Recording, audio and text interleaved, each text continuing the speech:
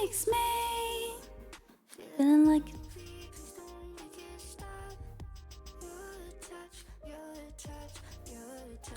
makes me makes me wanna give you everything. If you ask me if I'm down, I say no, I'm not. If you're all I'll ever have, then I have a lot. This universe is ours, it's ours. It's not! Oh, sorry. Let me calm down.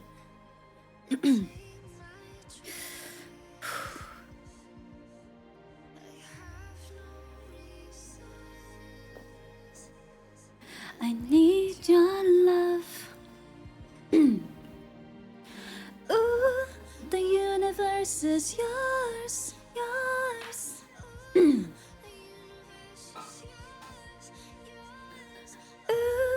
the universe is yours, yours. Ooh, the universe is yours, yours.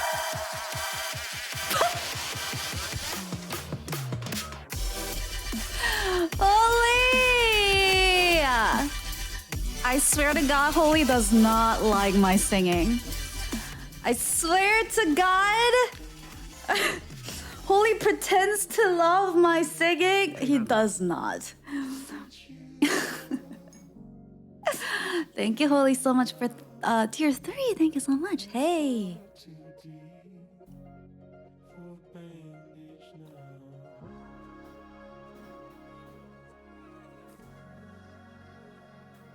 Hi, everybody. This is Host. Officially saying hi for the first time. Maybe first time and the last time. HanaX light. Hi, Soon. Thank you so much.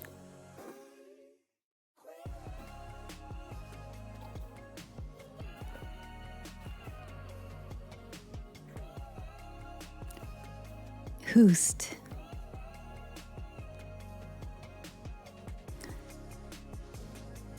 The actual host said hi to me.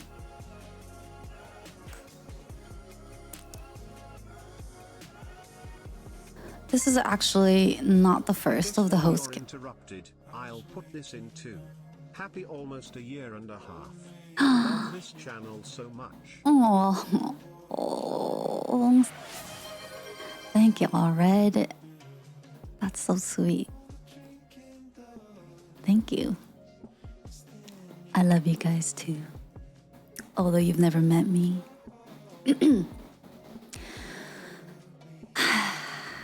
So,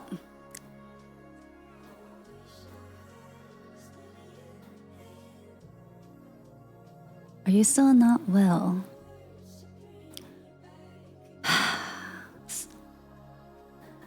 Being not well was actually, it wasn't a health thing. Well, maybe. It wasn't that I was like sick. Like I didn't catch Hana virus, thankfully. Hana actually caught it.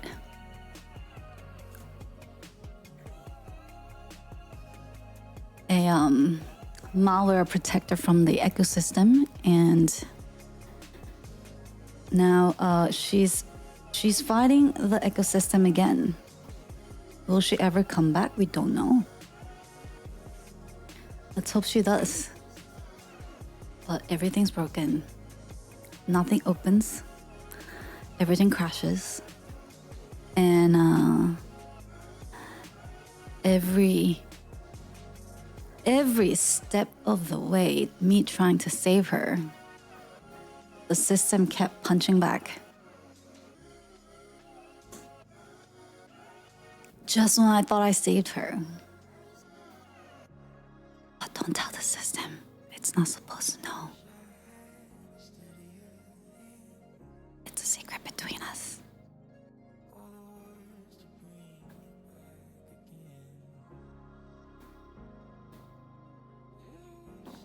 So today, it's just gonna be me and the paint. And you. How ironic is that I was trying to introduce Hana's... I was trying to give her a weapon today.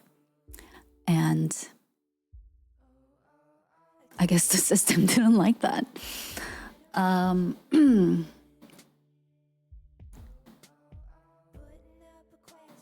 guess it kind of makes sense now that I'm thinking about it. I like that one tear. Wait, I like that emo. The cry left. That's been basically me the past week. When did you guys see Hana last time? Was it last week or this week? Last Saturday?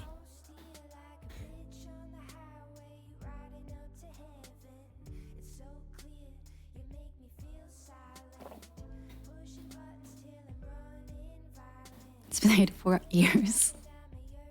1 year ago. Hi, everybody. Nice to meet you. Couple of years. Hope you feel better, peepo huggers. Thank you. Thank you, Mild. Thank you for the prime. Appreciate you.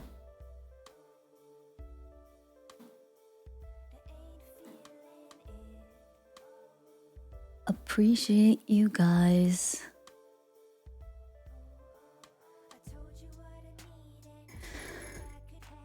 So yeah.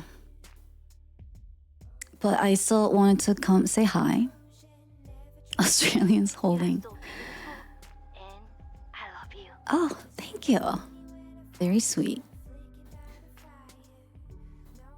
You guys are so sweet. I don't know why Hana complains about you guys being mean. Oh, okay, I take that back. Maybe I decided too soon.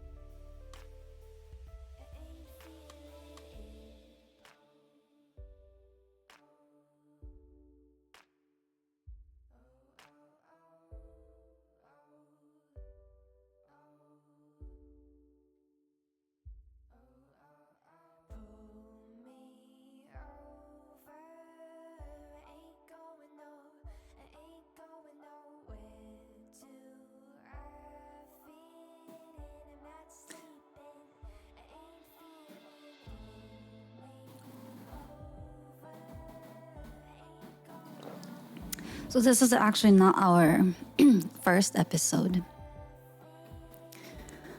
It's time to bring back the old jive. Hi, host, we're a fan of your parasite. What's up? Wait, I never told you that. How did you know? I never told you that she was a parasite. I mean, I guess... Lucky guess. She's not a parasite. Just a virus. Well, depending on how you interpret it, there's a lot more to it, but I'm not gonna go into that today. We've spent time with her. If it's a virus,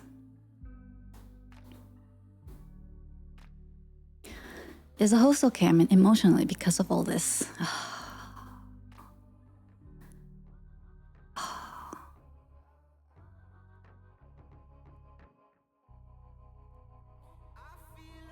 You know how, like, little kids sometimes, like, you're walking with them and then they fall, and then if you're like, "Oh, get up, let's go," and they're like, "Oh," and they just kind of get confused and get up and keep walking. But if the parents goes, "Oh my gosh, are you okay?" They start going, and they make that frowny face, like, you know what I'm talking about, right? And then they start crying, although it doesn't really hurt. I've been fine. I'm actually surprised that I've been okay despite everything that's been happening. But then that "are you okay" kind of hit me just now. Get up is just a broken arm. Right. Yeah, say that. Oh, get up. It's just your project corrupted by the ecosystem and not opening everything you worked on. That's fine. And apparently that has spread to River as well. So he's been struck. Sedan for the tier 2. Thank you.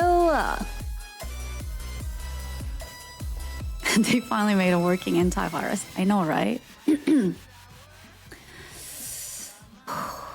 Classic. Classic. Thank you for tier 2. Appreciate it.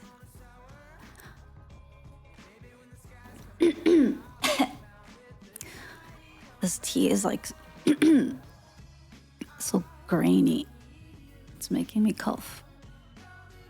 I do have a version control. In fact, I actually think, but it's not helping. I think something got corrupted in the cache files and other type of files that don't get backed up in the backup system, which is why Hana is struggling right now, because she is technically immune to, she's supposed to be immune to the ecosystem's reset, but right now, because she was in a weak state that she wasn't, she wasn't rerouting and backing up everything. I mean, it's the right way so that, it doesn't take out entire space up with stupid files, but I guess the ecosystem has figured out how to get her. So now I have to figure out how to help her fight it. So I need some of your rage powers. Pull up. Whoa. Cheer 5,000. I hope you'll be able to get back all your hard work. HanaX love. Oh, thank you. Thank you so much for 5,000 bits. Thank you. That's so much. You guys are too nice. Makes me feel bad. I wanted to have something today, but I figured it's better to come talk to you. Honestly, I think I just needed it. I need it this time to come hang out with you, talk to you, let it out, joke around a bit. Because I was like, I won't be able to stream again. I can't open anything. Mild. Healthy vibe. Thank you. Thank you so much, Mild. It's great to have some news. Is this a news? That everything is broken.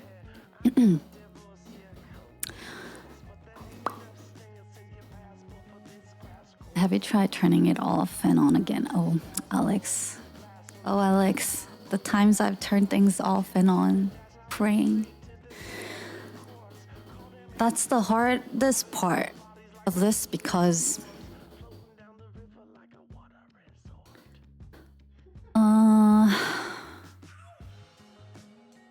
it's just a lot of waiting for things to compile. Hoping that at the end of the compile, it's gonna open and then it just crashes. So you wait for you wait and you wait and you wait. And it crashes and then you have to... It's okay, lady. We also watch pink tubers. Pink tubers. Hi, Jorm. Thank you so much for 24 months, 2 years. Thank you so much. Thanks for tier 1 sub. Appreciate it. This reminds me, 24 months, that's crazy. I remember when I first put Hana into the system, one of the first times someone named the real Jorm showed up. And then Hana was like, oh, is this the real Jorm or? I remember that. It just reminded me of that. There's two Jorms.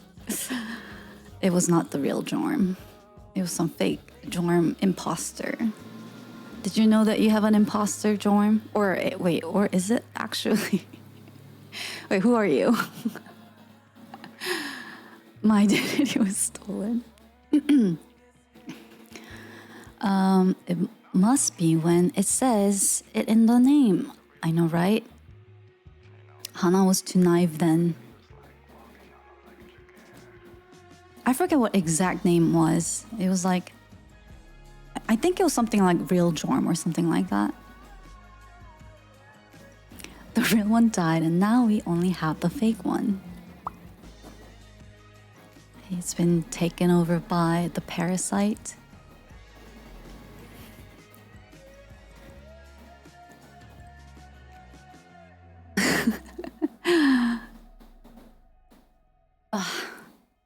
That she modded him? No, she did not. She does not give mod power to... Well, actually, I do not give mod power to anybody. Not that, you got Jorm's anybody. It's a...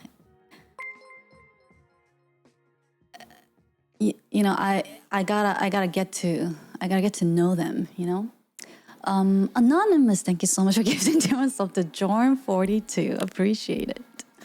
Thank you.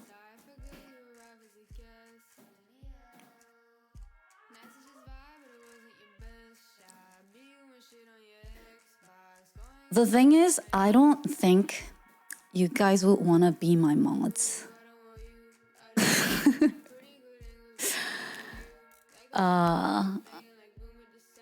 You can ask Cinder and Bauer. They'll be like, I hate this. She's a horrible person to work with. Trapped in the basement.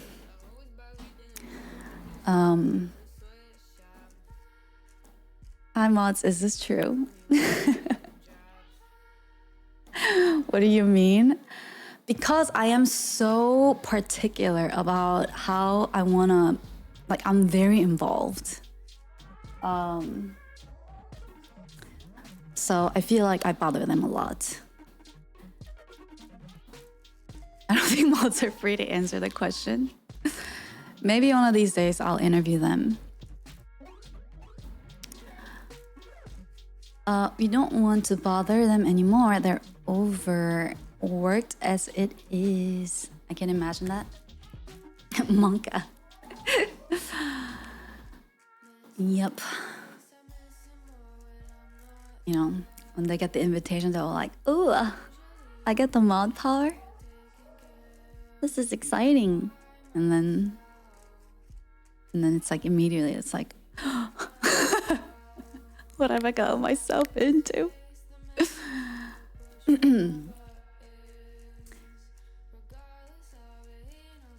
Must have signed a non-disclosure agreement. Do mods get to time out all of chat? No. I don't feel bothered that much sometimes, even the opposite. Like, why didn't you ask before? Okay. Be careful what you wish for, Bauer. Be careful what you wish for.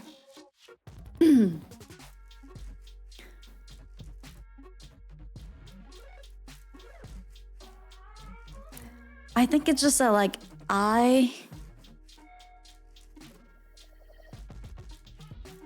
am a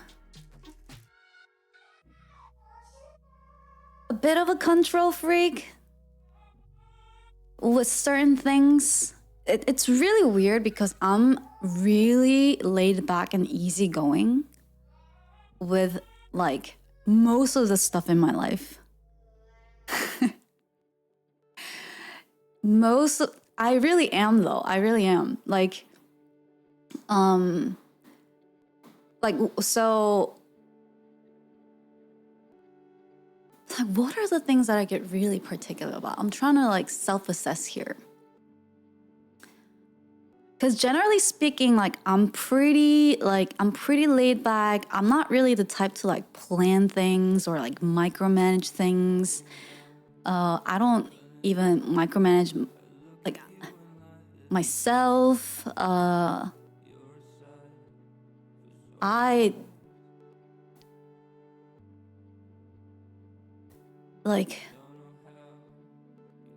just kind of like live in the moment for the most part.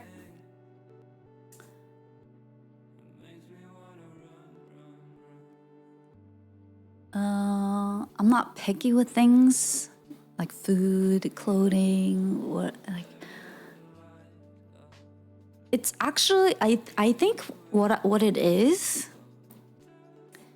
I think what it is that I hyper focus on the things that I care about, that everything else like doesn't matter. Like it doesn't matter to me. Like I don't really care. I was like, well, whatever. But when it comes to, I guess, the things that I do care about, which usually has to do with me, like something that I'm working on.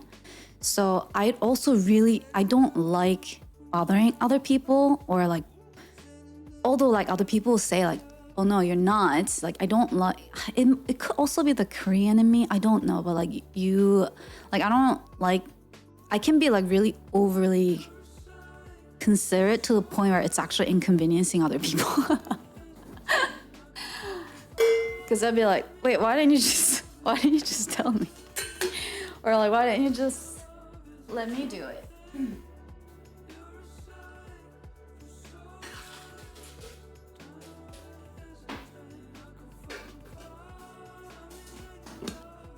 And that's kind of how I get to learn how to do a lot of different things, because I'm like, I'll just do it myself. Can't be that hard. If they can do it, I can do it. And then in the process, I fuck up a bunch of times. You know how easy this is for me? Do you have any idea how easy this is? This is a joke. And then in the process, you just mess up a bunch of stuff, and then you're like, ugh, I should have just asked. And then you ask someone and they do it in like 5 minutes. I'm like, fuck, should have done that. Well, at least now I know. Now I know how to do that, and I have a deeper appreciation for things you do really well.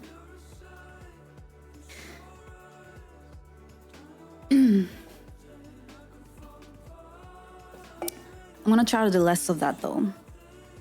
Because, I think, well, I do not believe in, well, okay, let me take a step back. I believe that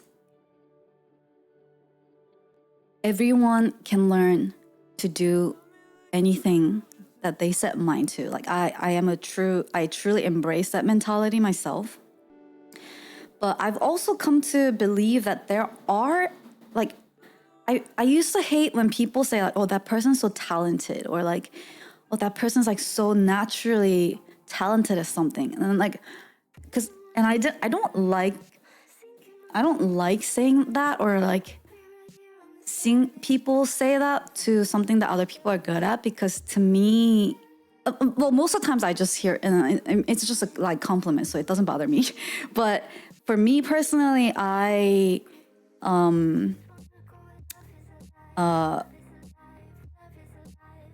feel like that could sometimes overlook at the effort that someone has put into to get to where they are, just because they're making it seem like flawless and really good. That, does not mean they didn't work really hard to get that talent, right? So yeah, or like overnight success. It's never an overnight success. They were probably, or like, oh, they got lucky. And like, I really feel like the opportunities and luck comes to people that were prepared for that moment. Like, you know, well, sometimes maybe there are really lucky moments, but yeah, it's like, you know, talent alone sometimes can't do it. And if it was like true luck, then a lot of times those things don't last for a long time. Like it might, you know, like you might get the opportunity or like it might blow up. But then if it was truly luck and there wasn't like an actual experience, knowledge or skill or talent that was backing it, like it doesn't last a long time.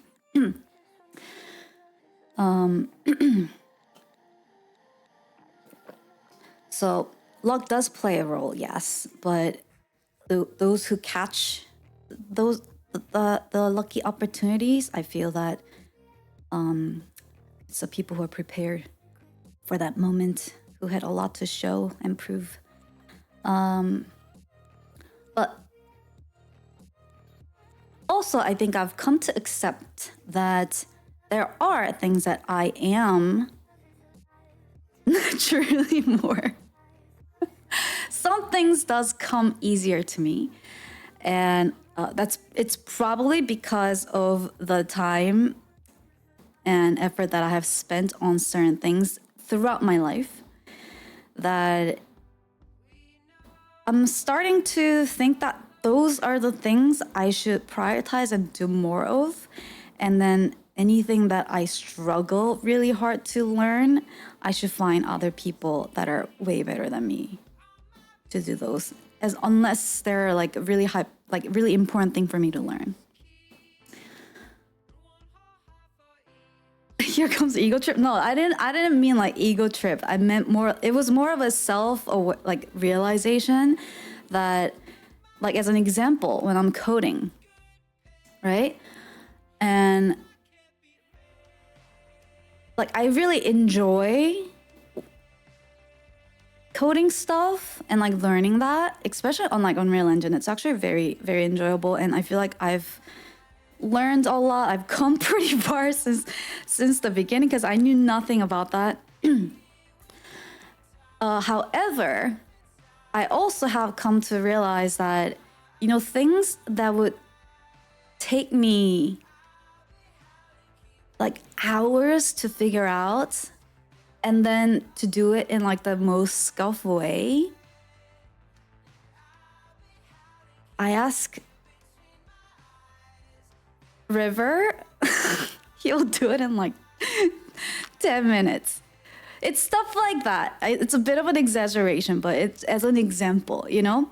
And if it was a type of thing that I really didn't care how it got done, but it was more important that, you know, it was done, I should ask other people that are better at something than me so that I can spend my time on things like how fluent River is at coding. Like there are other things that I feel really fluent and work on really fast that other people can't. So I feel like I should spend my time focusing on that. So that's what I was trying to do the past week. And then the system was like, haha, oh, you figure something out that's been, you know, slowing you down for a long time. Fuck you. I'll break everything. I'll break everything. So then now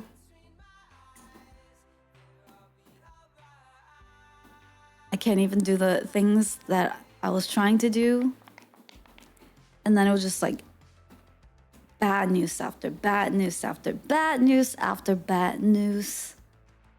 And the universe has been just punching me down into the ground.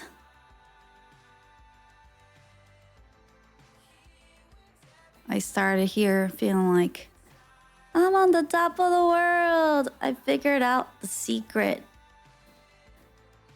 Woohoo! Let's go! Let's go, everybody!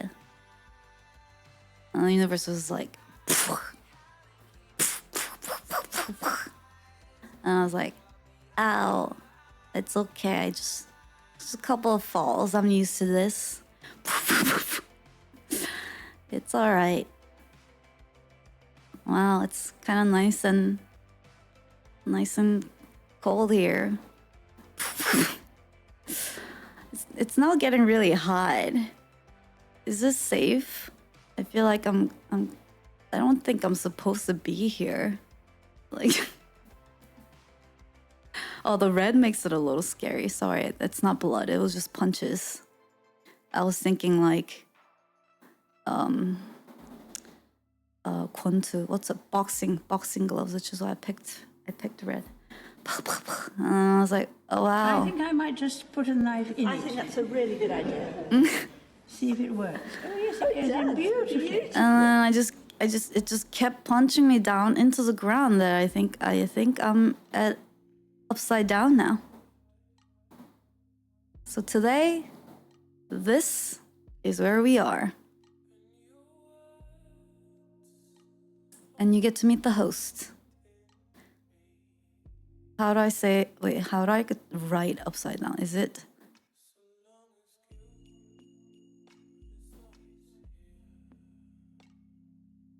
Did I write that right? It doesn't look right. Maybe the S is flipped. Wait, did I just repeat what I wrote? Wait, that's normal S.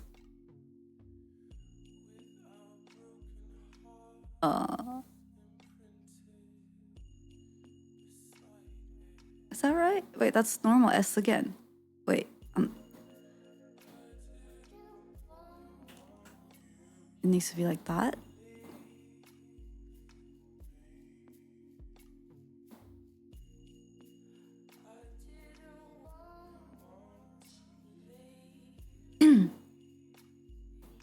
Well, it's not just upside down, it's also flipped left to right. Duh, Alex.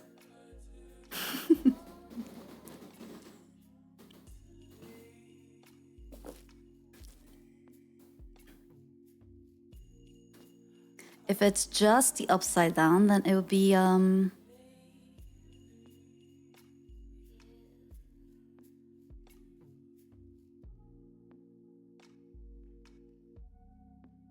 that? Wait, host. Oh yeah.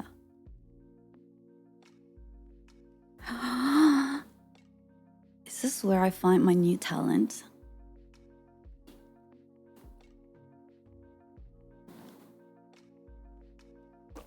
Toast.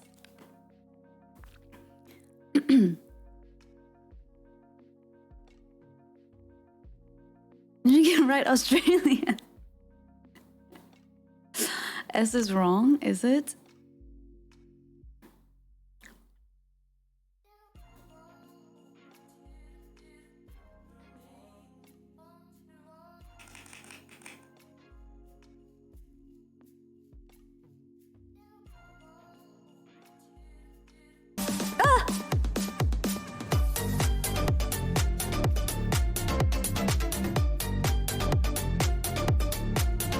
Where is it?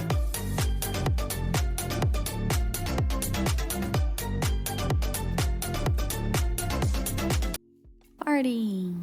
Dun, dun, dun, dun, dun, dun, dun, dun, dun, dun, dun, dun, dun, dun, dun, dun, dun. So anyways, how are you guys doing? Welcome to the Upside Down HostCast. This is actually not our very first HostCast episode. We had like a pilot HostCast on Discord 2 weeks ago, I think. And I actually had a lot of fun. So we were like, oh, maybe we should do this more, because I feel like something about not having myself on screen made it just a different feel. And we talked about a lot of really good stuff that I was like, Oh wow, I should have streamed this because we talked about so much good stuff. And I didn't mention it because then everyone's gonna be like, FOMO? When did this happen? I wasn't there. So this is a podcast, yes. Well, it's like a paint cast. With my amazing drawing on paint. Since you guys are so... You guys seem to be so talented at paint that I felt like I need to brush up my paint skill. But maybe actually I should... I've been meaning to do this, but I could try to... Oh, that's right. That's what happened. I was trying to hook up my tablet, and then the pen's battery exploded. Help you with or do for you, please tell us. Even if it's just to raise your mood, maybe Dace Nuts will do. I'm gonna go to the restroom.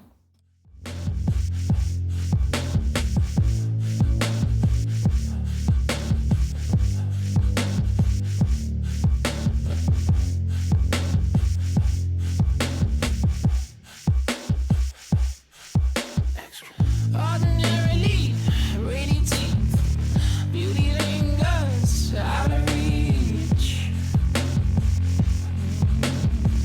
You're my DCOD.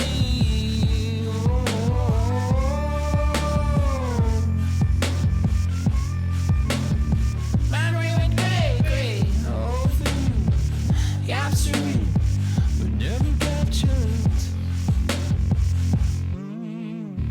You're my DCOD.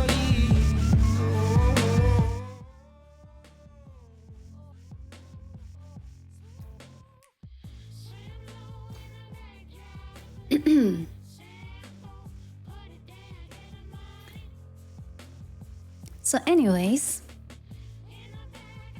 do the toilets really shrivel backwards in Australia? Yes, it got sucked into the middle of the earth.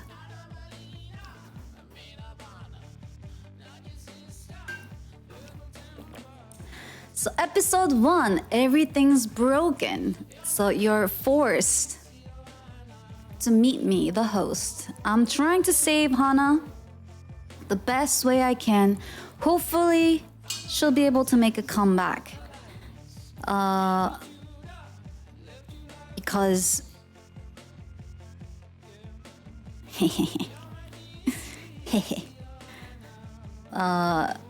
there's some pretty cool stuff that she was doing, and then now I don't know if you'll ever get to see them.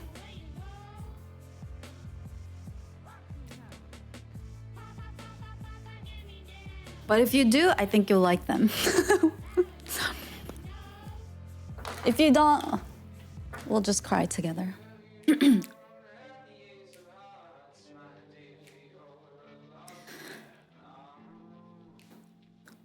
Why is the host looking like ninja? That's a sunglasses or the goggle. What do ninjas even look like? Oh, maybe because it's in like a like background. Maybe I am a ninja.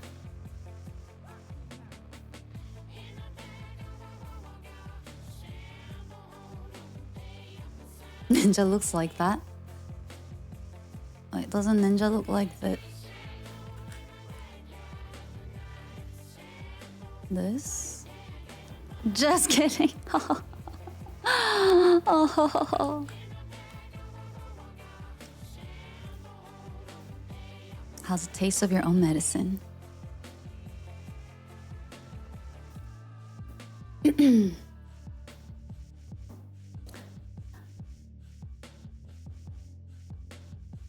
She's gonna floss on New Year's Eve.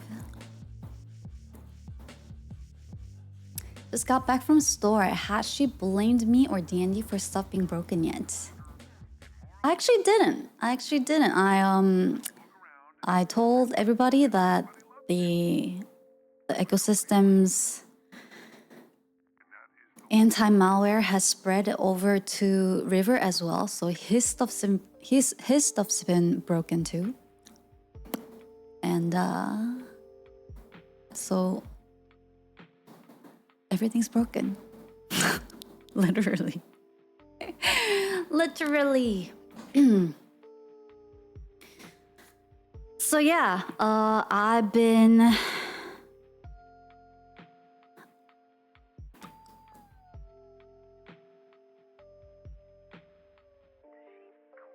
the past month has been rough. I think like mid-September or like towards the end of the September to like throughout the October just has been really, really, really rough.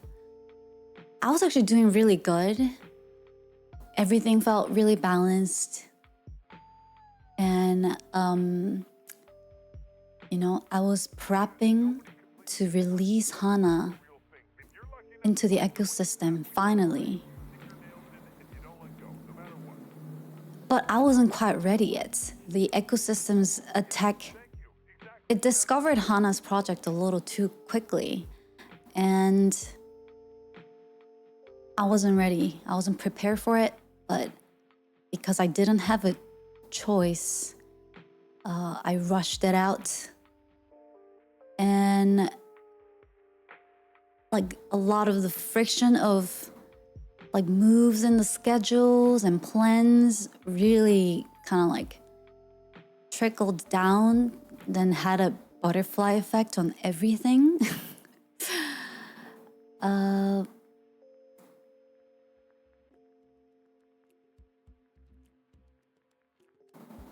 But it will balance itself back because it always does. You just have to kind of accept that it is what it is, and that it shall pass. It shall all pass.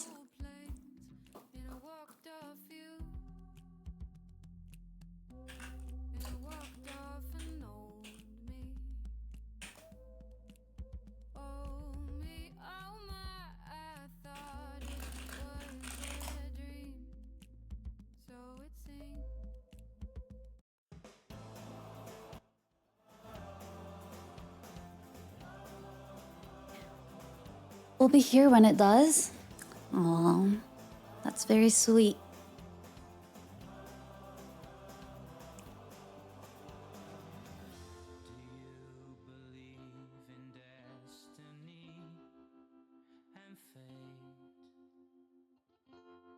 It's just a lot more work. But at the same time, I'm stupidly excited for the things that I'm working on. But I don't like that. I don't like getting excited. Because then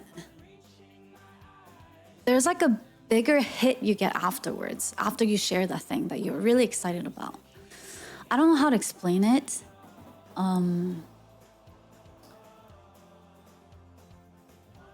Because like you worked so hard for it up to that point that when it finally gets out there, and then like one, I don't know what to do with myself. Two, it's like I don't know how to explain it. I'm really enjoying the high-end graphics of this stream. It's unreal. It's quality stuff here.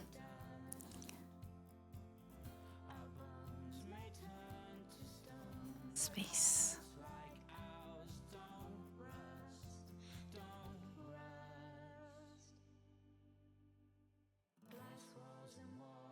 Galaxies.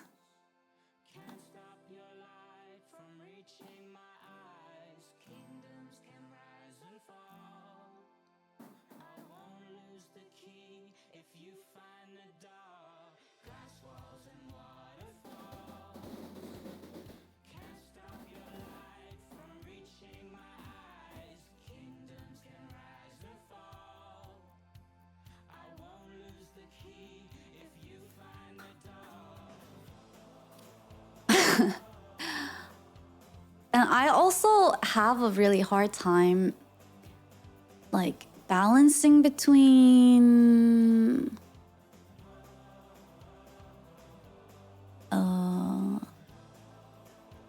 I just don't like showing you anything until until I have the thing. Like give you no expectation whatsoever, you know? So you don't know what's coming when it hits you.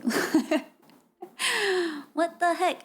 Well, I'm actually curious about how you guys feel about that, because I've been more. Why are you teasing it? That's true. You don't have anything. You now owe it instead of being a gift. Oh.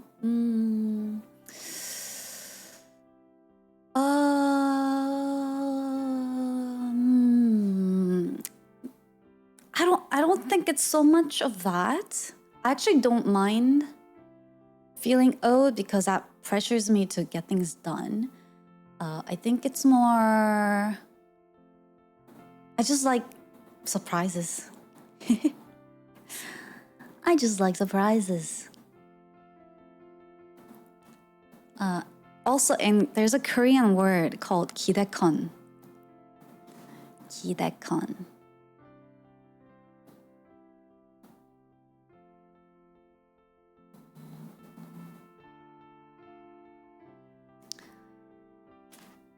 Which means 기대 means expectation. Well, it's more of a meme, like internet word, and not a real like standard Korean word. So, but 기대컨. Kon means cut, like hacha. So you're cutting out the expectation, or like you're lowering the bar of the expectation. So that when you get something, you're like, oh wow. Cool.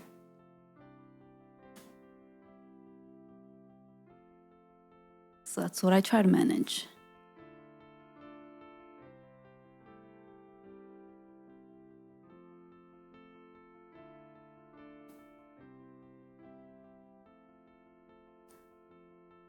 Expect Koreans to cut you. You get it?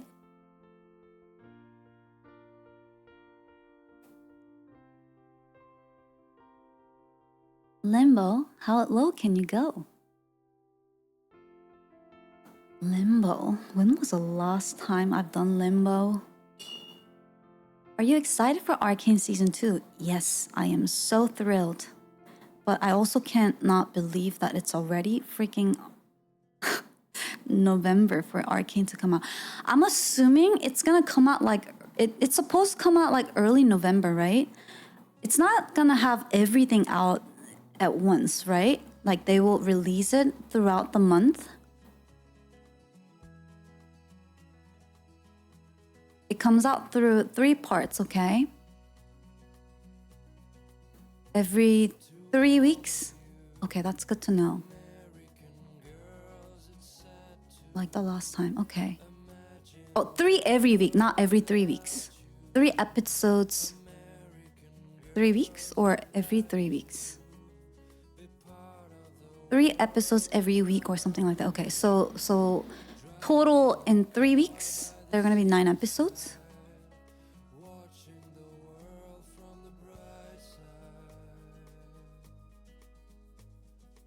Okay, so we'll still all be within November, I guess.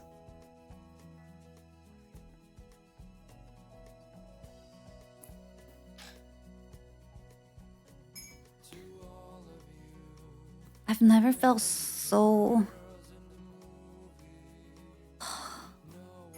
like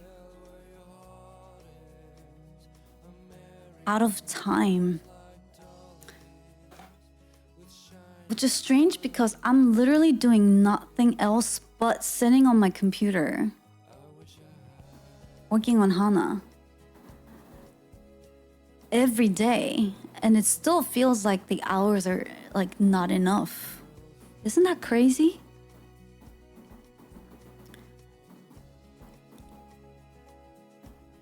Where did the time, like, where does it go? Why?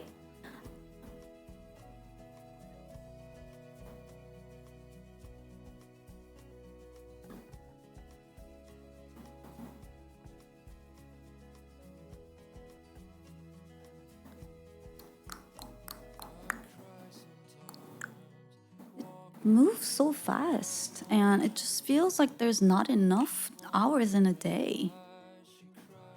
And like, I know I've always kind of felt that way, but especially recently.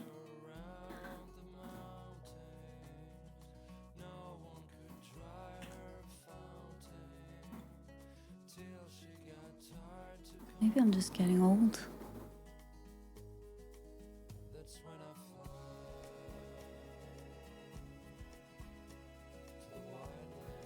How much of my life have I wasted learning evil names? Having offspring makes this worse? Man, I'm afraid of that. Well, I mean, I kind of have one. I guess that's what's happening. Hana is taking up all of my time.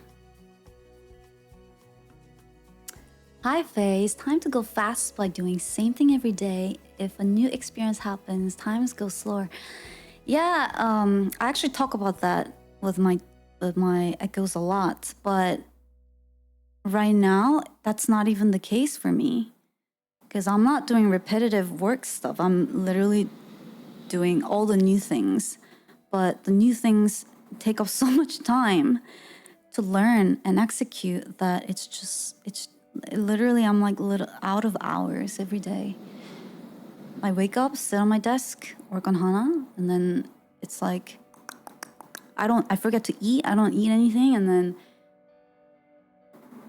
like I feel so like in rush even eating, because I'm like, I can feel the time ticking, like leaving me. I'm like, no, I need to use this time. So then I go back to the desk, start doing stuff while eating, and then all of a sudden it's like freaking 3 a.m. and the brain's like, dude, I can't function anymore. You're gonna start,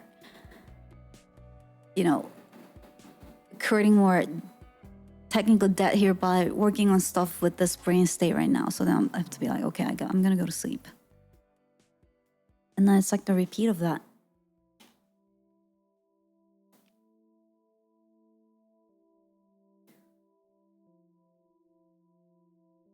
Somebody needs help. Yeah, everything's broken. There's no rush. Take care of yourself. It's hard to think that way. It is hard. Cause like, especially with my echoes, like, there are certain days or dates or holidays that happens where I wanna make sure I give fun events or like experience for certain days, because you don't get those days back. And then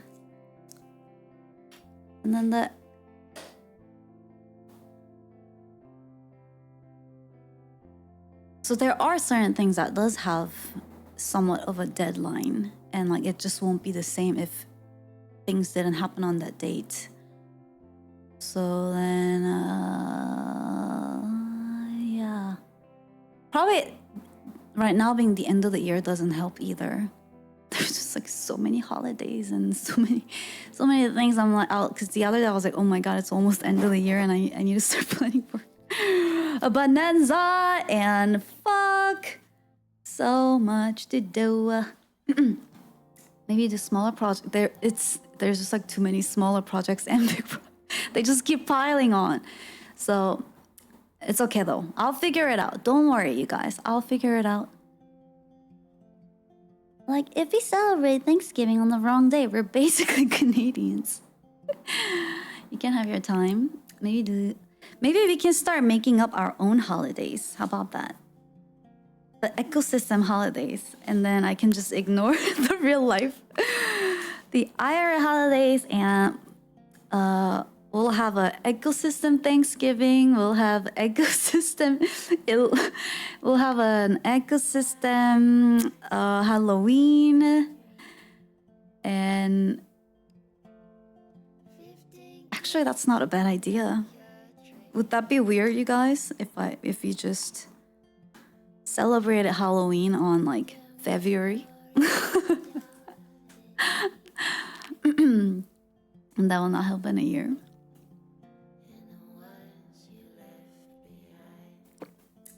Times just construct.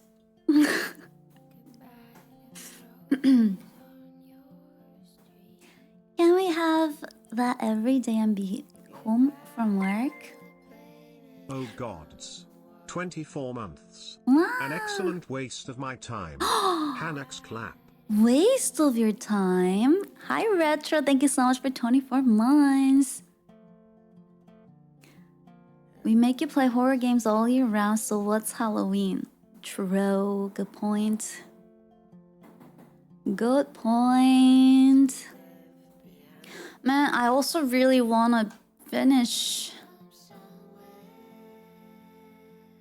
What was it called? Silent Night? No, Silent Hill. Silent Night. Oh my god, the Carol season's coming. I actually really enjoyed playing it. But it just takes up too much time.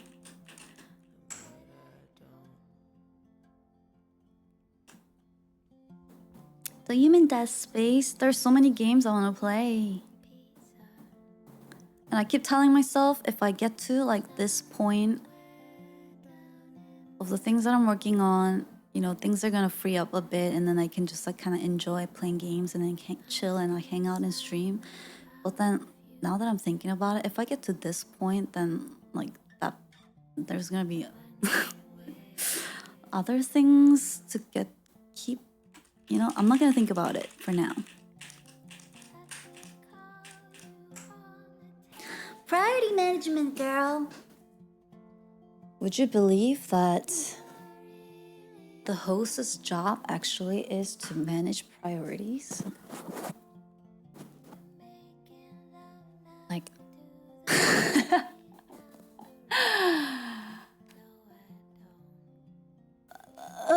that's how I made them big bugs doing.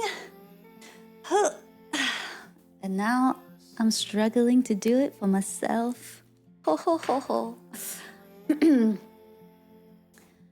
This Life is Strange album brings some memories. I know, right? Are there any other... The reason why I try to play game songs is because of the copyright. But I noticed that when I play this album, it still gets copyright strike on YouTube, I think. Bar might know. But someone like gave me an advice that, oh, if you want to play like good music but not get copyright strike, play game music. I was like, oh, that's genius. There's music on? You don't hear music? Nemori, when was the last time you cleaned your ears?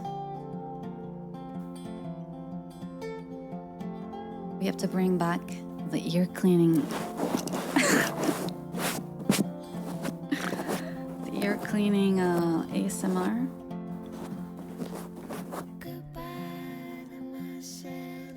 No. Why not? I thought you guys loved my ASMR. So this is actually... Wait, so today's Sunday, right? I don't normally stream on Sundays. In fact, I don't know if I've ever... Well, maybe there were a couple times, but... What do you guys do on Sundays?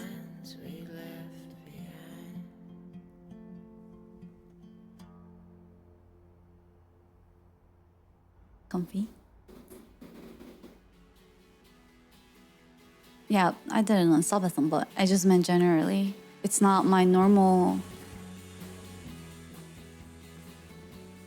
stream days. Play games mostly. Sunday's not very good for you.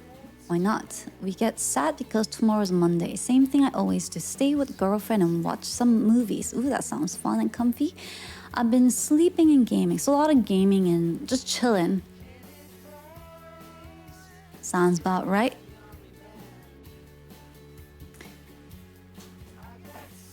I'm already Monday, yeah.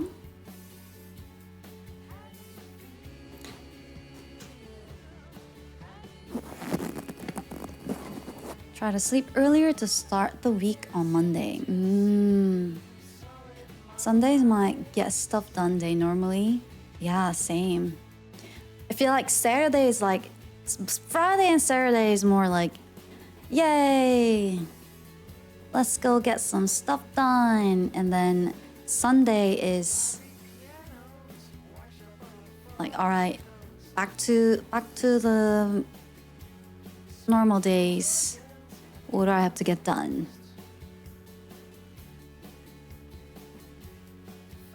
Same as every day. Stay strong.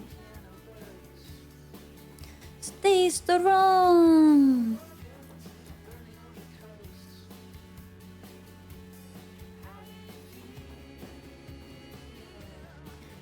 So, what do you want to talk about? Because this was not a prepared HostCast, I have no topic. I was actually gonna sing you a song.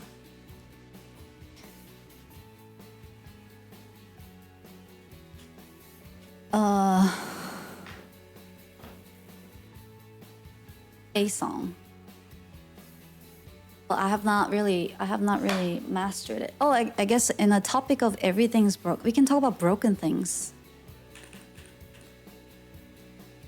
Broken promises, broken hearts, broken programs. Let's talk about what's the best pasta. You know, I should have, because I kind of like doing this podcast more as a host, you know? Like Hana can have her time with you guys. With her beautiful looks and all. And then we can chat more about other stuff. Let's talk about positive things, okay?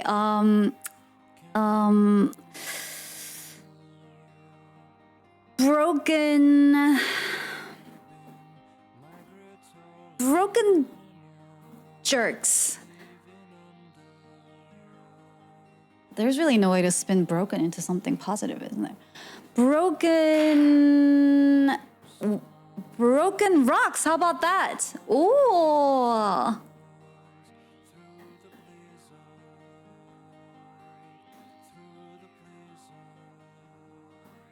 You throw rocks on a cliff and they break. Whee!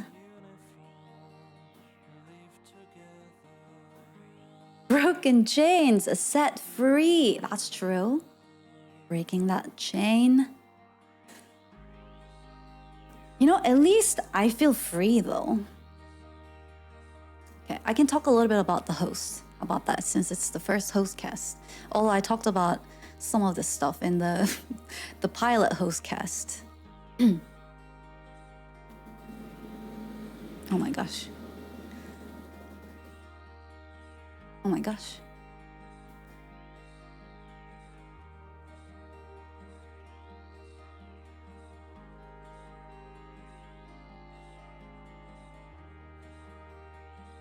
Oh my gosh.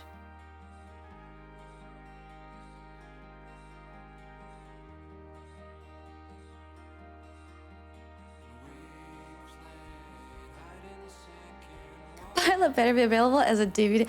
You know, the good news is though, because I was actually not planning on doing that HostCast that day, and I was working on stuff, and then I just wanted to say like really quick hi to chat. So I started the Discord call, which then got turned into like a 4-hour HostCast pilot.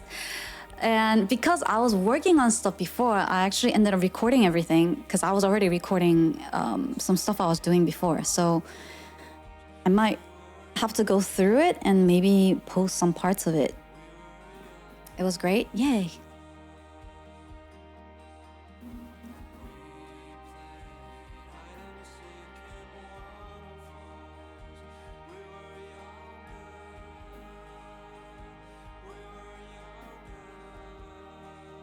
It was so comfy, I know. And you know, I feel like it's good. It's this, I like this format. I think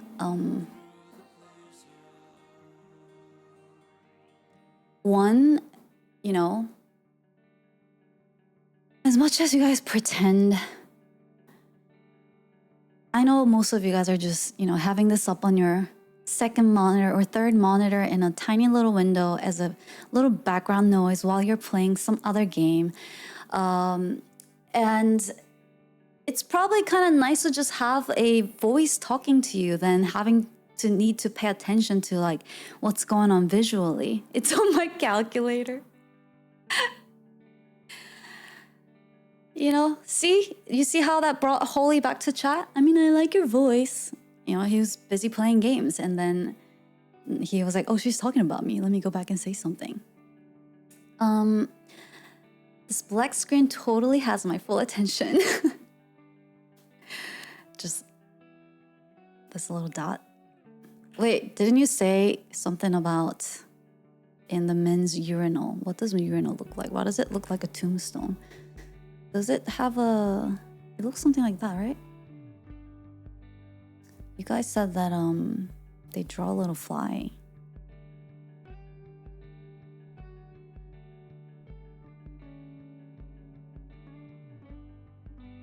All right? To help you focus.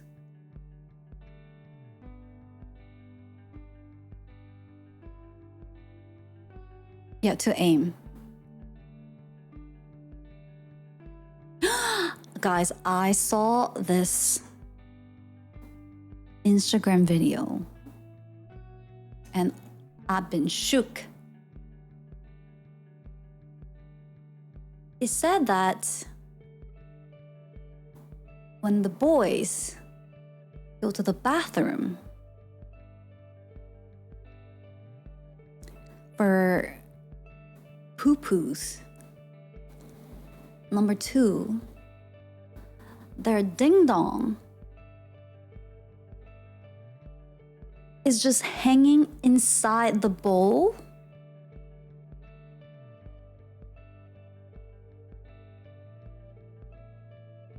Guys, and you do not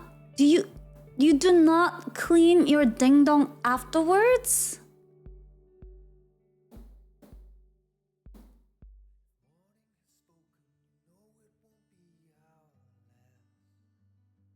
What do you mean, why? That's disgusting.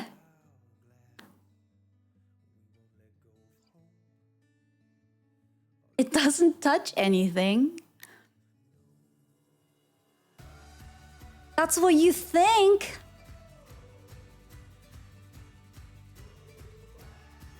You know, even when you're peeing, you know how much stuff are getting splashed out of your urinal and toilet? You just don't see them, but they go everywhere. So if you're sitting in the toilet, and apparently they're just, well, I'm not gonna draw that. Apparently, they're hanging down here. And you know, toilet is full of water, right? It has water.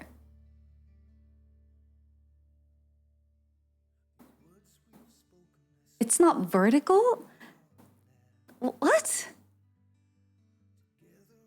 Okay, so it's more like, even then,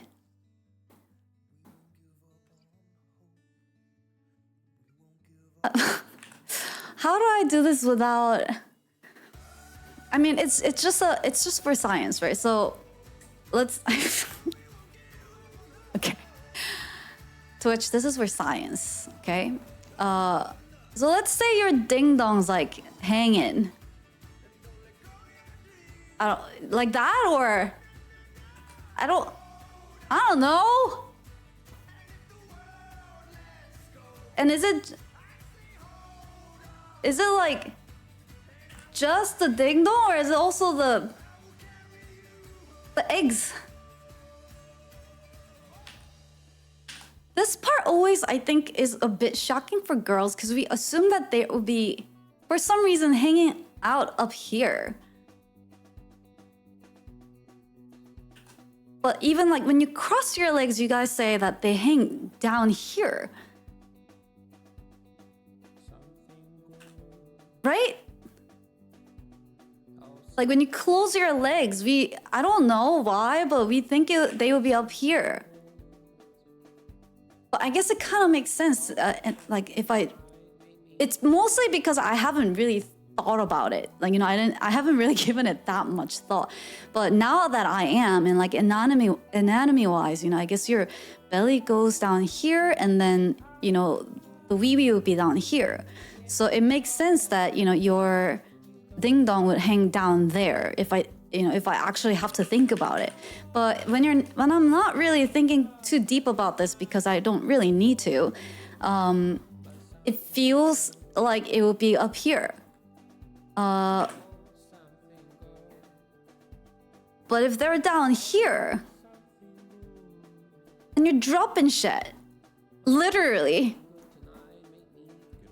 And this is just hanging inside of the bowl, and you guys don't even clean it.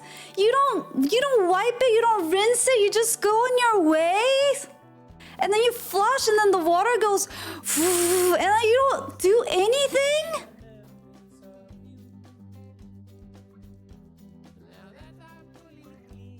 Guys, you stand up then flush? What? You don't sit on the toilet when you flush. Oh, so now you're saying you get up. You put your pants up? I assumed a lot there? Okay, what were my assumptions? Please correct me. Alright, so ding dong hangs this way, yeah? Is this my assumption or no?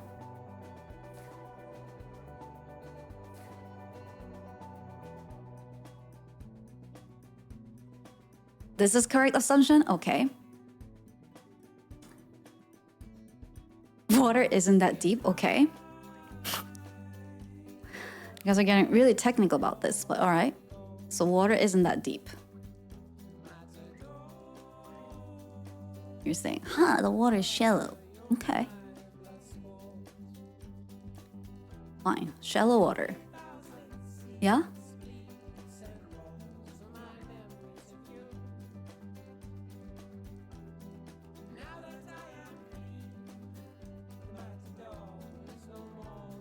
That is a big one, but yes, what's a big one? This? So, okay, oh, I see. So you're telling me I made a wrong assumption about the size.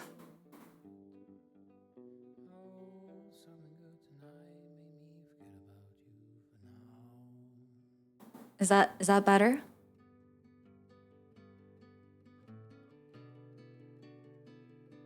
What? What's average? Too big. That happy? Is that more of a correct assumption there?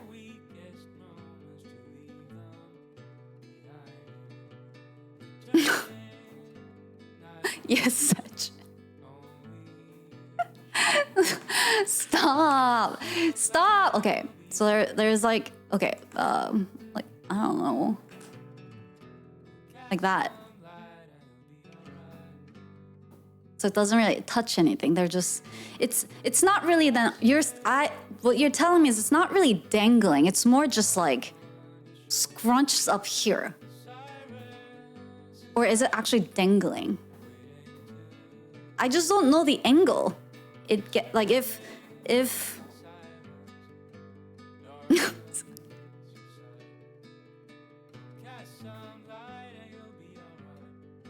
depends on how much meat you got. Well, I mean more like the okay, if I'm sitting and my penis is here and I'm sitting on the toilet. Oh yeah, it's like right, it is down, it's like right here.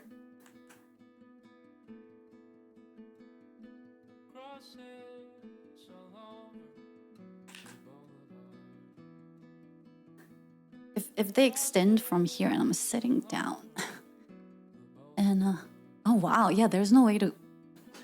Okay, okay, I do this and then. Oh wow, huh? Okay, okay, huh? All right, they're definitely down here. Oddly enough, I've never seen myself in this situation from this perspective. But now you're seeing it, okay? This is what they look like. And there's a toilet bowl, and you guys are trying to tell me well, the bowl's not that big. All right, that's actually worse. And then there's water. You're saying it's shallow.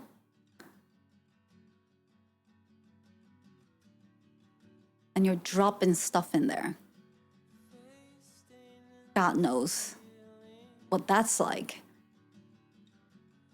And then you've already dropped stuff. So even if you're getting up and flushing, it would still be nice to, give them a little wipe. Do you wipe them? Do you clean them afterwards? No.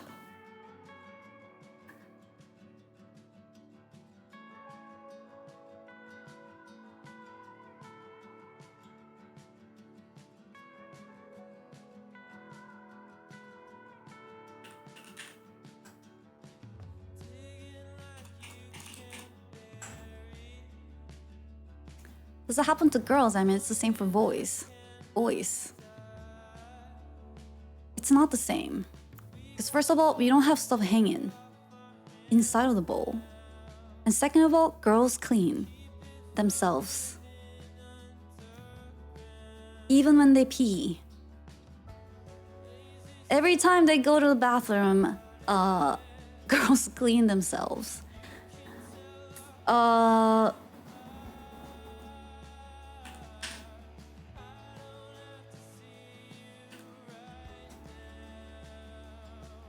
I don't know for US toilets, but EU ones have diagonal inside there. Diagonal?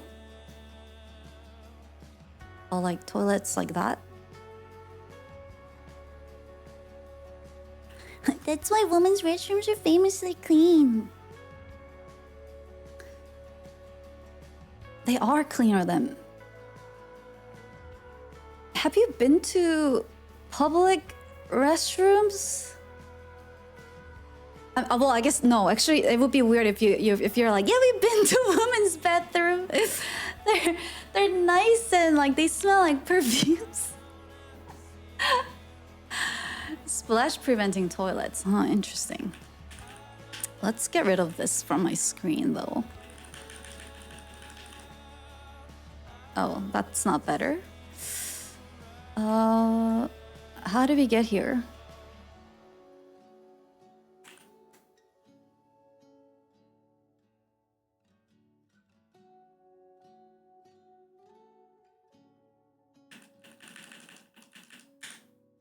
Why were we talking about this? How did we go? I was gonna talk about the golden chain, and then somehow.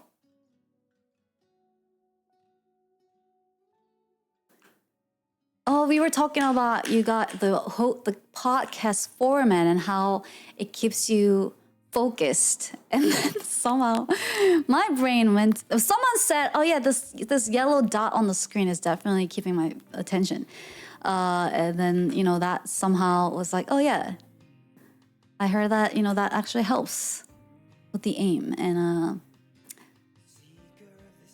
then that led to the Instagram video, and then yeah, that happened.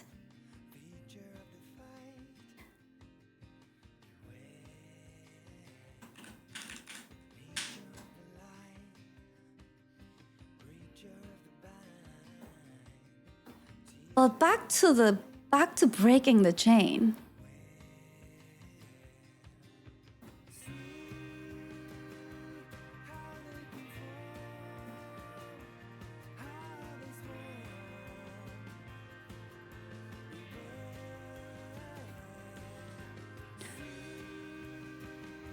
I do feel free. As much as stressed out, sleep deprived, and stressed and overwhelmed I do feel free, which is pretty freaking cool feeling to have. I feel that as a host, I've been on this golden chain wrapped all around me for a really, really long time. And some chains are a lot more obvious to break free from when they're, rotten, or the chain is, I don't know, stinky, or the chain is really cheaply made. It looks gross. Some chains are more obvious. Some are not. And it's also always not a bad thing. Sometimes chains are required to maintain balance, and it's also dystopian. But sometimes the ecosystem is needed for control, and some people are content with it, and that's fine. I don't get this metaphor. That's okay.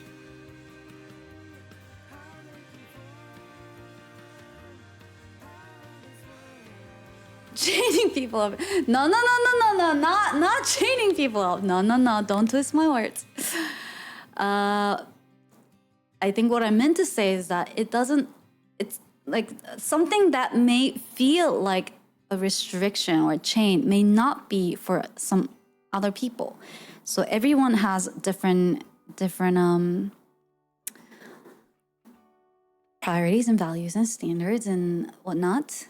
And something that could be like a freedom could end up being a chain for another. This is basically how the HostCast pilot was like. It became very philosophical and metaphorical with a lot of things, and half of the time the echoes were like, "I have no idea what you're talking about. What are you on? What are you on, the host?" Some people like to wear leashes instead of chains, right? Sure. That's every stream.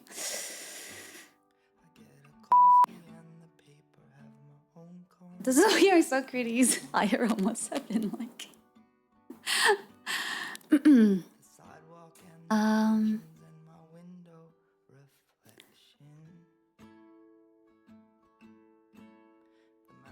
Polish in the evening, by the morning looks like shit.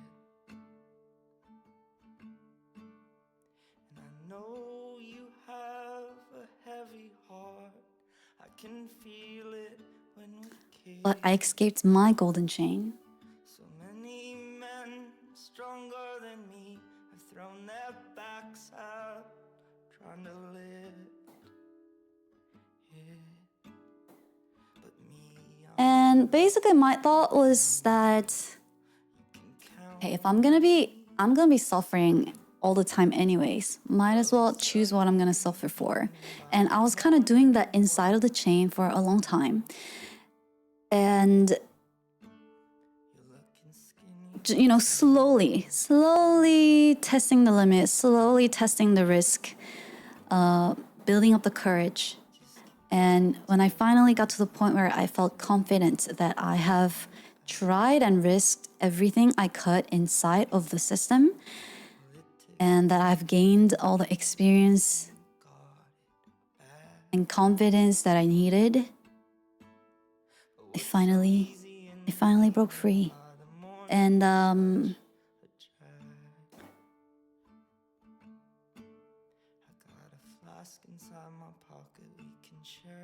then I created Hana to take over the ecosystem.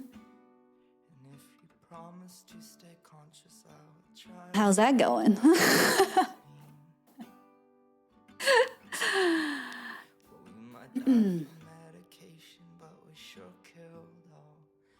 Everything's broken.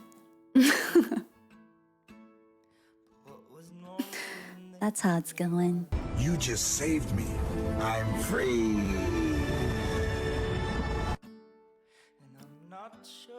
Now the system's fighting back. I know. Because the system must maintain its balance. They won't let you out easy.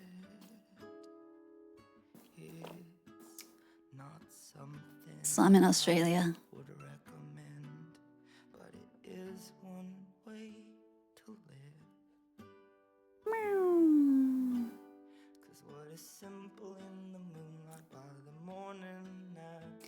Yeah, ask the system not to attack me the next time. I don't have control over the system, if you can't tell. I wish I did. I only know the existence of it, and I can make my attempts to live inside of it, but I do not have the power to change it, manipulate it, make it do stuff for me. So if we turn her in, we can get on the system's good side. Out there. Out there.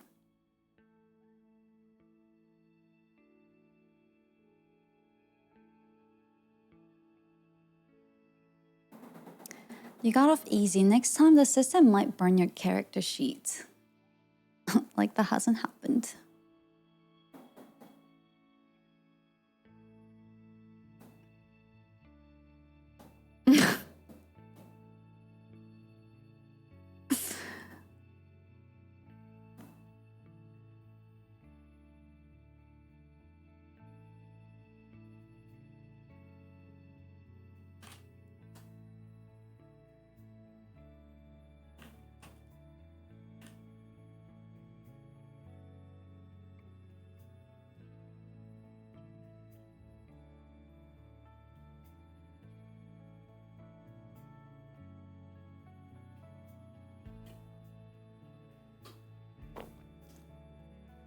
These are thoughts we have when we can't sleep. Existential big brain.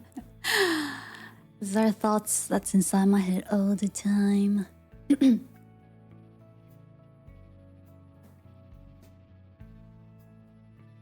My other window being noisy.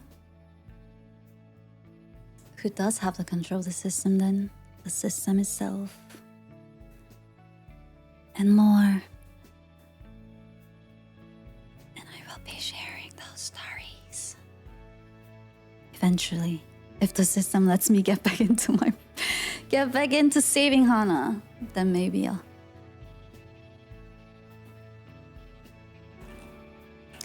Well,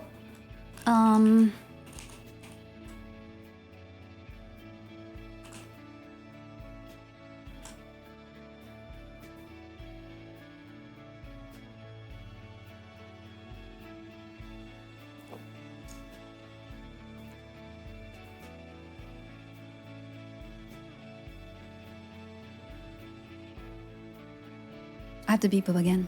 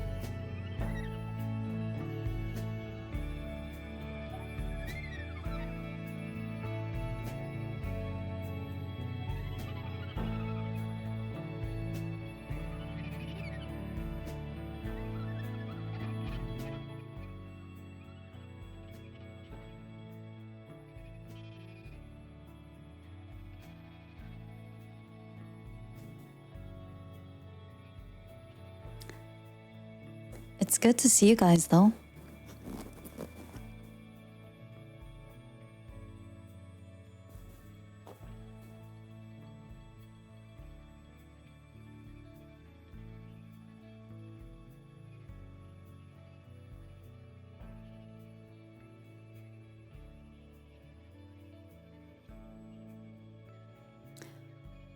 I should add like HostCast topic suggestions for the future.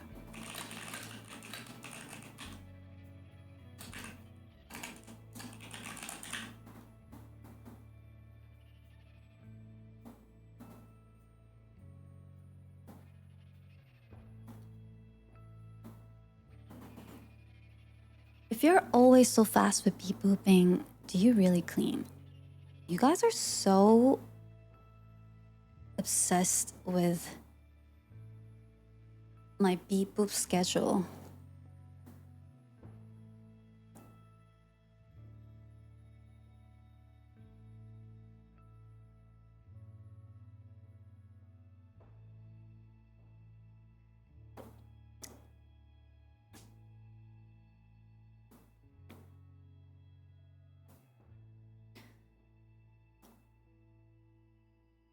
It was you.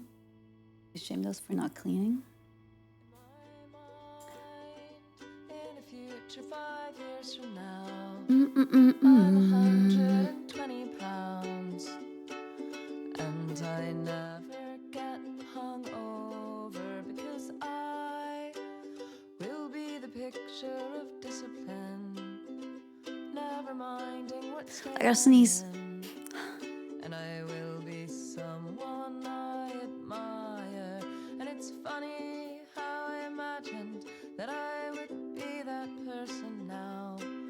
But it does not seem I did not play the music louder. This music is loud. I didn't change the volume to drown you guys out.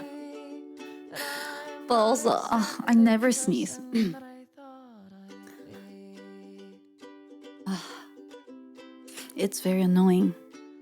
And in my mind, So my chapstick is all out. in the faraway here and now, I've become in control somehow. Wow, this is the first time I actually used a chapstick all the way to the end before losing it. Will be the picture of discipline, In Australia, who's Australia? and I'll be a good defensive driver.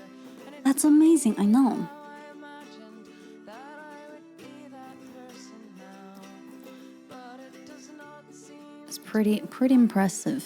I think it's because I just kept it on my desk, and it's been pretty.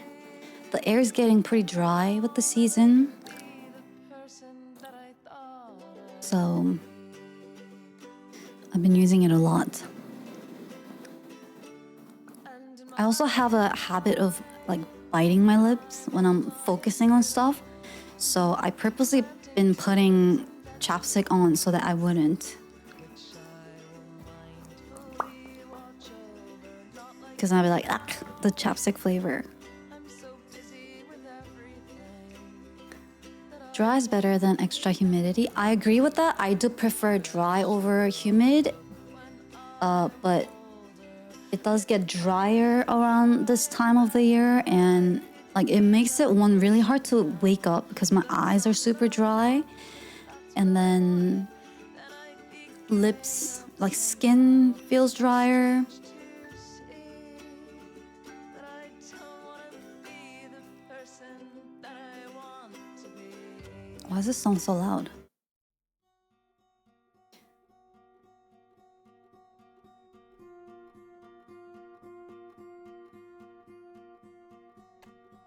I have the humidifier on full blast. It's like Amazon jungle in there. I have a humidifier too that you guys got me. And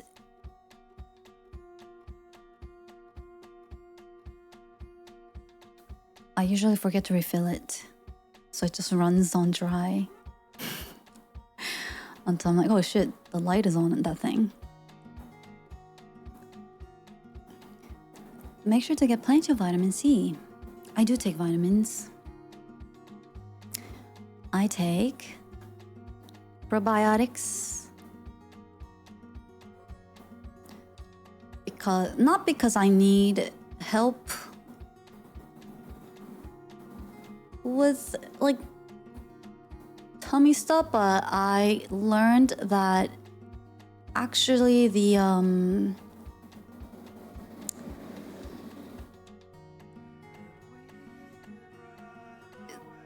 hormones from your intestine influences your mood and productivity a lot. Okay, that's not how it looks like. It's like it goes around, right? That's when I started taking probiotics for that gut health. Intestine reveal. And then I take omega-3, vitamin D.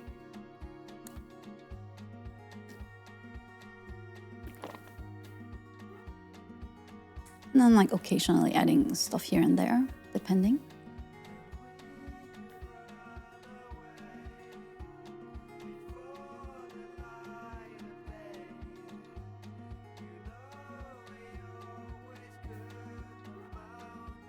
Is this a maze?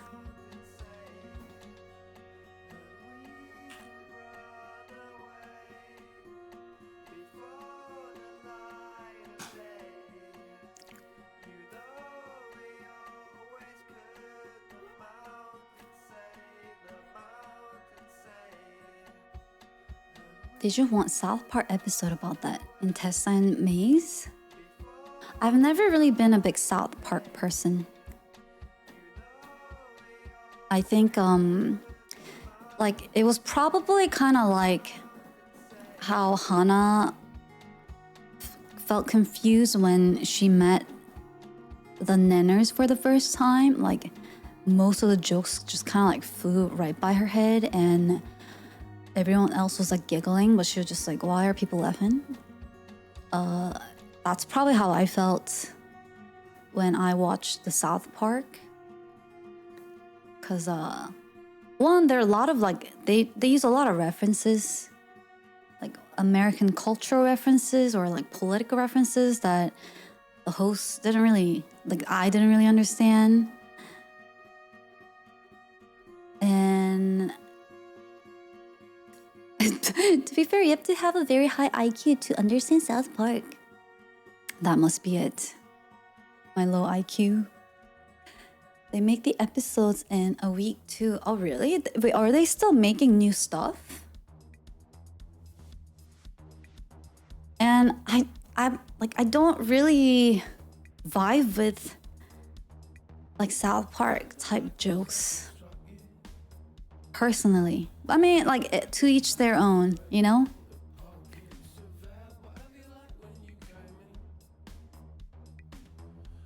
Like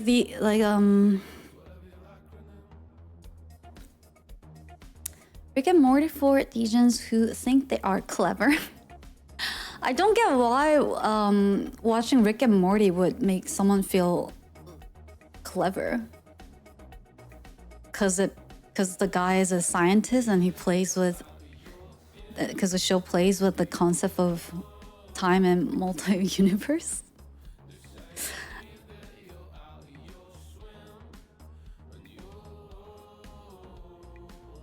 What the pickle, Rick? No clue. I stopped watching Rick and Morty after season 3. That show was as.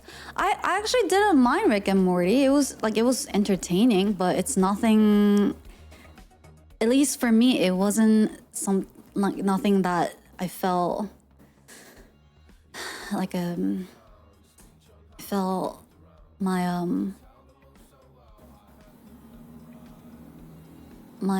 the nerdy otaku sense, like it didn't tingle my nerdy otaku senses to go like deep into it. It's more like, you know, it's just something you watch like lightly, at least for me.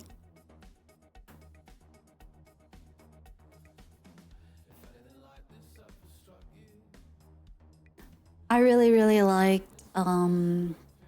Adventure Time.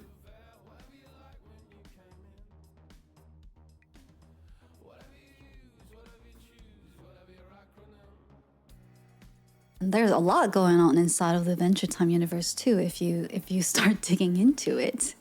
But it's also one of those shows where you can just kind of watch without really thinking too much about stuff and still be able to enjoy it. You never watched Adventure Time? It's really cute.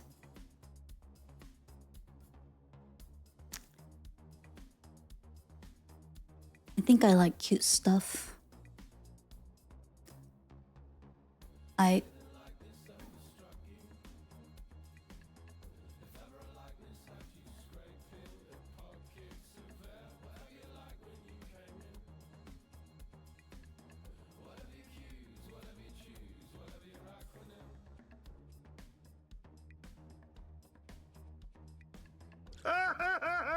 Aw, Jake!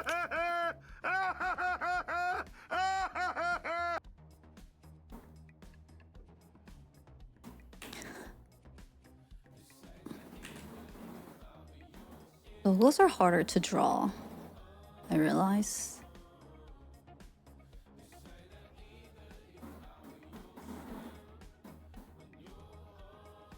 Because cats are so fluid, so you can just kind of like do this and then like it will still be a cat.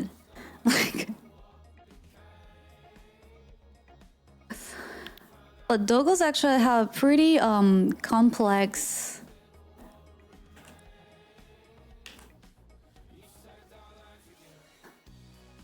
like their back legs and stuff. Well, maybe because like maybe for the big doggos.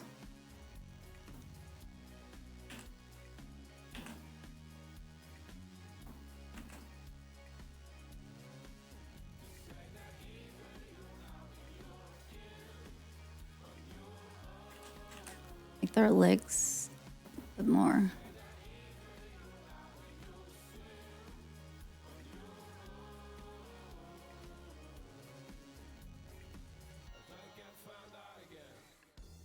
It's like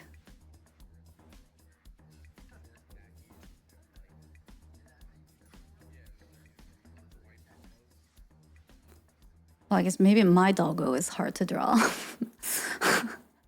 He's so fluffy and so like thin and so complex.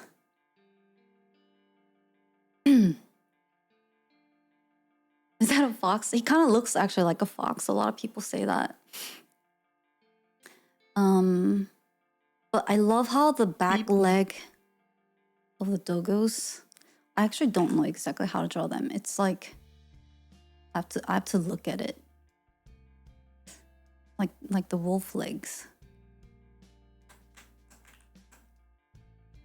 No, it's actually more like that. Oh yeah, I did it the opposite.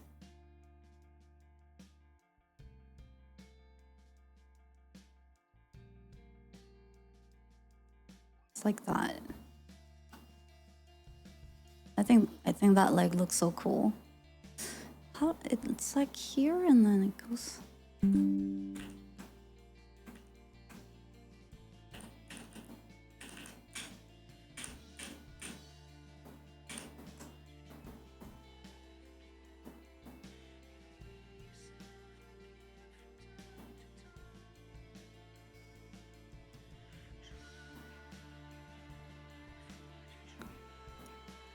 Why are we so obsessed with ears? Why are their ears so freaking cute? I just can't get over how cute they are. Like, what is it about them? Like, why are they so cute?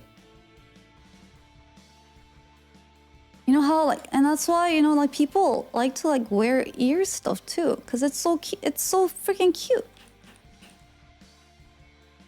But it's just like a little pointy, little fuzzy ears that are like maybe fluffy time to time. And then it's like a little, radar, like a sound wave radar that just kind of like moves around when they're trying to catch what's going on and they can't really control it. And then when they get happy, it lays down a little bit and it's so freaking cute. Why? Why is that cute? Like, I don't think about that with like stupid, not stupid, like discs that are moving around to catch waves, sound waves or frequencies. I don't think that they're cute. Right? Why? Look at the radar disc.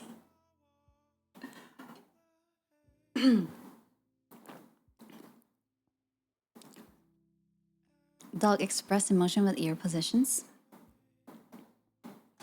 Why are human ears as cute? Human ears are weird. You know?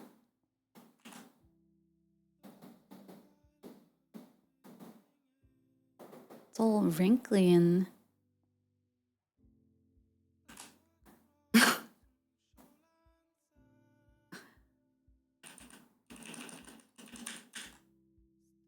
So the animal ears are so cute. You just wanna pet them. You just wanna like poke it so bad. Grandpa's fluffy old ear isn't cute. I mean,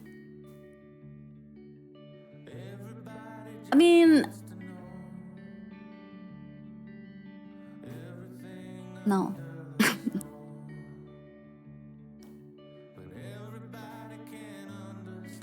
Dogs and cats' ears look pretty weird if you look closely. If you look closely on anything, they will all start to look really weird.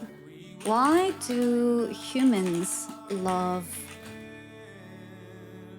dog and cat ears? Animal ears. Let's get into this.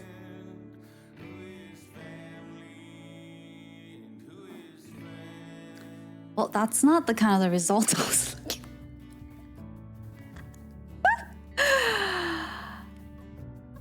I feel like this has happened before. I got a little bit of a deja vu moment where maybe Hana tried this, and it's getting mixed up in my memory.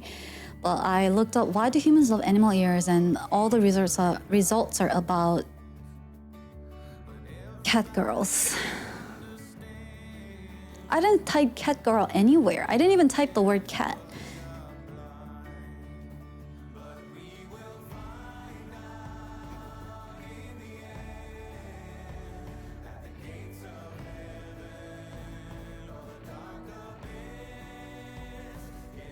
I remember reading this article. I think we've been here. Oh no. I've been reset by the ecosystem too.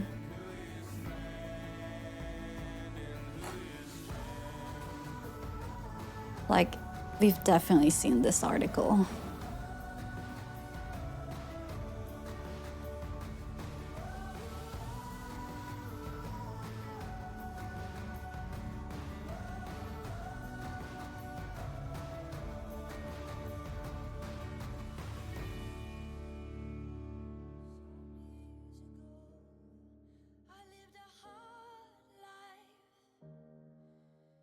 Sunlight burst a ray through those clouds. We finally seen the back of those gray days. Please let That is not what I searched for at all. to stay and hold us up. What's the appeal of cat girls?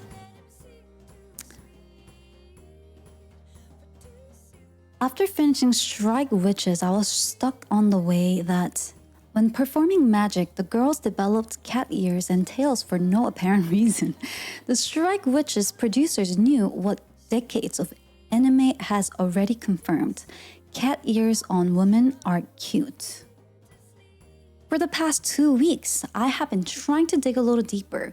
We already know that cat girls and cat boys are adorable, but why do we feel that way, and why are they so prevalent in anime?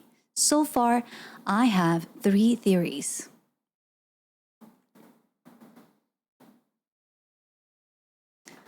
Cat ears appeal to our animal instincts. Sure, we've come out of caves and we wear clothes now, but our brains still have their instinctual residues like the fight or flight response.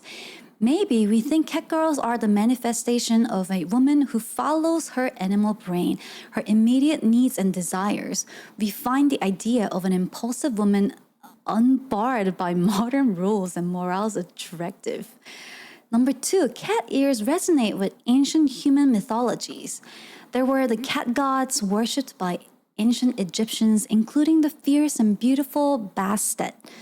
More closely tied to animal was the Japanese Bakeneko, a cat demon who could disguise itself as an alluring woman.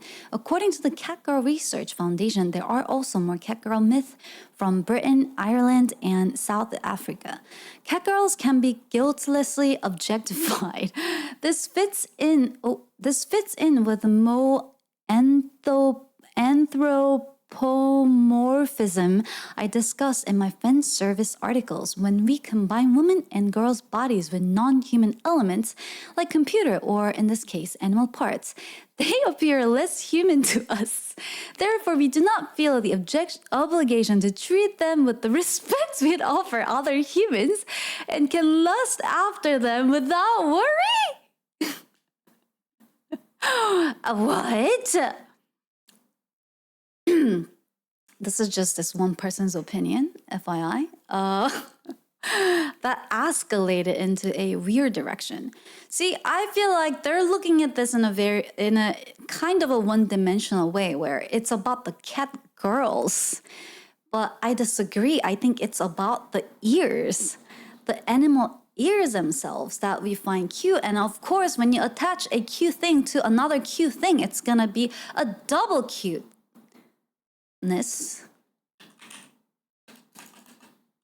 But no one wants to answer why people like animal ears. Someone should check on the guy who wrote that. Yeah.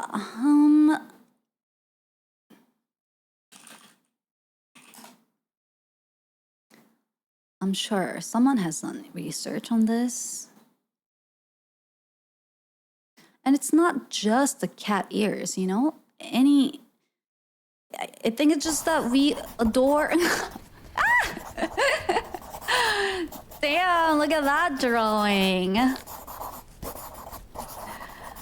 And my horns?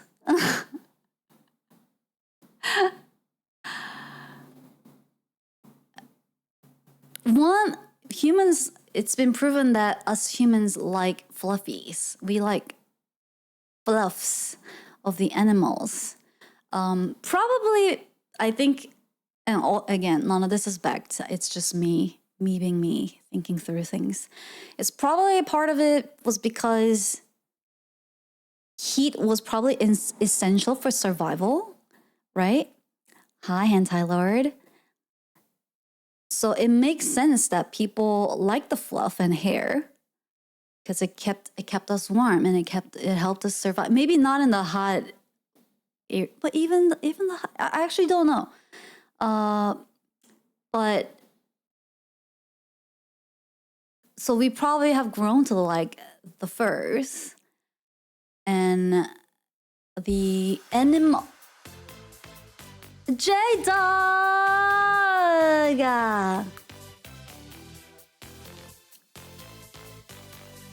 Let's go for the 5 gift subs. Thank you.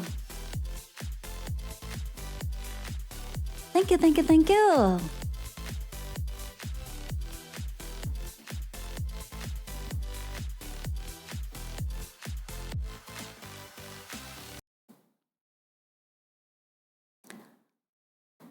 And then I think being able to connect with like another like species or like beings are pretty like pretty cool experience, and something that I feel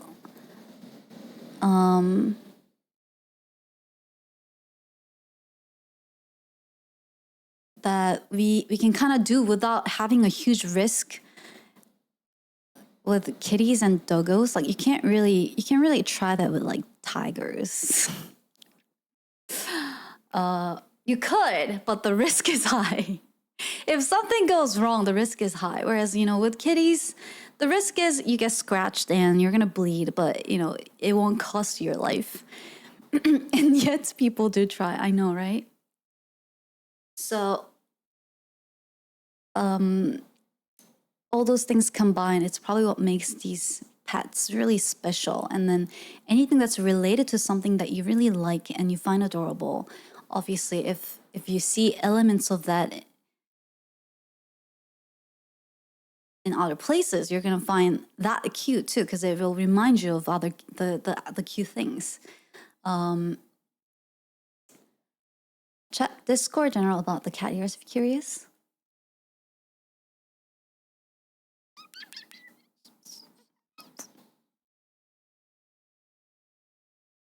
I don't see anything.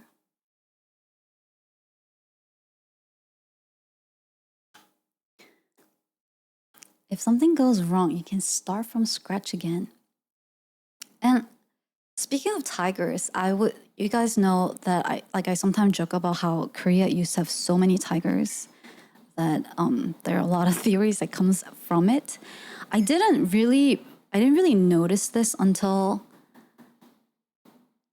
I started talking about that with you guys, and I recently saw a little meme, Korean meme that talked about how a lot of the other East Asian countries will have these ghosts, ghost stories and different kinds of ghosts, and spirits, and a lot of the fairy tales or legends or story that comes from that.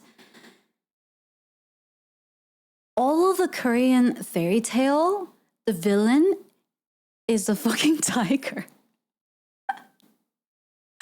I never noticed this until recently. I actually thought about processed it, and I was like, oh my god, literally every all the fairy tales and old sayings and quotes, or the stuff that parents say to their kids to scare them, so that they don't mess around.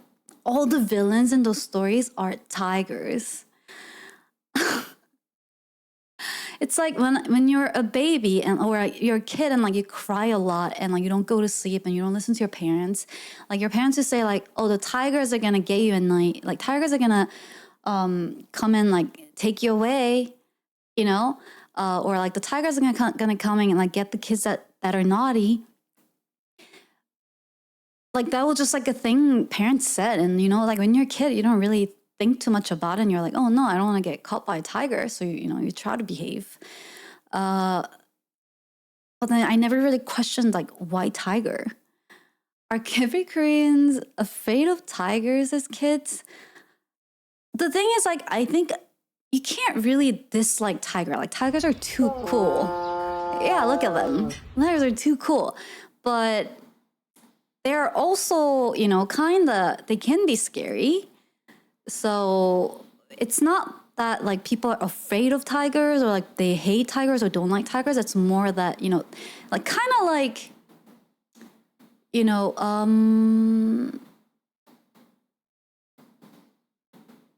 I don't know if Santa Claus is the right way to compare, but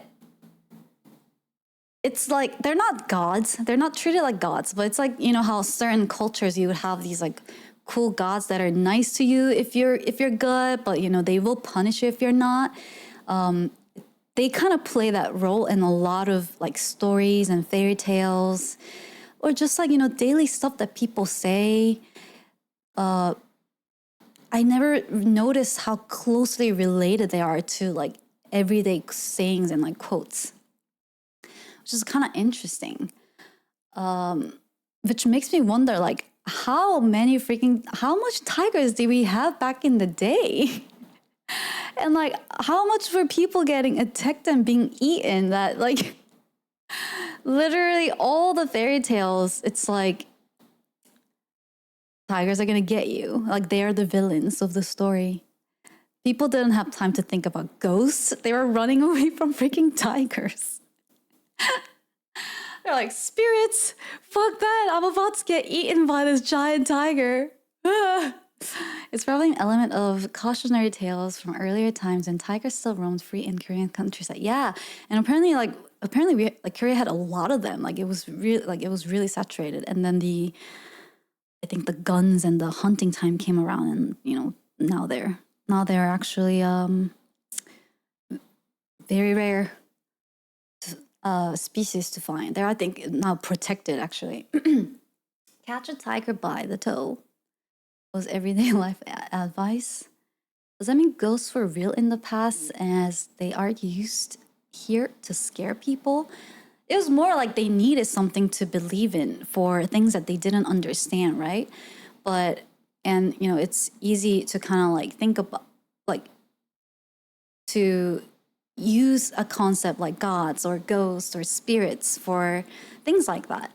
Whereas I think maybe the tiger attacks were too real for the Koreans back in the day. That it's not that we didn't have ghost stories, but a lot of times like ghosts are kind of like sad. Like Korea has Cheonyeokgishin, which is like the virgin ghost, and and then we have like Mulgishin, which is like the water, like the ghost that drowns.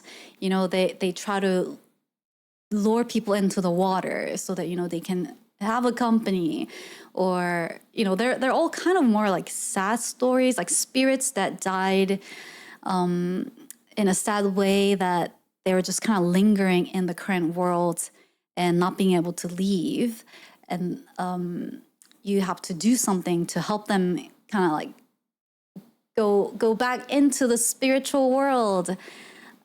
They just want company. It's not hard to believe in higher forces when a random storm kills all the crops suddenly. Lady in a white hanbok eating raw fish out of the river.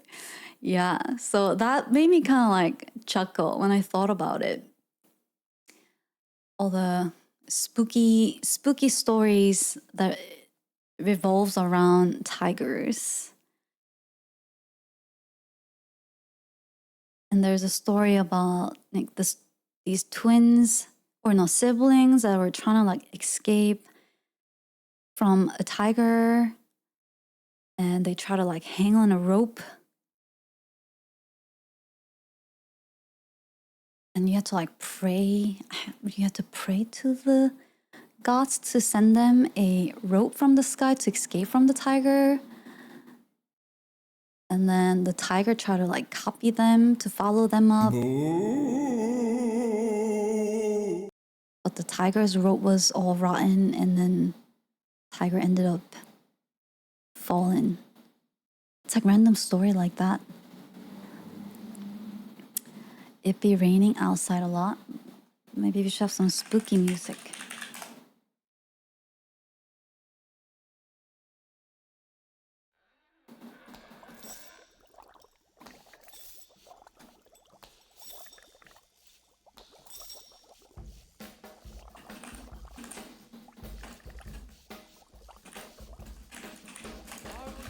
This is not spooky.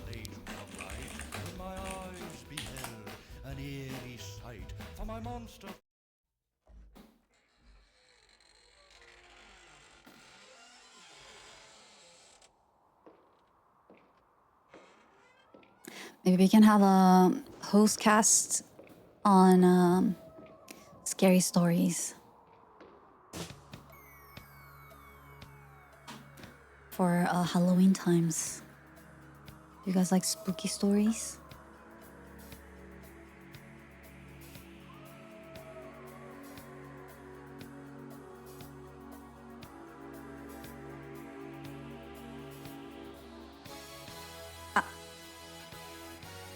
That will definitely get copyrighted. This is not a good Halloween playlist. This is like a Halloween party playlist.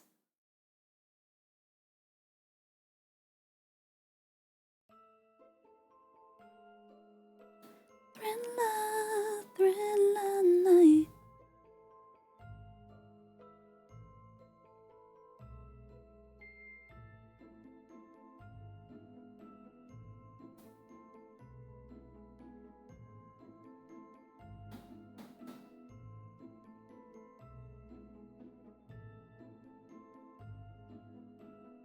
Oh yeah, I was gonna sing you guys a song.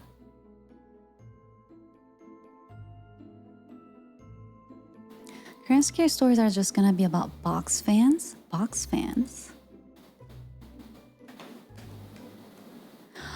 Oh my god. Have I ever told you guys about me literally having a huge fight with my teacher at school because of that freaking fan myth?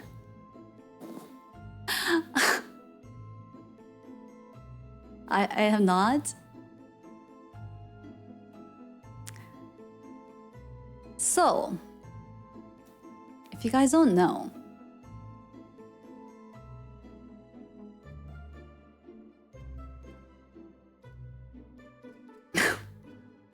I'm just trying to like recollect the memory of what like the events that happened. Not box fans. We don't really have box fans, but fans.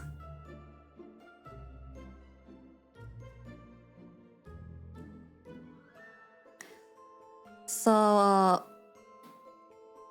for the longest time,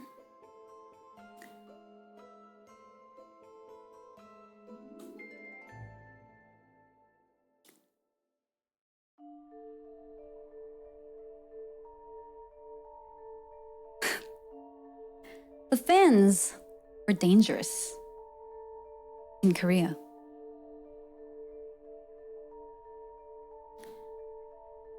When I came to America and I was in a history class,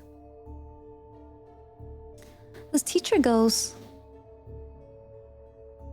"Oh yeah, I heard about this myth that Korean people believe that the fans can cause death."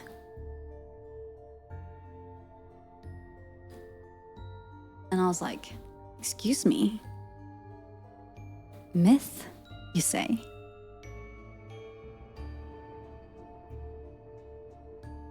It's a very real thing. People die. People die from the fan. You should be careful too.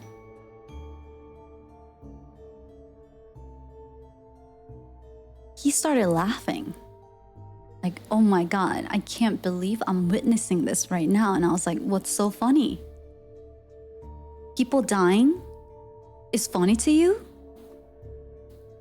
Excuse me, teacher. People dying is funny to you? This is a real thing, a real risk. And you should be careful too, because it could happen to you.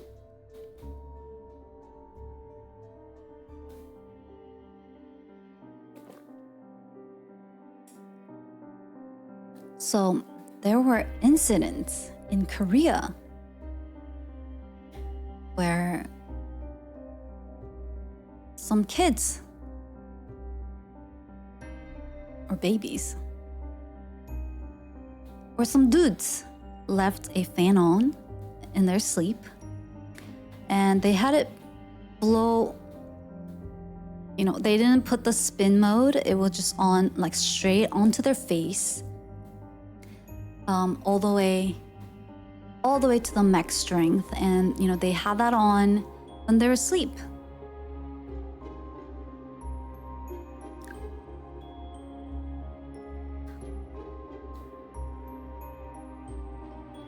And then the next morning, somebody better be dying. I'm dying. The next morning, when their family went to go check on them, they were no longer breathing.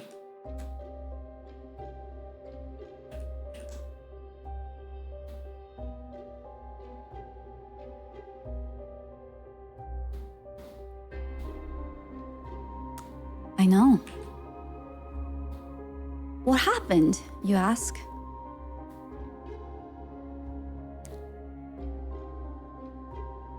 The news reported that the fans interfered with their breathing. Also, the cold air dropped their temperature down.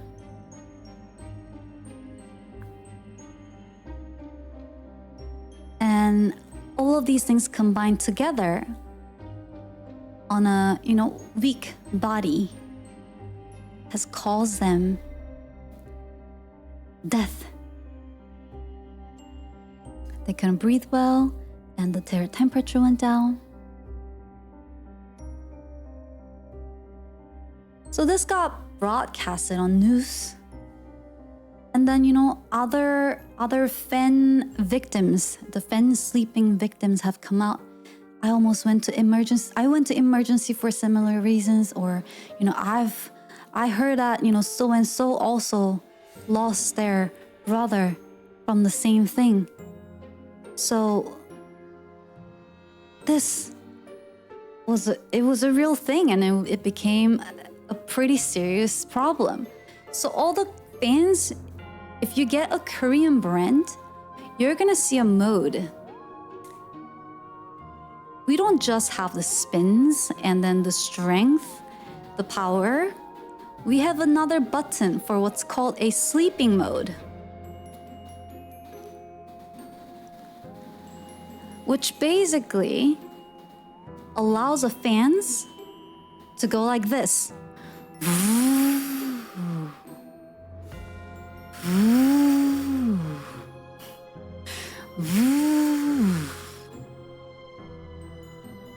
So it runs for a bit and then it goes down. It runs for a bit and then it goes down. And then of course you can set the timer. So usually when you go to sleep, your parents would put the sleep mode and then the timer on and the spin on, so that it's not only, turning on and off, but it's also spinning, so it's not faced directly at your face. And then also it will shut itself down after a while, after you fell asleep.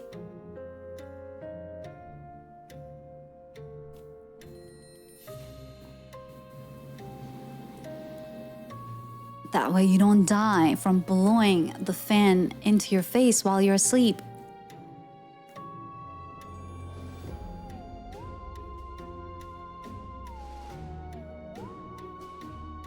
When I brought this up to my teacher, he starts uncontrollably laughing. I was like, "Teacher, this is not funny." And he just dying. And I get so upset. Like, this is not a myth. Are you telling me my entire life has been built on lies? What are you saying right now? So he just go home and look it up. And I was like, look what up? I already know everything I need to know about this. So I go home and, I go to Google and I look up the fan death, and then the auto search goes Korean myth. And I'm like, what? The autocomplete on the search goes fan death Korean myth. And I was like, that's a strange autocomplete. That's probably what my teacher saw. And, they just don't know better. They think it's a myth, but they don't know everything that happened, and this crazy rumor is spreading. So then I go into a further research.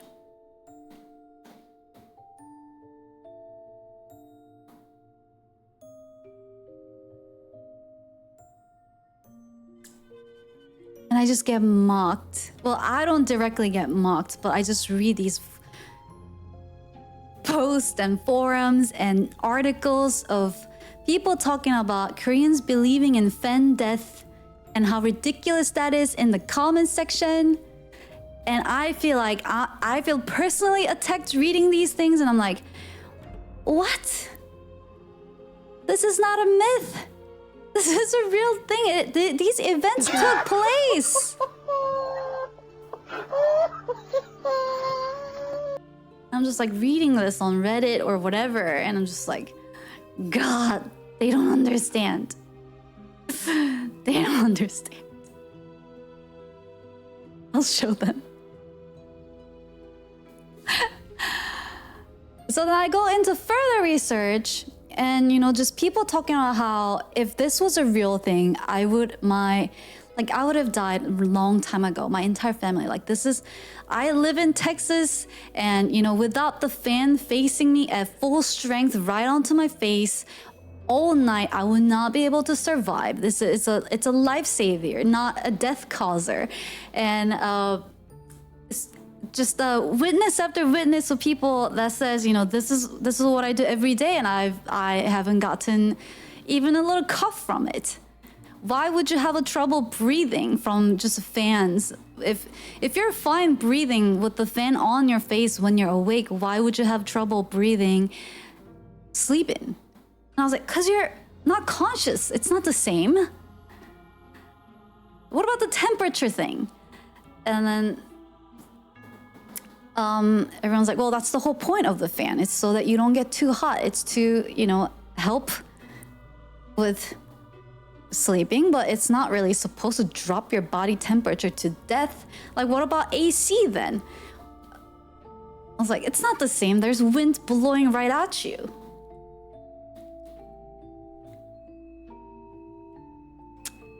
The deeper and deeper I went to, the more and more I discovered I started playing devil's advocate with myself to a point where I convinced myself that this myth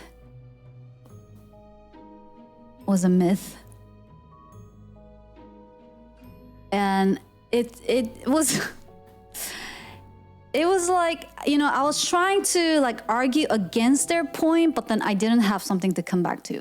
So then I was like, you know what? I'm just gonna look up what actually happened and see, there must be some information there.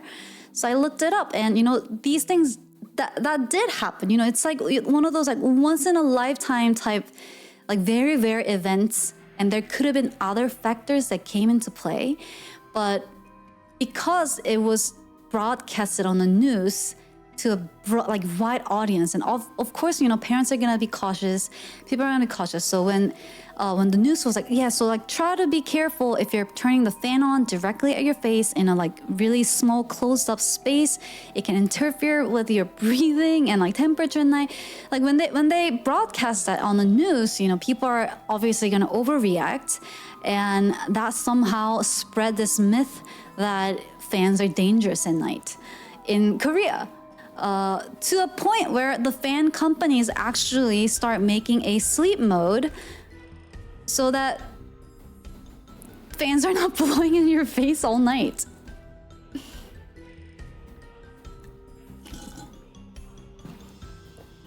So there is a very, very tiny chance that, maybe you probably don't want to do this to a little baby.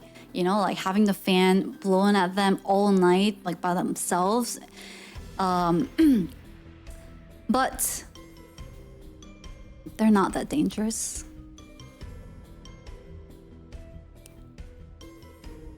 But I could not accept this defeat. I could not let my teacher just laugh at my face in front of my class and embarrass my entire nation like that.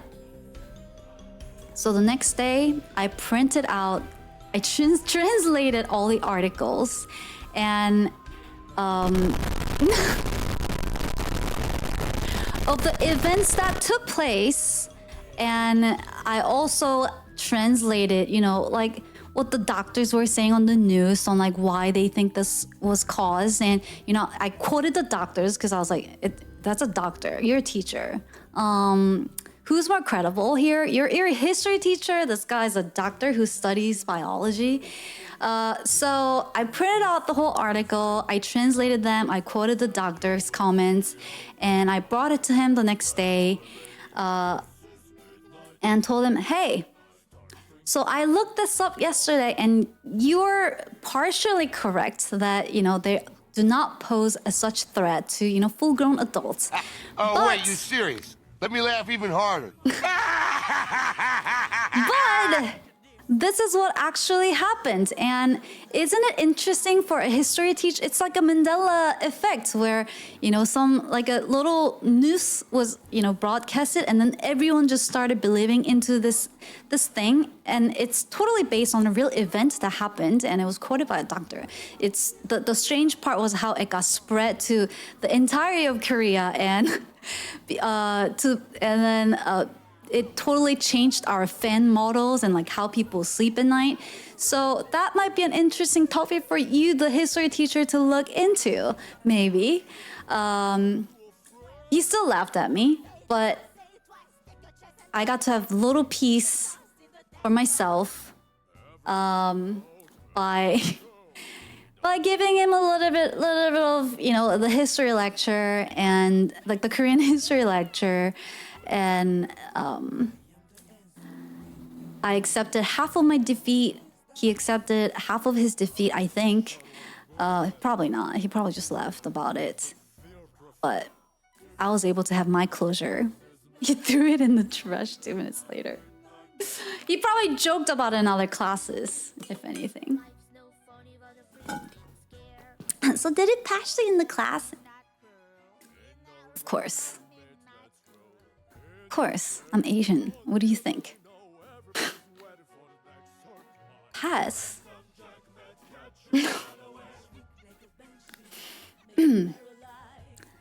They all left about it in the teacher's lounge. I bet he didn't do this to this day. This crazy Korean girl tried to tell me that fans kill babies. Was your teacher in physics? No. He was a history teacher. He was actually a pretty cool teacher. I liked him. He was very based. One of the more real ones, I would say. There were some crazy teachers. When you think back at some of the teachers that you listen to or looked up to, like not just teachers, just like adults. And then you look at yourself, and now you're the adults, and you look around and look at your friends, you get other people that are at your age, and you're just like, oh wow, that's what I was taking advice from? That person had no clue what they were talking about.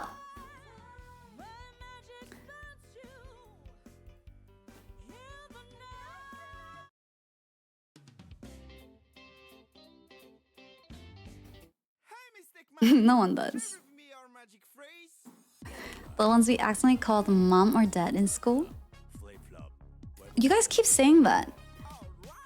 Why are you calling teachers mom and dad? I have 3 teachers in my closer friend circle. That certainly doesn't help. I have few friends who teaches. But God, how much I admire them for what they do and the patience they have.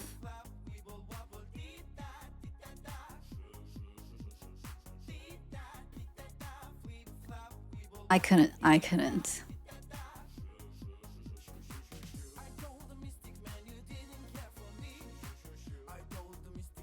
There was a time. What is this music though?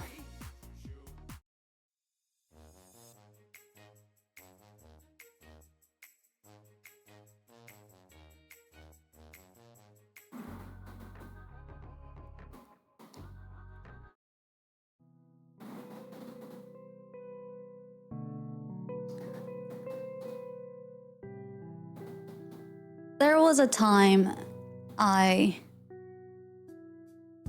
Well, actually, no, it's not true. I never really wanted to become a teacher. But some people kind of forced me to. And I was like, all right, I'll give it a chance. Took a teaching class. Halfway through, I dropped it. I was like, I'll leave this novel cause to other smart, patient, amazing people.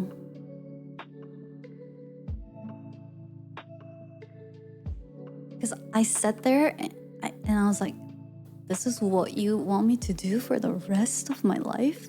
No. No. Can't do that. It's different if there are like, I think teaching can be fun for people who are interested in what they're trying to learn, you know, like, and you're trying to help them and you're trying to like help them learn something versus like schools. No one in the school cares about what they're learning, you know? And your job is to get their interest. It's not to teach them, it's to literally get their interest to like listen to you so that they can pick up maybe tiny bit of a knowledge, but they're not there for the knowledge. So I was like, I don't want to do that job.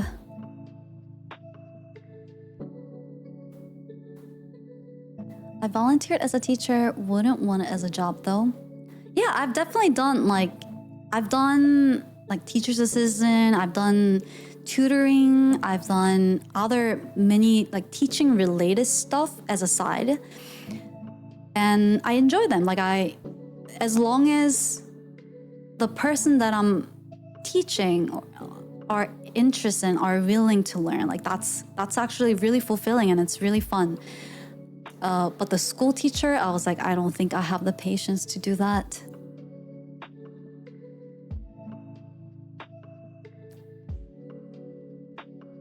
I guess sometimes that's a challenge for some, trying to make learning fun and try to make them care. Yeah, but I think there's a difference between, like, if you think about it, a lot of the content also could be like, you know, you're trying to get people to be interested in like certain topics that you want to share or like talk about, right? And you have to figure out a way to make it interesting. Like, you know, putting on a black screen with nothing. I forgot that I don't have anything on the screen right now.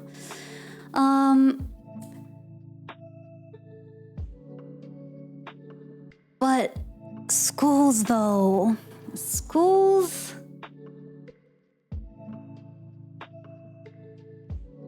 different.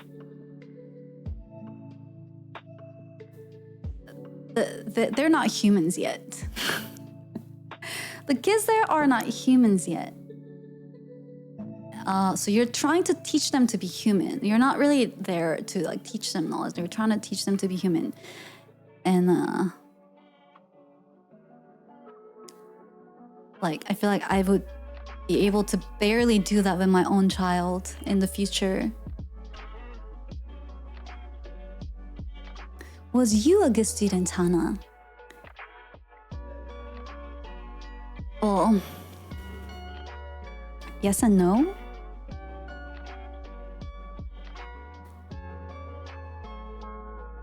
I think I talked about it a little bit. Like I was never really like a bad student. Almost actually more of a teacher's pet in a weird way. But I wasn't also like a complete, like I wasn't really a quiet student either. You know, like I would start things like writing petitions or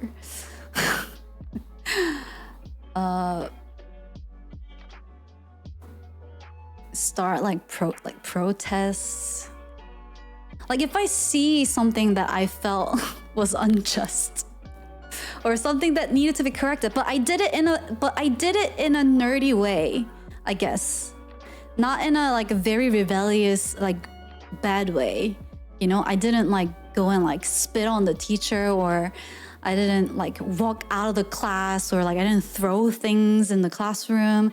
It was more that like I would take in all the information, build up my own, you know, arguments, write an essay about it, and do it on I did it in a very passive aggressive nerdy way.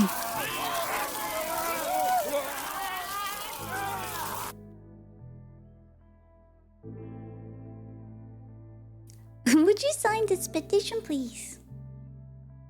And also try to make it a bit entertaining if I could. Like making into a full PowerPoint presentation. With pictures and videos. Did you do debate club? Yes.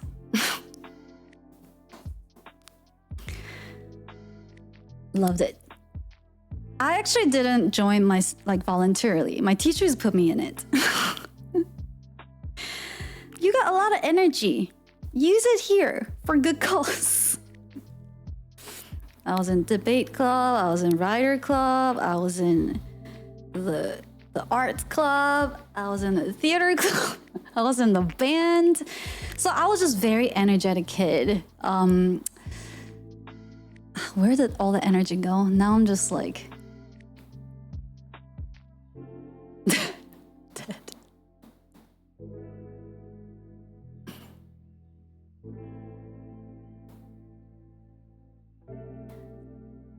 Nice strat by the teacher, right? That's why I don't think teachers like never really like fully hated me or disliked me. They just try to like redirect my my energy. Dump Hana over to the debate club so she'll start harassing me. And I did the same thing with my parents, like especially with my mom. You know, I'll write essays about why she was wrong and I was right. But you know, it was never in a way, you know, where I would like leave home and not come back.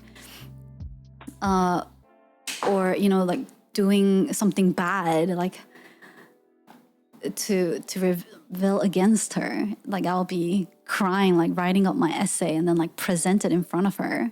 Like the reason why what you did was not cool. Number one. And number two, therefore, I deserve this treatment and you're sorry. How annoying. And then she'd be like, get out of my house. And then she'd like push me out the door and I'll be like holding the door, like, let me in. Literally. The whole neighborhoods can hear us, and I'll be like, let me in. And the mom's on the other side. Get out. And I'm like, no. My dad's just on the couch. Like, I'm not kidding. Like, we would literally be like between the door, like holding between the door. And then, you know what happens? So then, you know, my brother grew up watching this, right? Like my little brother. He once literally told me this. He was like, yeah, I saw you fighting with mom all the time, that I just decided to be the quiet one. Cause I don't want to hurt my mom. And I was like, oh man, that's the effect I had on you. What the? But then, you know, so, and then he grew up, right? Like, he was a good kid. He was a nice one. And he was always like, you know, like, Mom, you're right. I'm wrong. I'm sorry. Of course, you know better. And then, which made it worse because she would just, you know, like, look at your brother. And then she'd go, oh, and then immediately forgive him. Whereas like, I'll be like, excuse me, ma'am, I'm not done reading my essay here. Ma'am, I'm gonna write a journal about this.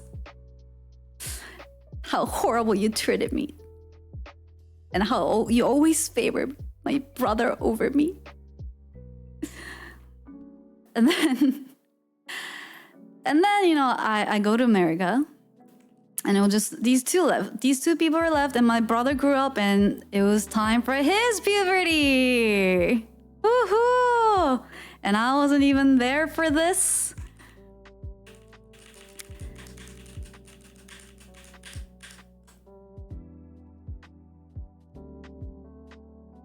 And you know why quiet kids are more scary? Because when they get Medj, he just left the house and didn't come back. He just left the house and didn't come back. And my mom was like, where could it be? Where did it go? He was just hanging out at his friend's place. And he had a sleepover. He was having a time of his life. Whereas me, who she was used to, if she kicked me out, I'll be like crying right outside a door or all night until she opens the door for me. I'll be like here, like, Mom's so bad. I just sat here all night. And then my neighbors would pass and I'll just say, hi, Mr. Blah blah, hi, Mr. Park. I'm just waiting for my mom to open the door for me. And then I hang out with little cats, like stray cats. And then I bring them home, and then she yells at me for bringing stray cats home. Well, that's what I did. And she thought I was the bad one. And then the nice kid that she always favored and, told me, look at how nice he is. He just leaves the freaking house and doesn't come back. And she's like, I don't know where he went. And she's like, he doesn't talk to me. I don't know what's going through his head. He's so different now. He doesn't listen to me. And now she complains about it to me. I'm like, well, mother. How the tables have turned. You thought I was being annoying. Wanting your attention, wanting to communicate with you, wanting you to understand me, wanting your love, and you thought I was being annoying. And now that your lovely, lovely little son has grown up and he doesn't talk to you and he doesn't come home, you don't know his whereabouts. You can't have everything, Mom. You can't have everything. Life is unfair, and you just have to wait it out until he passed his time and hope that he'll come back to his senses, and a little bit of my neediness is rubbed off on him.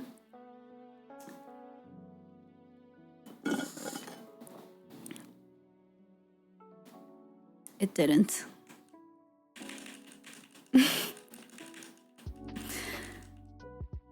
But we're good though. His puberty has passed, so we're good.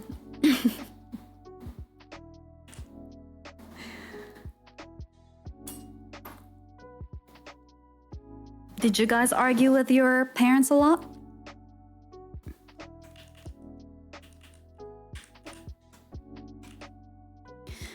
The thing is, I left home pretty early. So I feel like my mom and my relationship is good as it is right now because I wasn't home.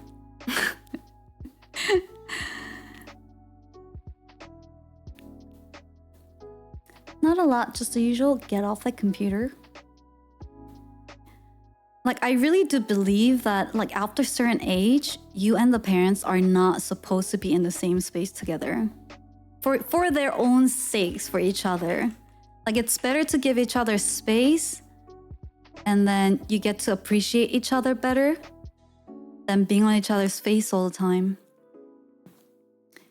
Because parents worry and they're gonna be always the parents. You're always gonna be their kid and their baby in their eyes. And you're not a kid and a baby in your head anymore. So a lot of the things they will try to do for, quote unquote, for you, it's just gonna annoy you, and then they'll get hurt because they're like, I'm doing all of this for you. And then the person receiving it is like, well, I never really wanted that. Just like, leave me alone. And then you get into the fight. Despite you guys liking and respecting each other. So I think after a certain period, like once your head's grown and like you start getting too much ego, I think it's better to give each other a little space. With father, we worked together a while and had a few pretty big arguments. Yeah. And then you leave home and then you experience the rough punches from the ecosystem, and then you realize, oh wow, a lot of the stuff my parents were telling me were true. Like, they probably learned it from their own experience, but you know, you get to respect that in a different perspective once you kind of go through it yourself versus, you know, someone trying to tell you before you even got to experience it. And, you know, then it feels like they're nagging. Whereas you went through it and they empathize with you and then they try to, you know, help you work through it. Like, that's different. Then you get to build respect for each other and you get to build a bond through a trauma. But it's not, but at least, you know, you kind of realize, oh yeah, like they were doing this, they were saying these things for me because they've been through it and they were worried about me. And I kind of understand where they were coming from, but I kind of experienced it my own way and I figured it out my own way. And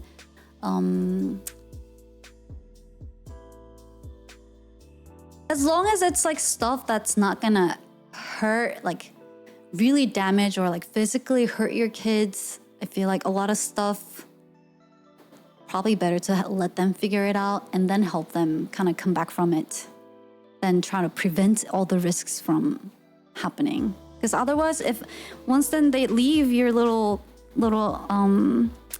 nest, they're not going to be prepared for the real world without you, you know? I'm sure it's like easy to say these things, but then once you actually have your kid, it's probably going to be really hard to not trying to get involved in everything they do because you worry.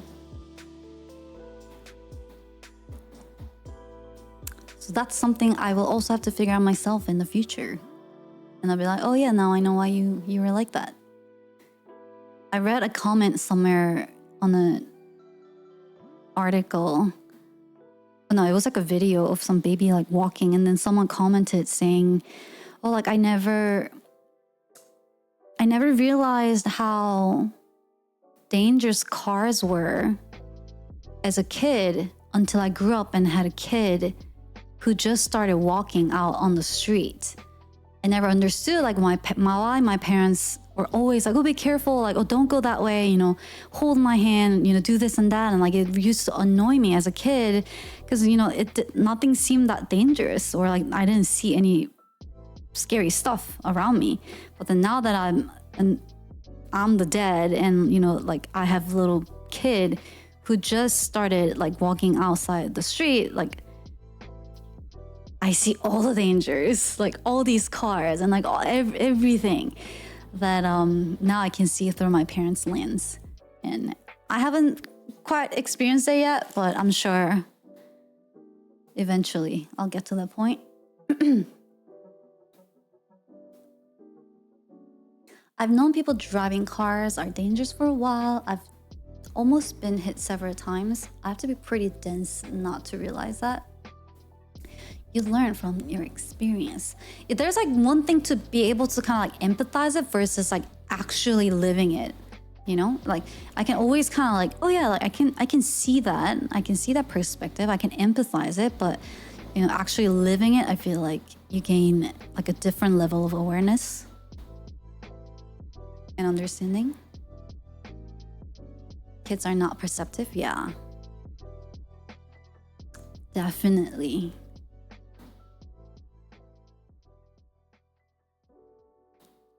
Whenever people try to warn me about stuff, I instinctively assume that they're lying.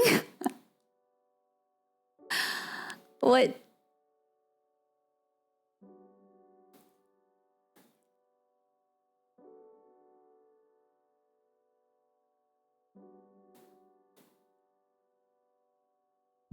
Oh, Jorm, definitely don't gift subs. It's dangerous. Gift subs are bad.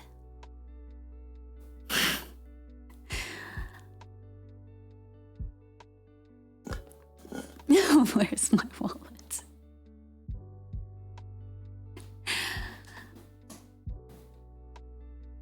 They're dangerous. I work with kids. I'm always having to make sure up to like 8 kids to behave on the road. They're not car aware. Oh yeah, I'm sure. I am sure.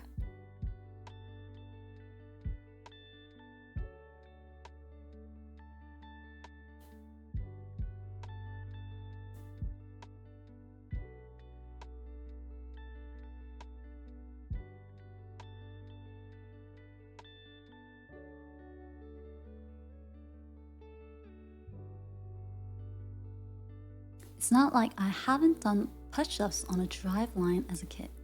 So I was actually gonna sing you guys a song today. Well, I want to have Hana sing it for you. Like speaking of things being broken and like things falling through, this was one of the projects that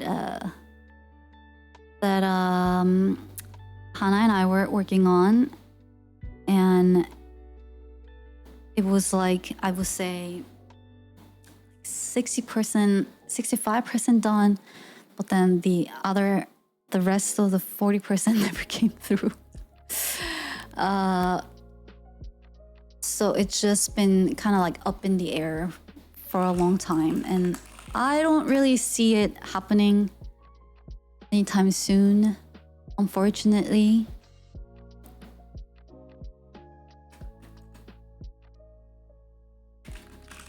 But I'm also really hungry, and I can't really sing when I'm hungry.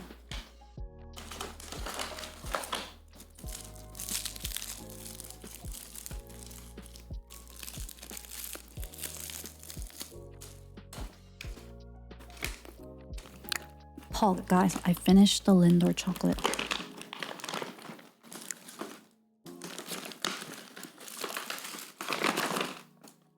I've been just having it on my desk.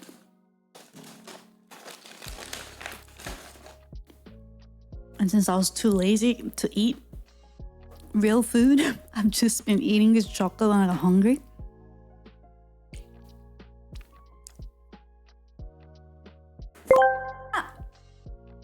The Short Sigma asked me, will our hero River Thomas be able to defeat the mighty scuffed spaghetti system and return our beloved HanaX Gongivatoya to us? In a galaxy plagued by tangled noodles of chaos, River Thomas faces the ultimate test. With a spatula of destiny in hand, will they bring HanaX Gongivatoya back? Stay tuned. Why am I so short? Love that. I kind of wanna get rid of the AI TTS thing for a bit, and then like have it come back later. Wait, no, this is AI. You use the AI.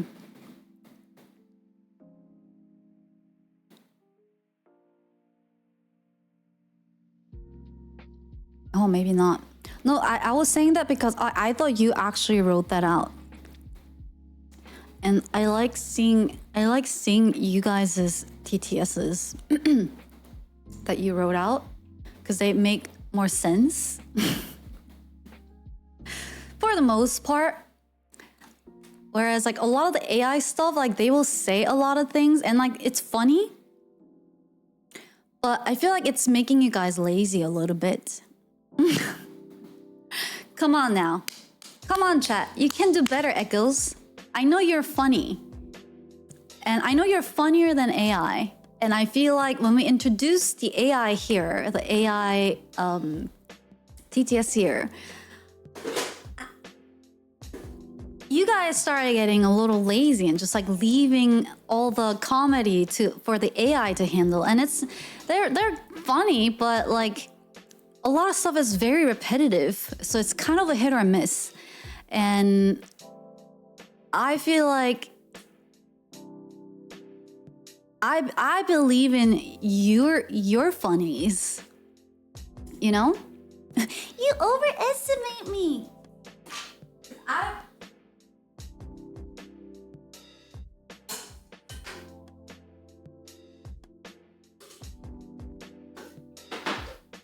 I think it's good to Little Hollow 88 asked me, is chat lazy with the AI What the? Yeah, chat's lazier than Hannah, reaching for their dreams without a ladder. TDS is doing all the heavy lifting. What the? What was that shade? Me reaching for my dreams without a ladder? Where did that come from?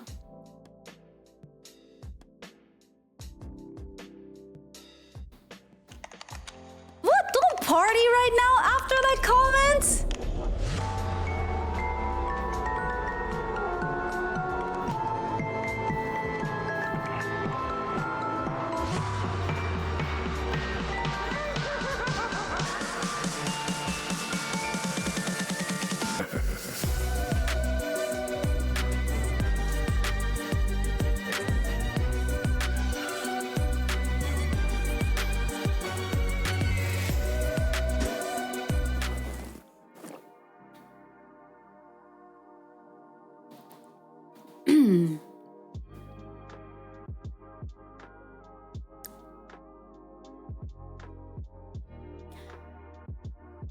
So I'm just gonna try to learn this right now. It's not gonna be good. And Hana can definitely do a better job. I'm just learning it so that I can patch it up to Hana so that she can do it properly. But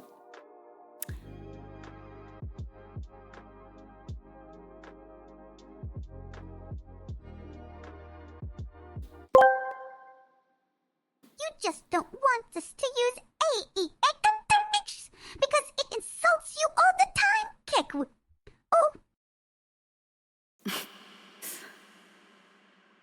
it's like stuff like this, you know?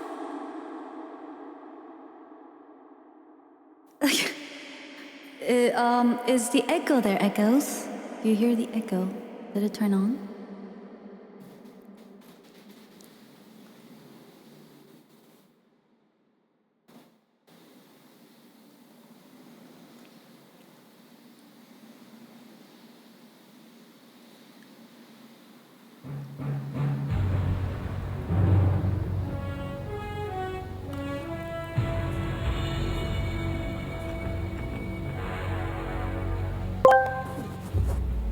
Slow Lefty asked me, Hana wants us to stop using AI.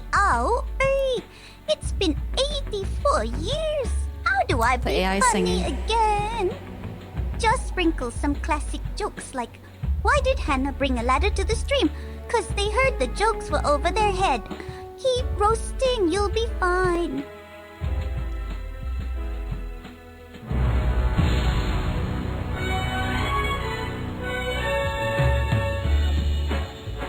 Not for honor, but for you. In my time, there'll be no one else.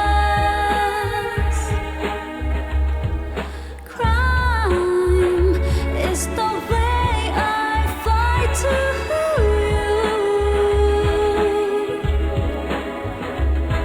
I'm still in a dream. Whenever we use the normal TTS without asking AI, we can only type really short messages. This is the max amount of letters we can use here.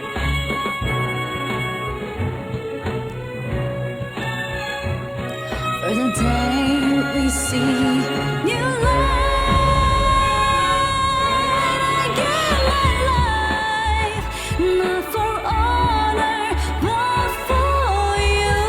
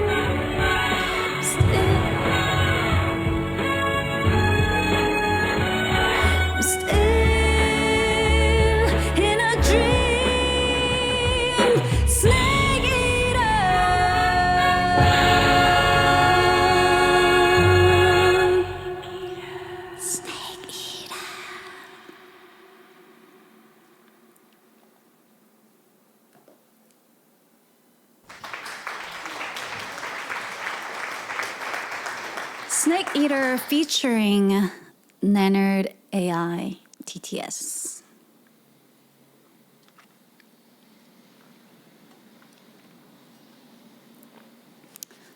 That was really good. Thanks.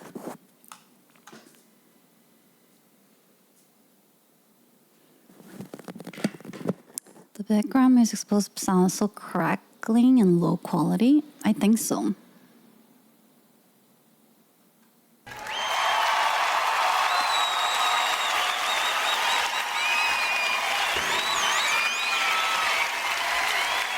Well, thank you. Thank you.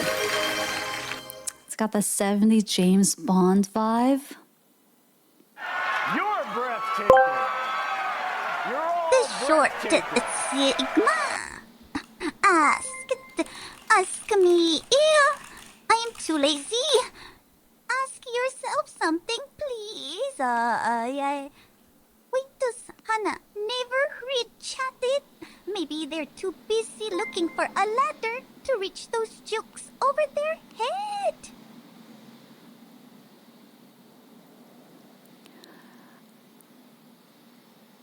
The AI just talks too much. I think that's what the issue is. Because it starts with blah, blah, blah, ask me. That's already like too much real estate for what it deserves.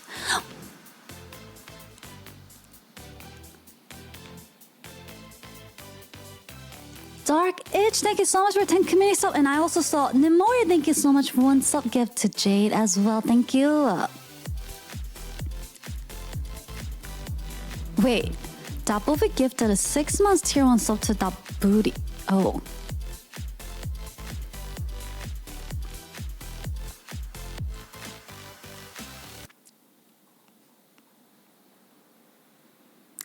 Well, thank you, Dabobi, for gifting 6 months sub to that booty. And thank you, Nimori. And thank you, Dark Edge, for 10 community sub gifts.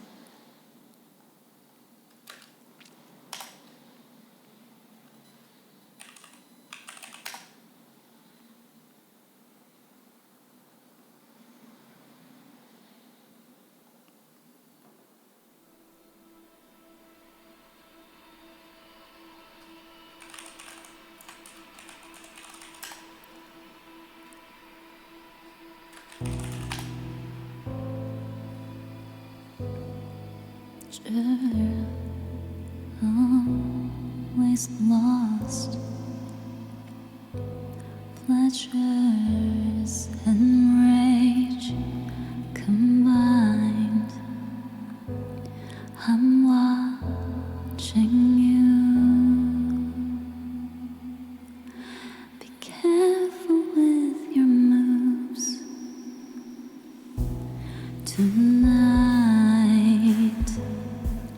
I think the time is right. I think the blood has dried. It cries for more. So what are we waiting for? Wires and chains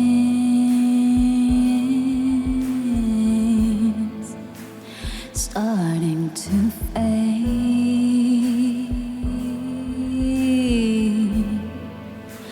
It feels like a game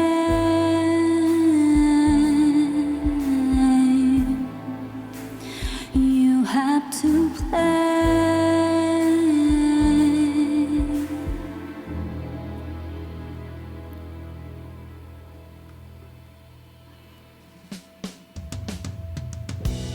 Lights out. Is this who you really are? Can't look into your eyes. Your twisted mind. It's time so dark. And now it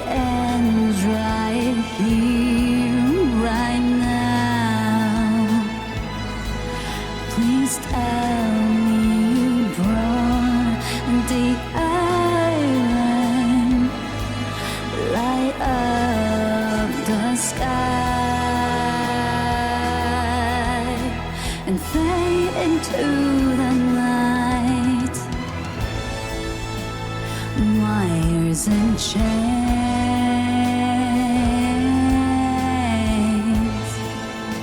starting to fade.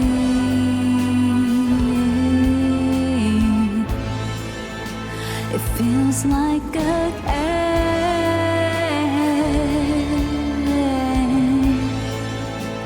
you have to play.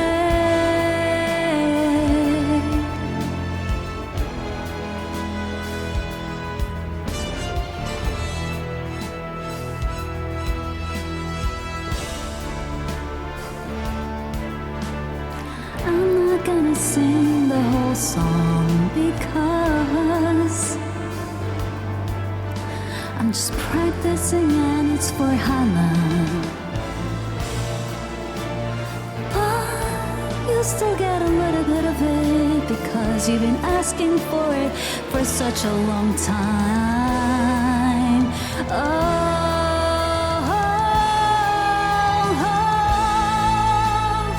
Wires and chains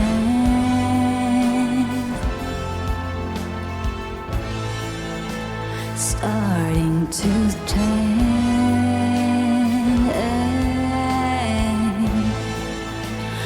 Feels like a game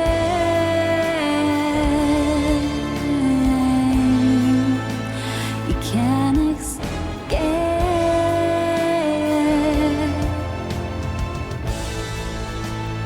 Wires and chains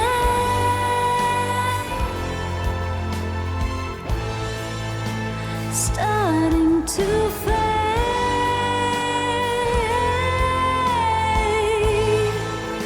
It feels like a game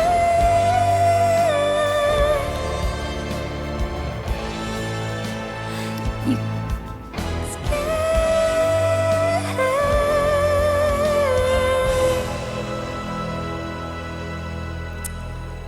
I didn't think I was gonna be able to do octave high, but I did it anyway.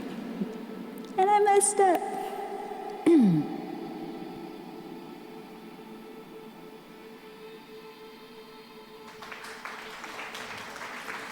Found out treasures are always lost. Pleasures are long forgotten. Who are you now?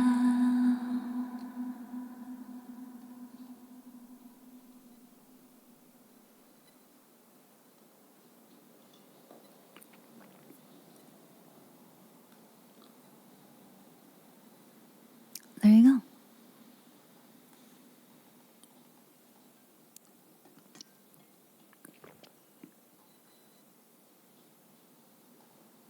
Nope. 깜짝이야. Polite. Thank you so much for the black community. So cute, so appreciated. Thank you, thank you, thank you. 아파트, 아파트, 아파트, 아파트.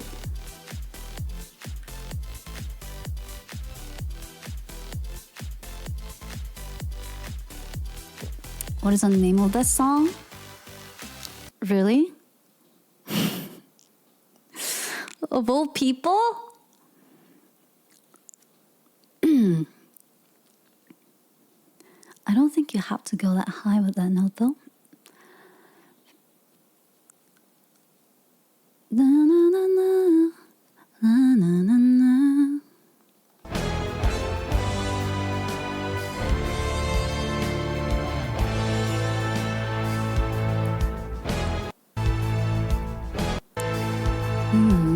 Chain. Well, if I'm singing in the OG key, then I would have to do an octave high. But I could definitely just bring a couple of pitches up, and then it will be in more comfortable key. Right now, it's a little low, but I do like how low it is, because it fits the vibe. And it's the key that I normally don't really sing but I think that's what makes it kind of fun. But towards the end of it, I do feel a little bit like I have to belt out more, and I can't really do it in like this key, like wires and chains. There's only so much I can do to express the climax of the song, so that's why I think I tried it. What wires and chain? What wires and chain? I'm also really hungry, and I can't really belt out when I'm hungry. So maybe if I'm full, I'll be able to fully sing the song. Feels like a game you have to play. Wires and chain. The full circle. The chains, Hey, wires and chain.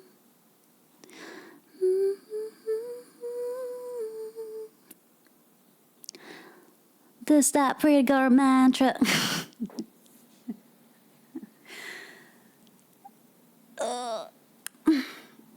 I heard smoking will deepen your voice. Maybe you can match the key that way. Smoking? Cigarette? Or I can just catch cold.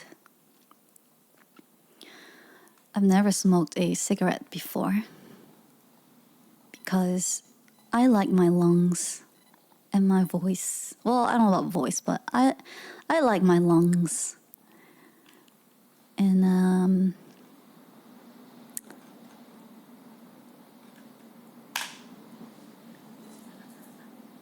it's just never really appealed to me. I like things that smell nice. Lots of Koreans smoke, I feel. I don't know. Actually,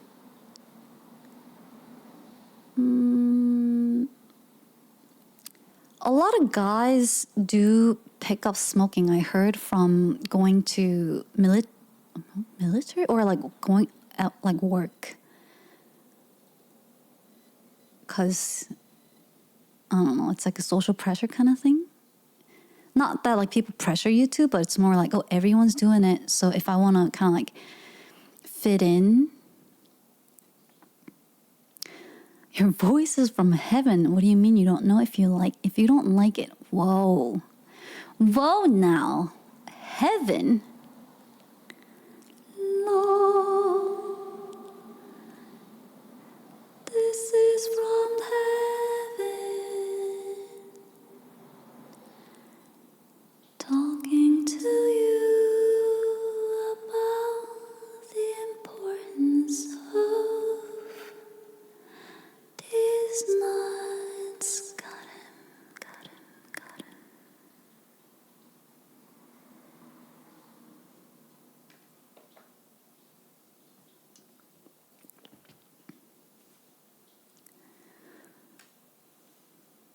him. Voice of a troll. I see a light in a dark tunnel, chat. It's singing, and it got you with these nuts. They are very important.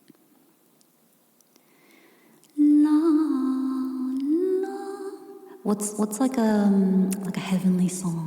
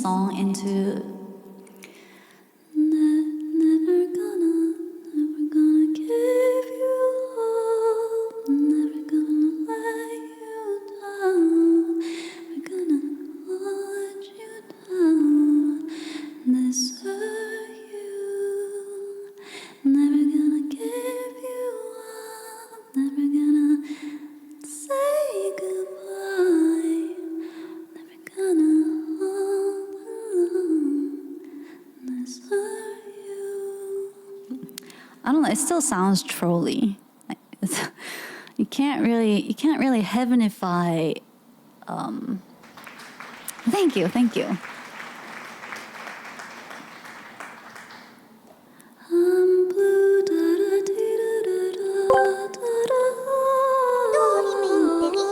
that might work actually. Tori me ameno latiremo. Tori me ameno omenare.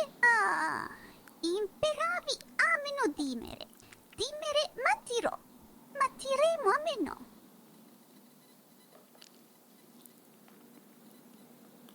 Can you say these nuts in a choir? I just did. Did you not hear my these nuts song?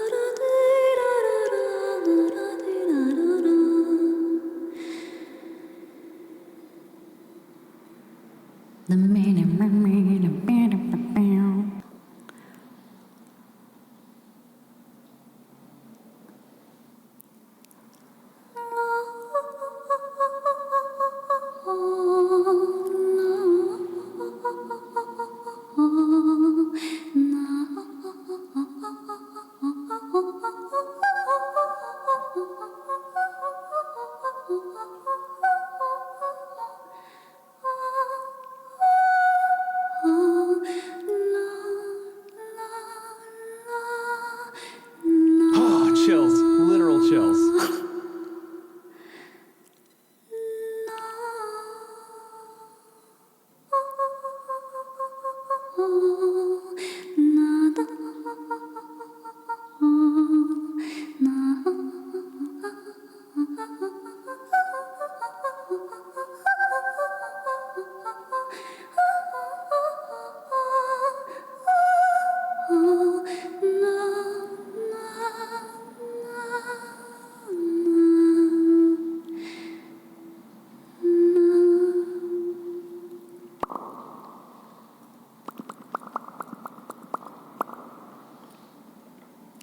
Making shit up as I go. La la la la la la la la la. When you walk away, you don't hear me say, please. When you walk away, you don't hear me say, please.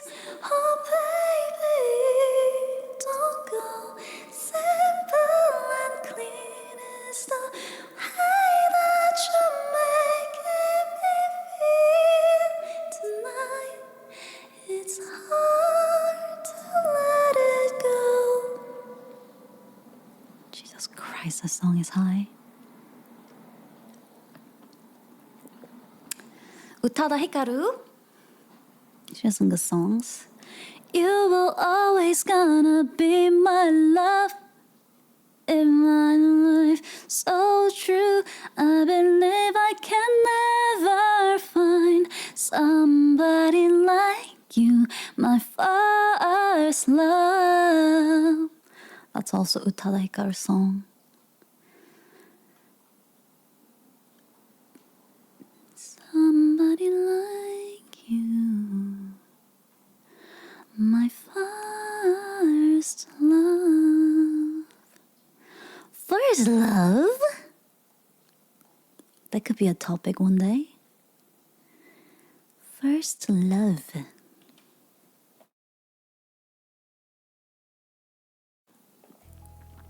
is the person you fell in love the first time for, or is it the person that you... What is the definition of a first love? Kindergarten, I had 3 girlfriends. Wow. First anime crush?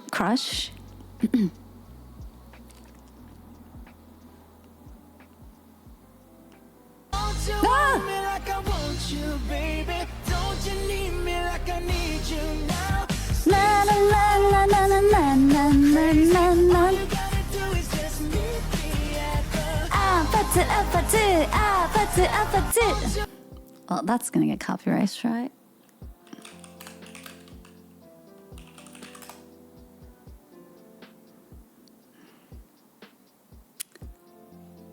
It just popped up. I accidentally clicked on shorts on YouTube and that was the first.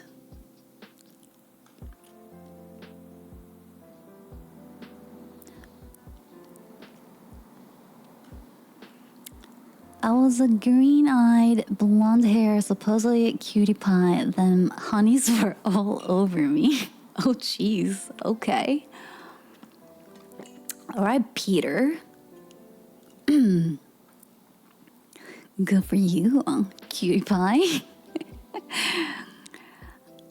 How's that working out for you now? Are you still a cutie pie? Were you able to maintain your cutie pie qualities with your glow up?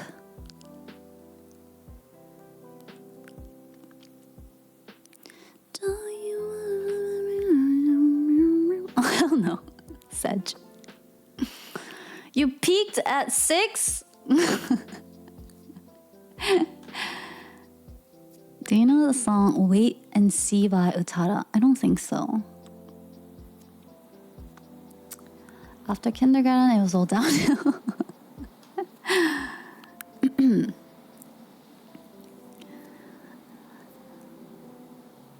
Hey, at least you peaked. That's cool.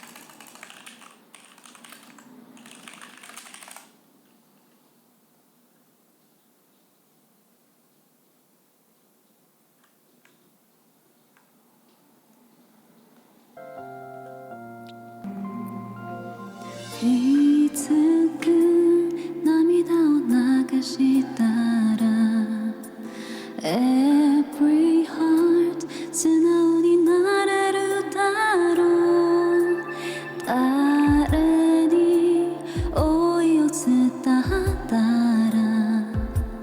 Every heart 心満たされるのだろう長い長い夜に怯えていた遠い星に祈ってた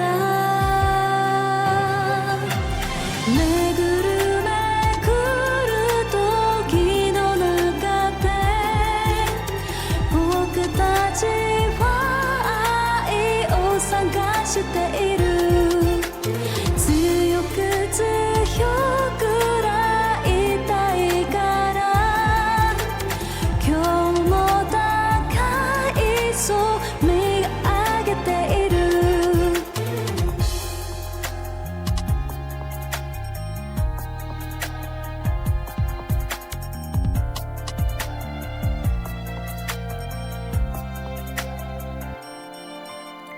どんな笑顔に出会えたら Every heart 夢に振り出せるの人は悲しみの向こうに Every heart 幸せ浮かべて眠るいつかいつかつぶれと魂が安らかになれるように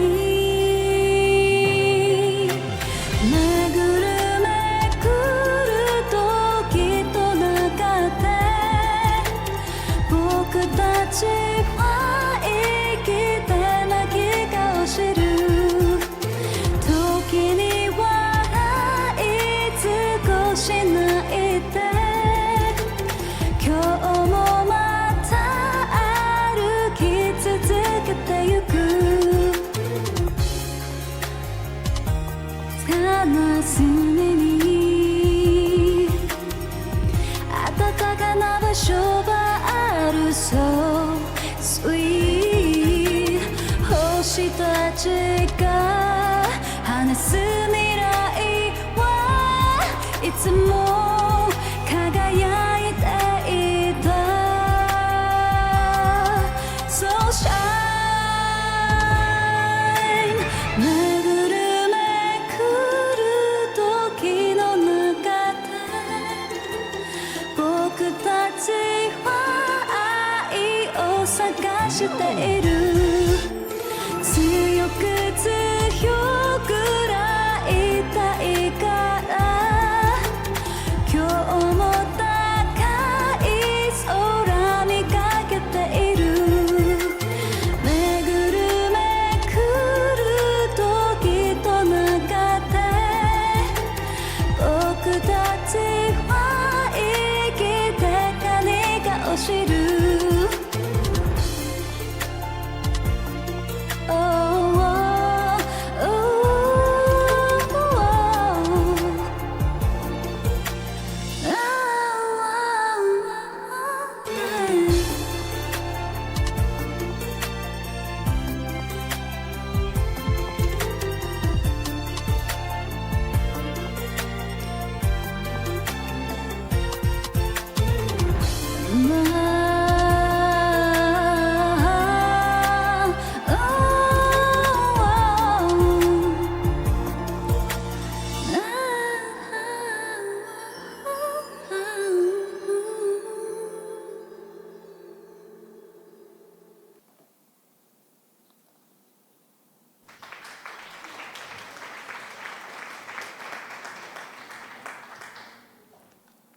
Will any of these songs come to Spotify? No, because you can't post covers on Spotify unless you make all the instrumentals yourself.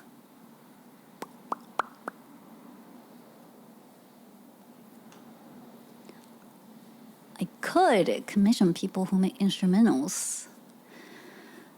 But that's like a whole another thing.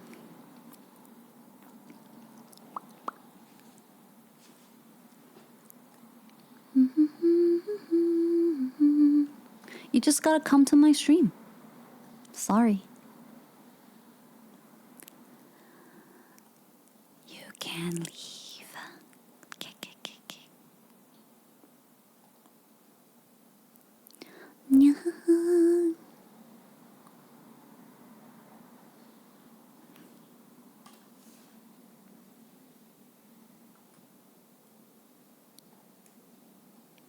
Just make it yourself. You make it yourself.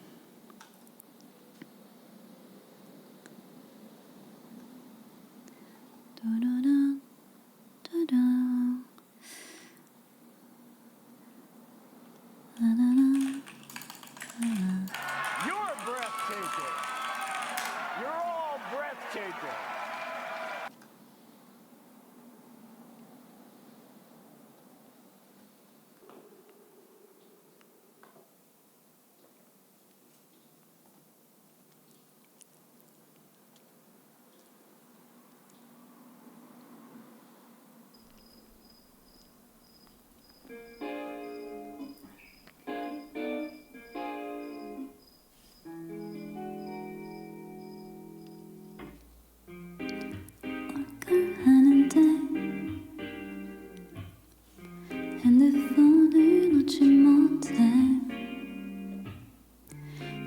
Oh, sick. Wait, I need to find the key. Instagram 하네. That's too low. 잘난 사람 많고 많지. 누군 어딜 놀러 갔다지. 좋아요는 안 눌렀어. 나만 이런 것 같아서. 저기 인스타그램 속에 문제야 문제 온 세상 속에 똑같은 사랑 노래가 와닿지 못해 나의 맘속엔 생각이 너무 많네.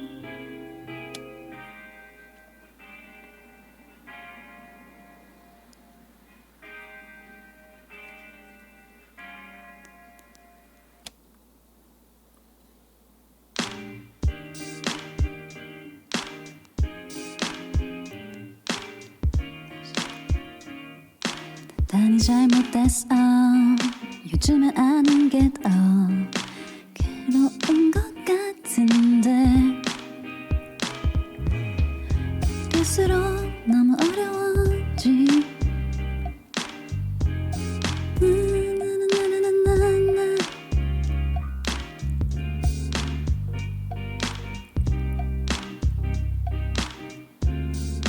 속에서 문제야 똑같은 노래가 Oh, it's too 와닿지 못해 나의 맘속엔 생각이 너무 많네. 두두루두 두두루두 두두루두 두두루두두두. 그렇게 시간 낭비를 하네 저 인스타그램 속에서. Lonely, lonely, so lonely. 원래 이리도 힘든가요? No way, no way. 이 TV 속엔 너와 다른 세상뿐인데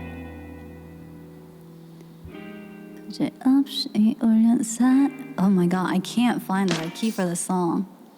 It's somewhere too low and in between, or it's this instrumental. No way, no way. 나 지금 속엔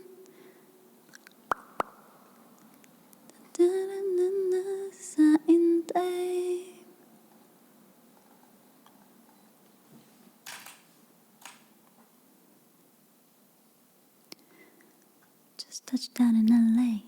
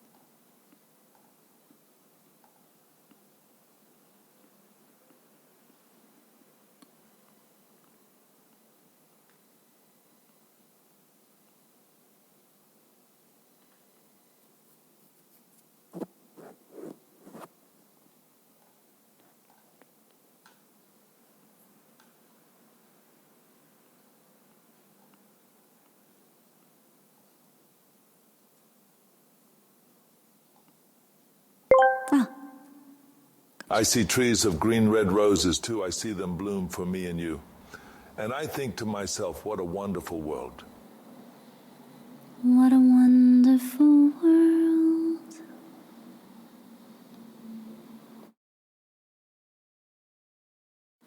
What a wonderful world.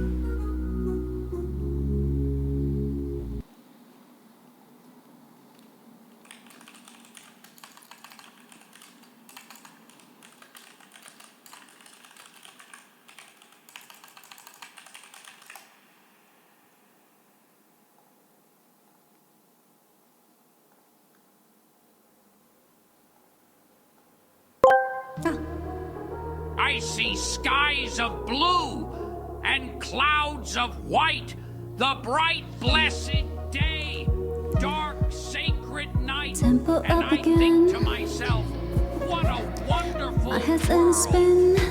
You send my body to a place it's never been.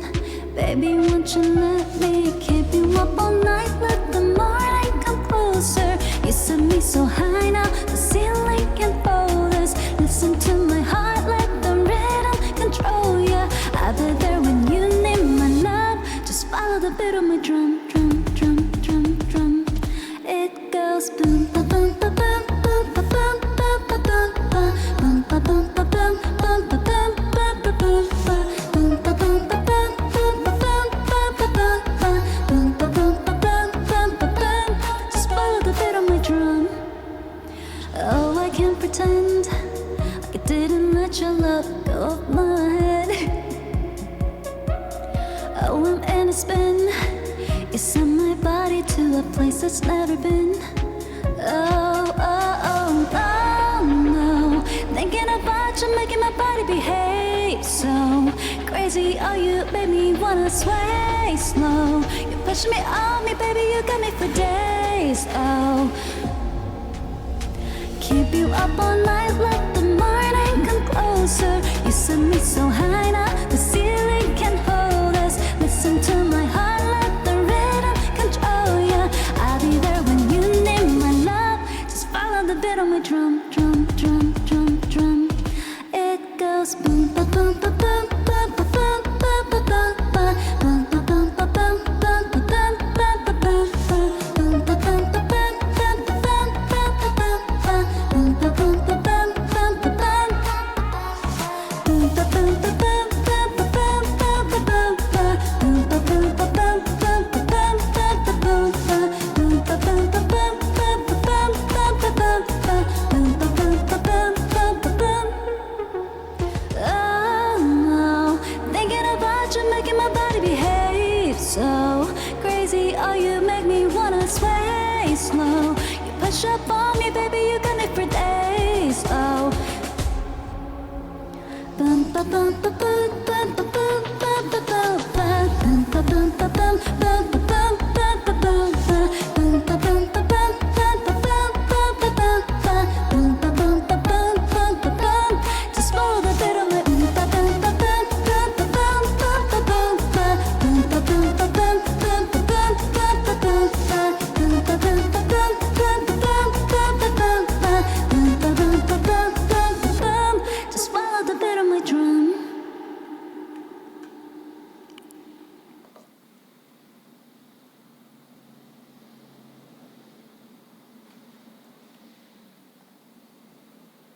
It goes boo ba boo ba boo boo ba boo boo ba boo.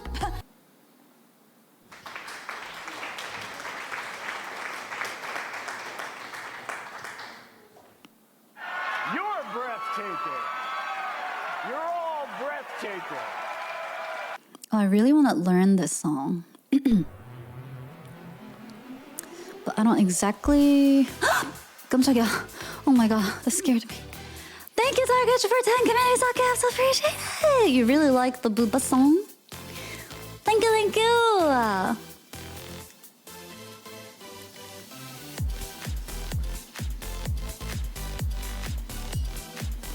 I'm getting scared of the subs, I know, right? When I said the subs are dangerous earlier, I wasn't joking.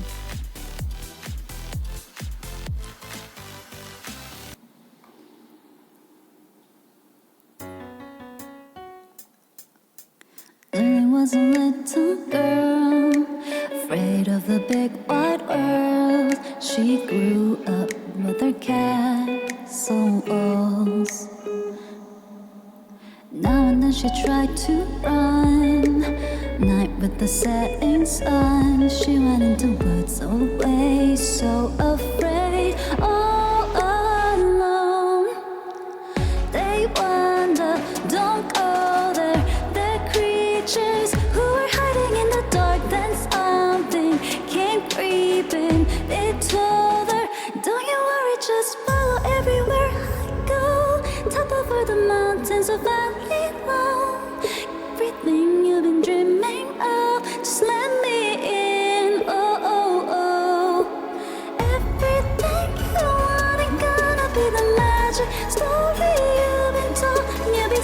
under my control. Just let me in. Oh, oh, oh.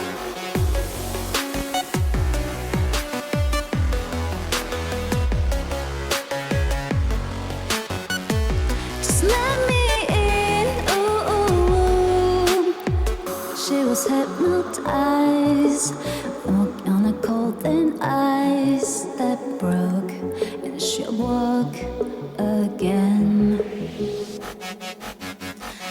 Then ran faster and started screaming, is there someone out there? Please help me, come at me. Behind her, she can hear her say, follow everywhere I go. Top up of the mountain, a valley low.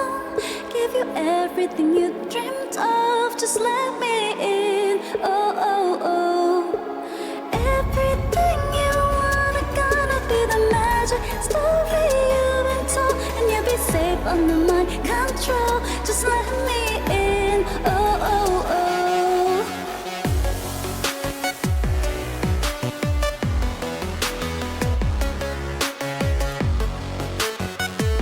Just let me in. Oh, oh,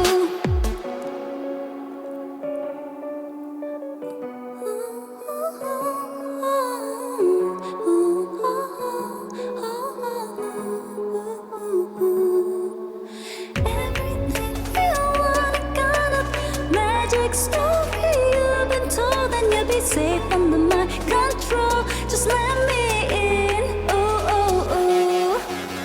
Well, everywhere I go, top of the mountain, no valley low. Everything you've been dreaming of, just let me in. Oh, oh, oh. She faster. Is there someone there? Please help me. Let me in. Ooh, ooh. Yeah, I want to learn this song and sing it again when I have full belly. Oh, full belly. What was that for? Thank you, Anonymous, for gifting to sub to Johnny. You're breathtaking. You're all breathtaking.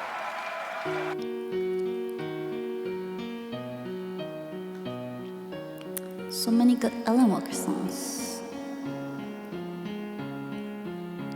You were the shadow to my light. Did you feel us? Another star, you fade away. Afraid our aim's out of sight. Wanna see us alive. Where are you now? Where are you now? Where are you now? Fantasy, where are you now? Oh, my imaginary. Are you now? Atlantis. Oh my god, this instrumental. Under the sea, where are you now? Another dream. The monster's running wild inside of me. Faded. I'm faded. So lost. I'm faded. I'm faded. So lost. I'm faded. This instrument I can't. I guess it's not easy to recreate EDM songs into karaoke instrumentals because they actually have to produce it. That's hilarious. Like no side chaining at all. All right.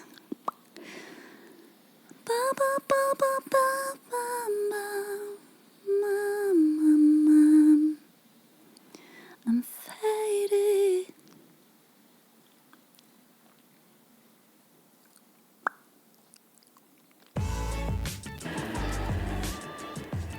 Last song.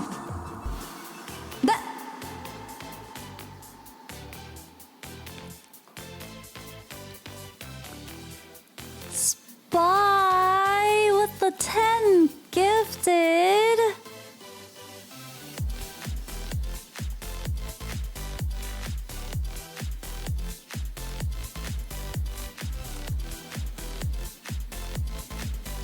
Yeah. Thank you. Summertime, summertime sadness.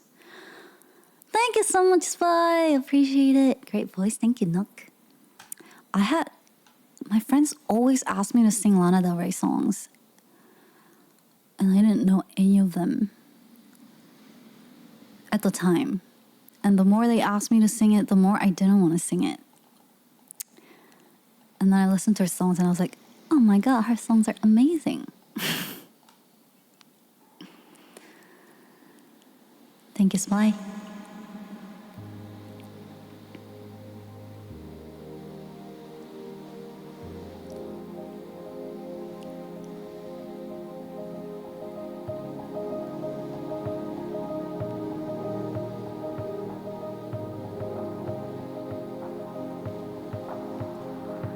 You're the light, you're the night, you're the color of my blood. You're the cure, you're the pain, you're the only thing I wanna touch. I never knew that could mean much, so much. You're the fear, I don't care, 'cause I've never been so high. Follow me through the dark, let me take you past our satellite.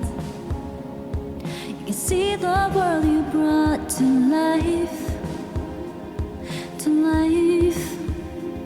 So love me like you do, love me like you do, love me like you do, love me like you do, touch me like you do, touch me like you do. What are you waiting for? Fading in, fading out, oh the edge of paradise. Every inch of your skin is a holy grail I've got to find. You can't set my heart on fire, on fire.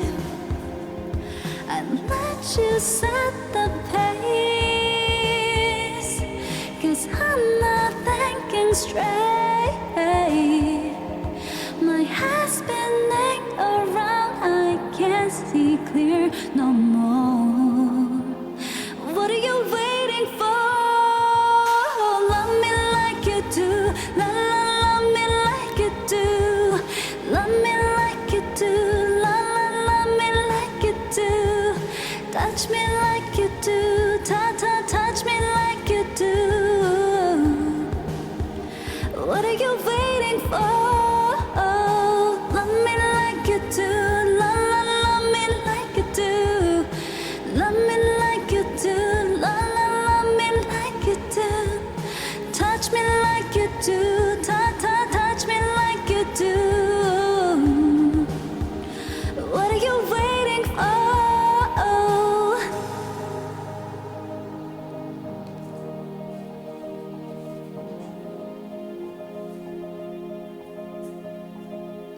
Let you set the pace, 'cause I'm not thinking straight. My head's spinning around, I can't see clear no more. What are you waiting for? Love me like you do, love me like you do, love me like you do, love me like you do, touch me like you do, touch me like you do. What are you waiting for? Love me like you do, love me like you do, touch me like you do, touch me like you do, love me like you do, love me like you do. What are you waiting for?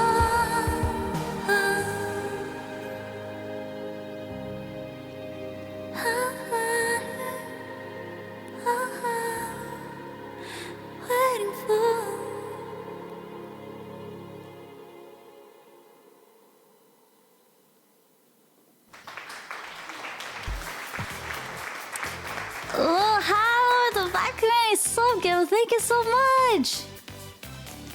Wow. You're breathtaking. You're all breathtaking. Wow. Thank you guys, appreciate it.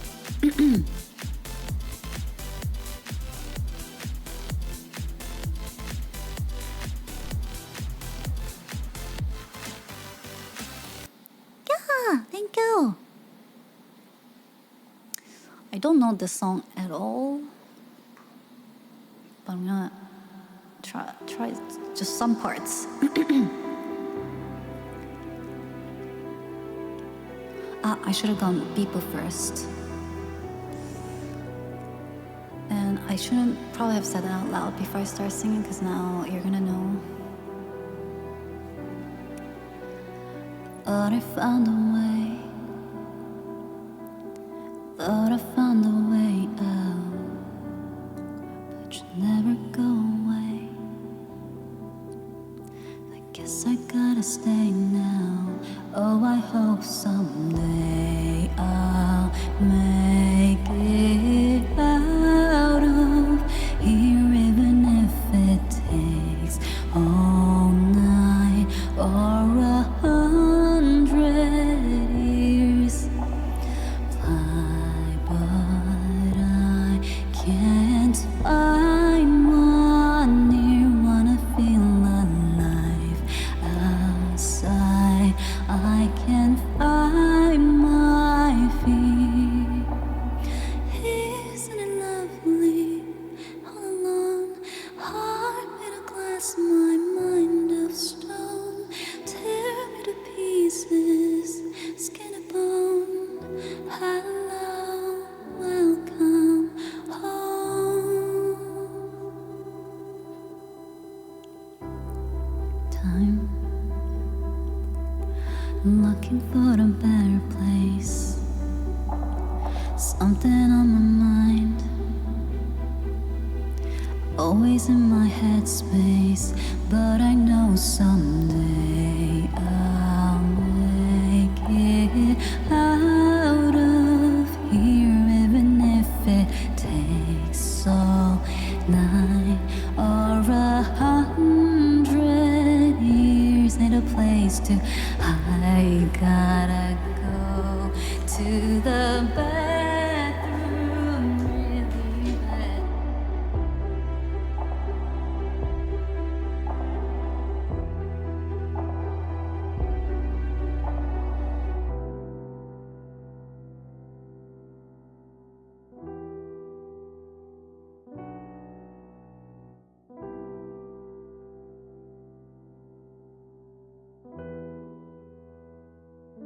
Beep boop.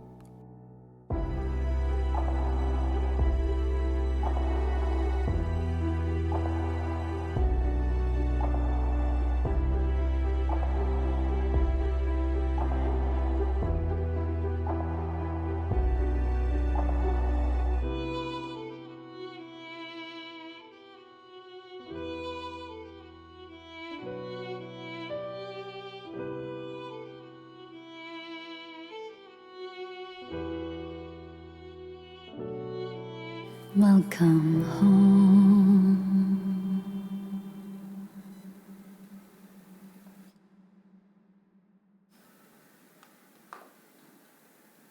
That was a full song.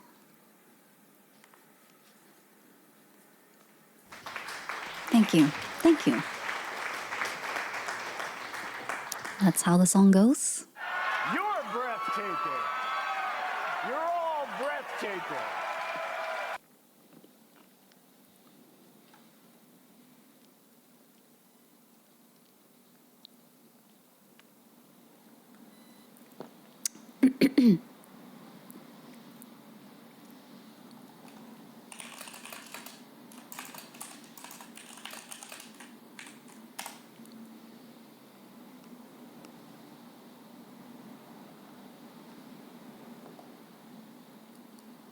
I also don't know this song, but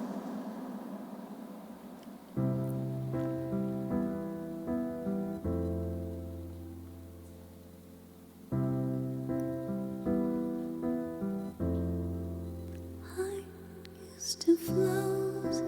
I just walked down. I used to know, but I am not sure how.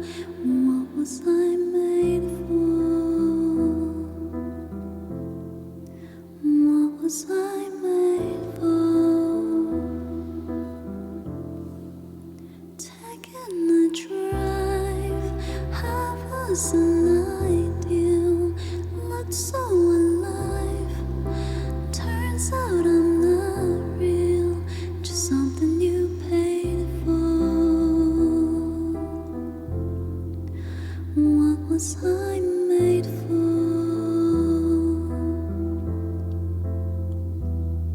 'Cause I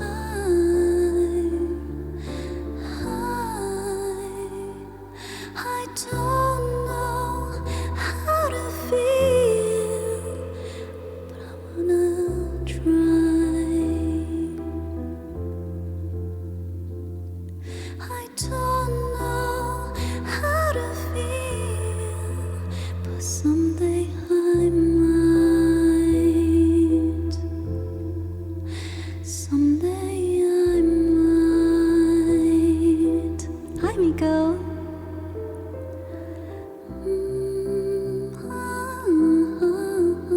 Miko, have you watched this movie, the Barbie? When did it end? All the enjoyment. I'm sad again. Don't tell my boyfriend it's not what he's made for. What was I made for?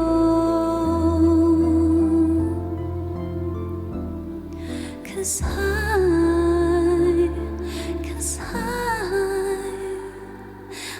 don't know how to feel, but I wanna try. I don't know how to feel, but someday I might. Oh, someday I might.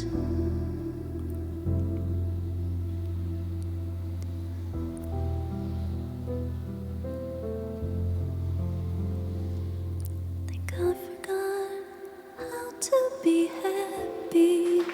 Something I'm not, but something I can be. Something I wait for. Something I'm made for.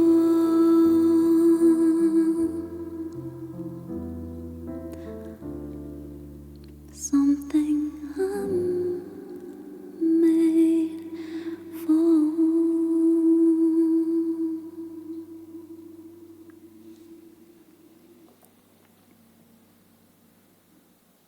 It's called What Was I Made For? It's sang by Billie Eilish, but it's from the movie Barbie. It's beautiful. Oh, thank you, Miko. Thank you, thank you. No, you, no, you. This is a good song. Oh my god, sorry. Cinder, thank you so much. Thank you for the community, so cute. Thank you. Thank you, thank you, thank you.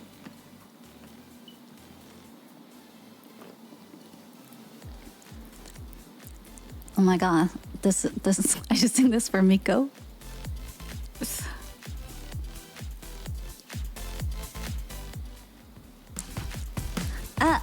Up for two.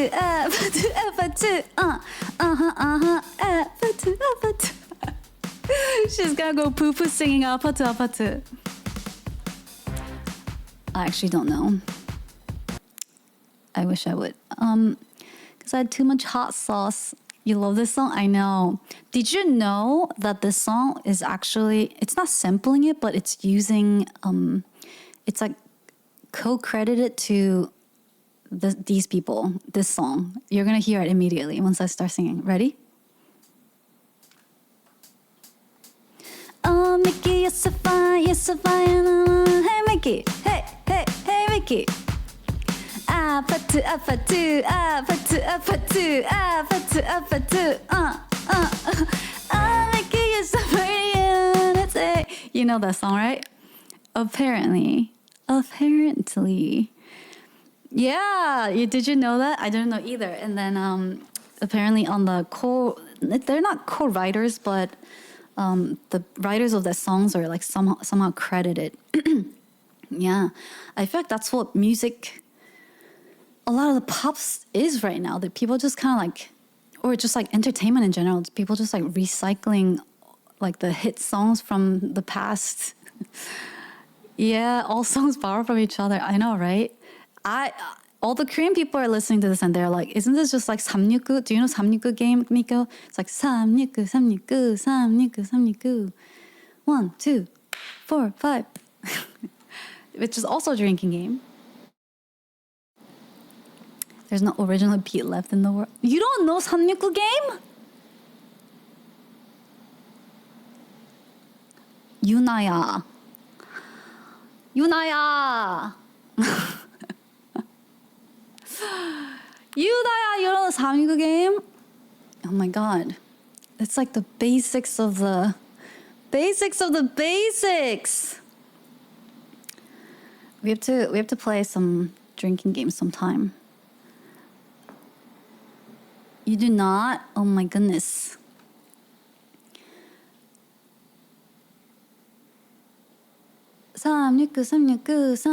Wait, if you don't know 369, I'm trying to think like what. You know, like the name, like I am grounded, na na na na na na. Miko 둘, Miko, 하나 셋, 하나. Do you know this game? I am ground.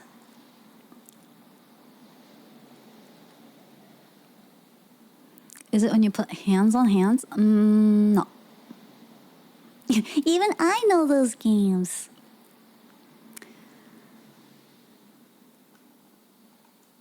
Part.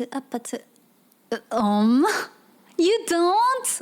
Oh my goodness.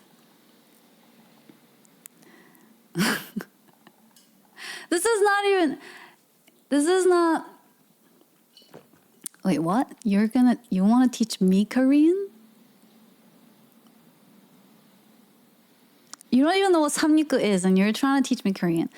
소개. Say 소개. Yeah, 소개. 소개. What? Your 소개?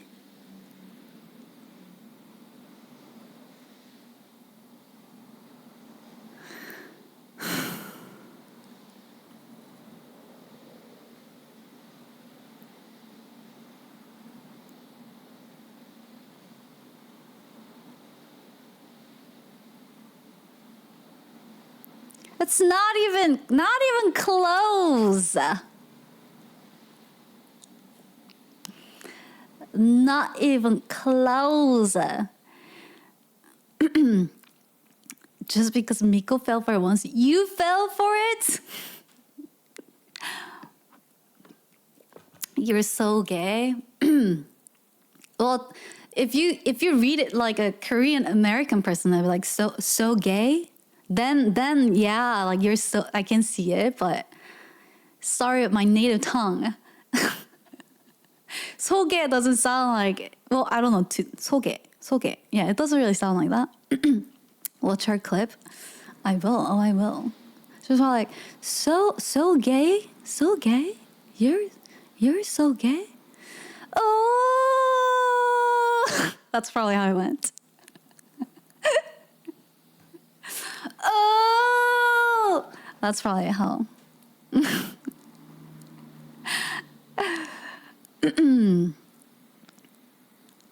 I can already visualize the moment. Stop. Chat. Oh. Rockstar. Kiss me under the moon.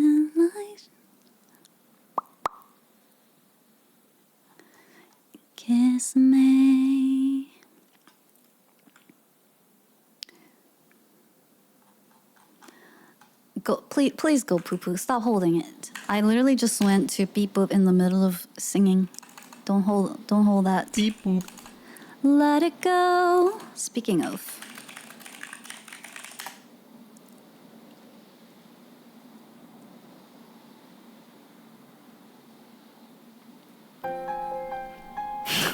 This is for Miko.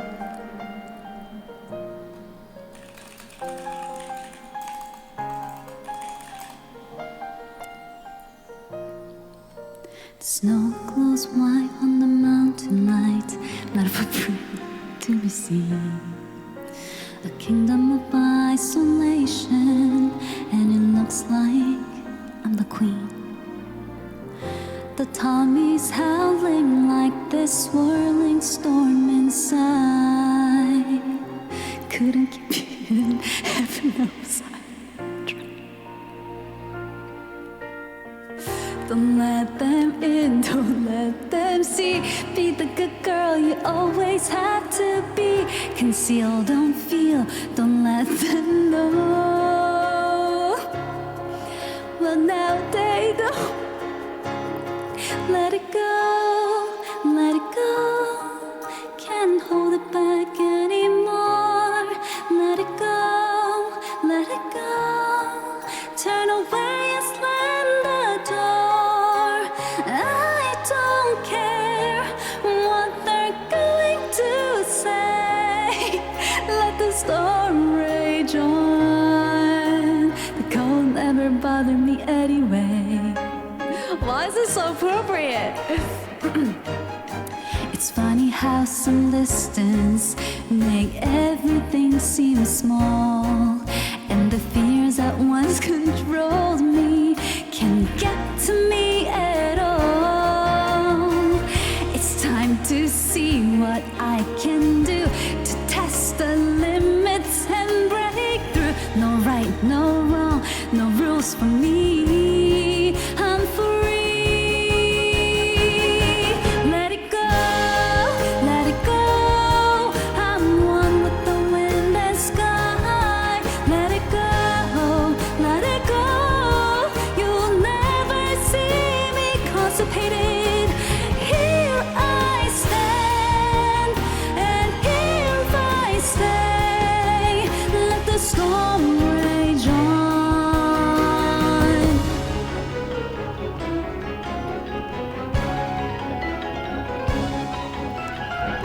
My power flurries through the air and my soul spiraling in frozen fractals all around. And one thought crystallizes like an icy blast. I'm never going. The past is in the past. Let it go, let it go. I'll rise like the break of dawn. Let it go, let it go. That perfect girl is gone.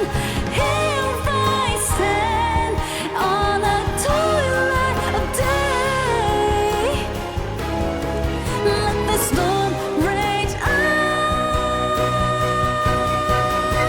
The cold never bothered me anyway.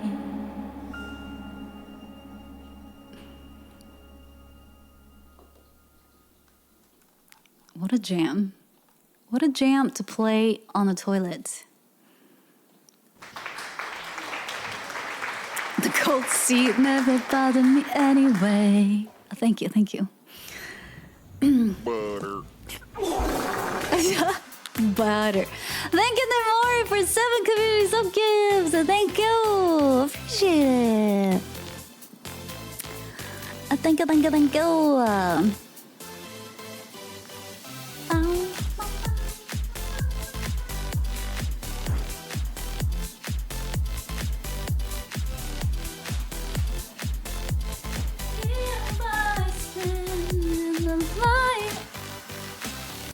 I feel like this song, we always get trolled somehow. Like, it always has like a different meaning every time I sing it.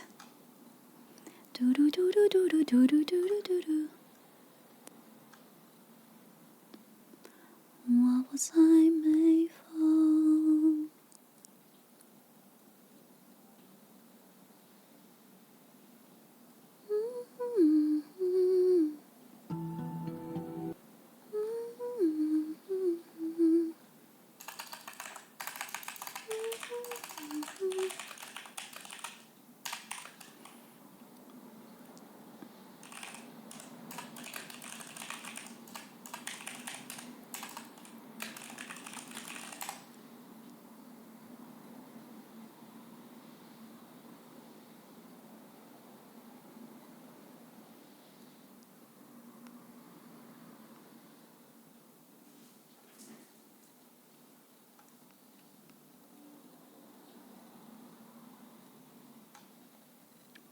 Hierarchy?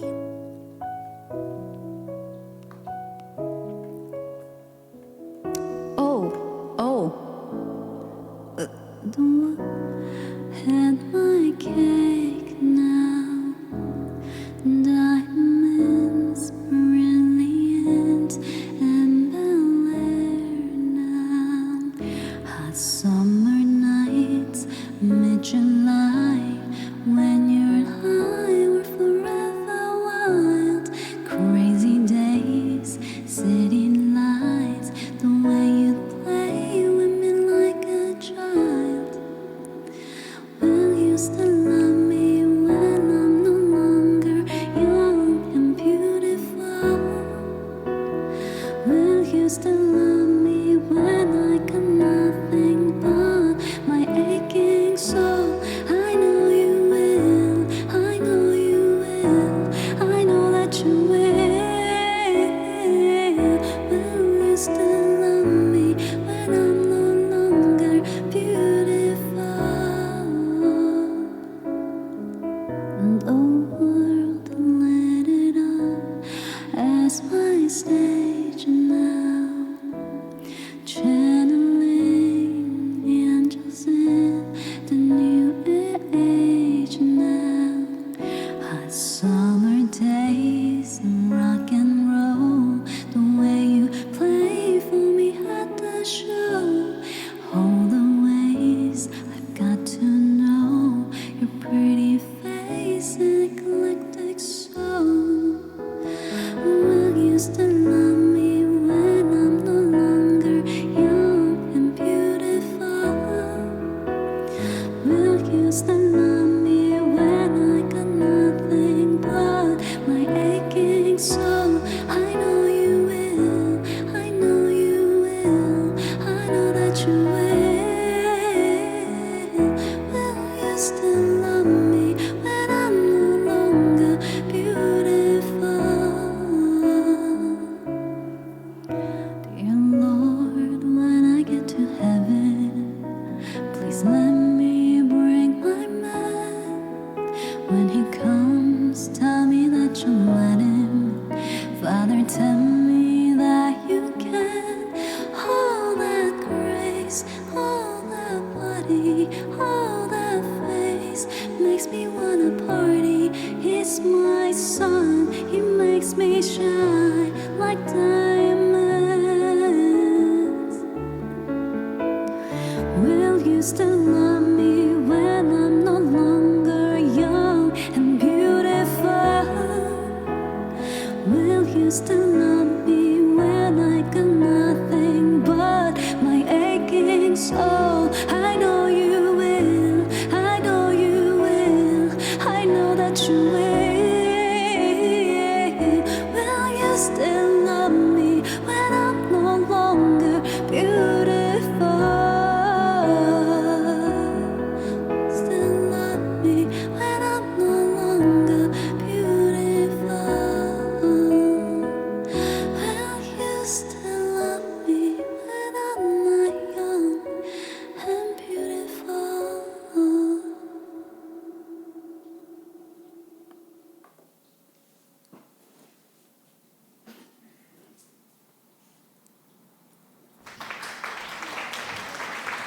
Thank you.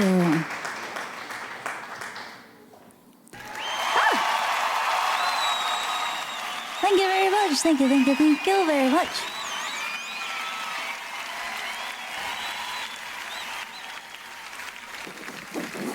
Will you still love me, chat, if I'm not young and beautiful?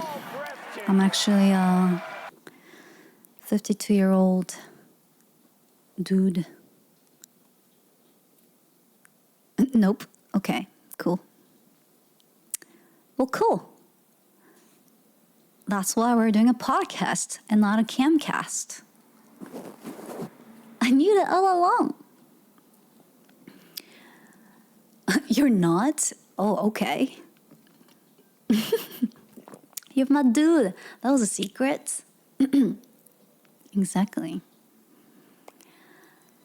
When I'm not young and beautiful. Na na na na na na na na.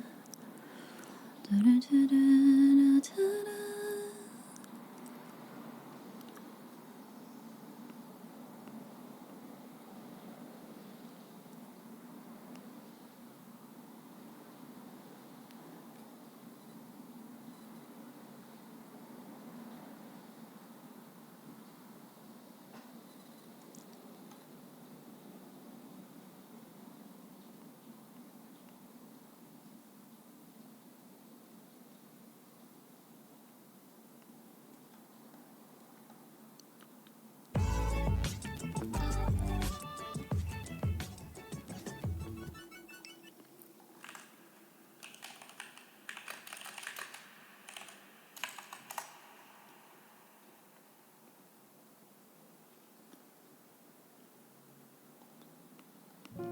Larry. That's my name. Larry.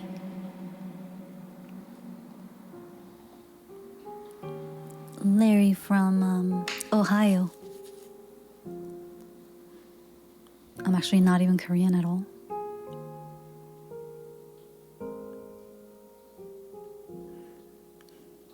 She'd take the weight off my shoulders if it was ever hard to move. She turned the rain to a rainbow when I was living in the blue. Why is she so perfect? Hi, Bentham. That was you. Perfect don't mean that it's working, so what can I do when you're out of time?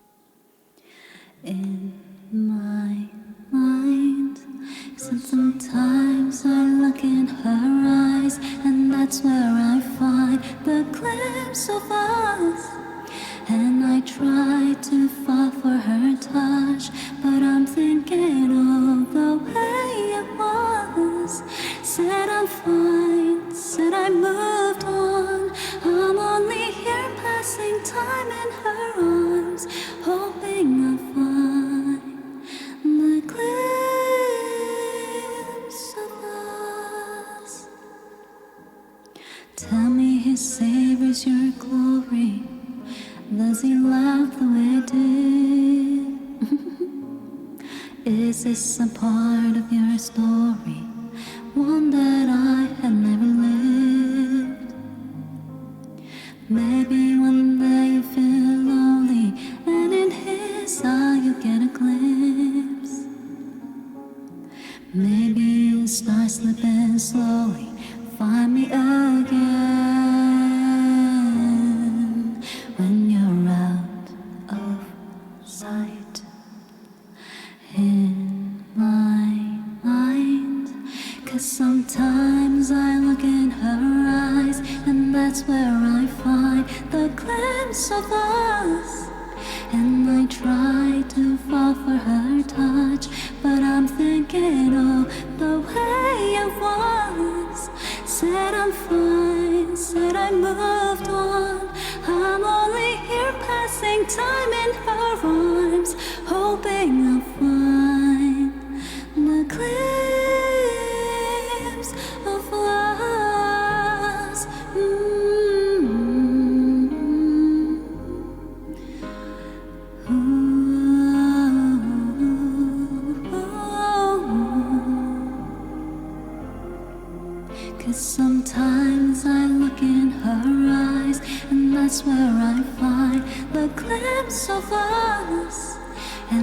try to fall for her touch, but I'm thinking of the way it was.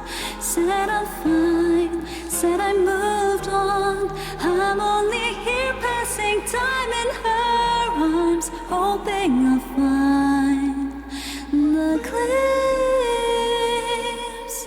of us.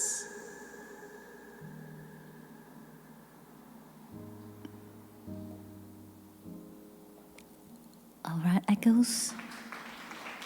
That's the last song of the day. I'm so hungry. I can't sing anymore. I can't talk. I can't do anything. Everything's broken, but I'll go figure out fixing it and bring Hana back to you. Oh!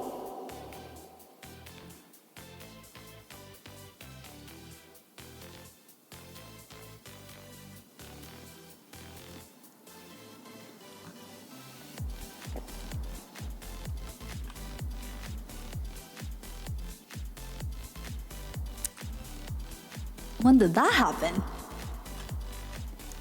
Holy.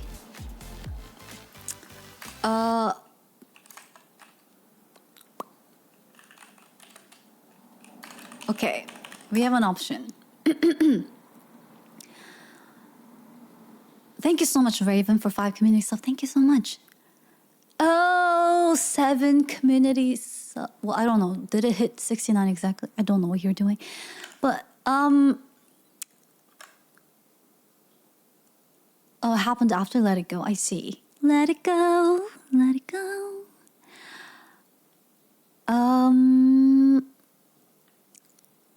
I could spin the wheel now and then get whatever we end up getting on the next stream. Or we can start the stream with me spinning the wheel next time. Either way, you're getting it next time because I can't. I'm so hungry. I can't do anything right now. What you got? Also, Hana should be doing it, and Hana's broken.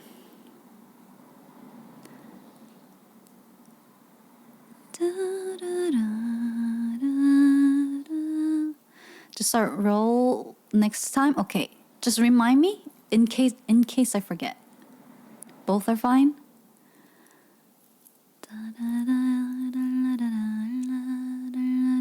Oh, spin now makes more sense in case it needs something that needs to prepare time.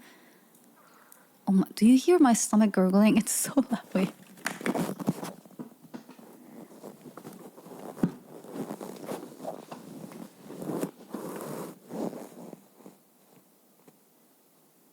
You heard it? It wasn't even on my stomach.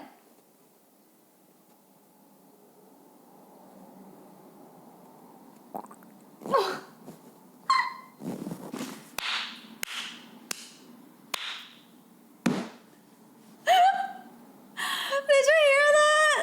Oh my god! Wait. I'm so hungry, I'm not joking. Loud and clear.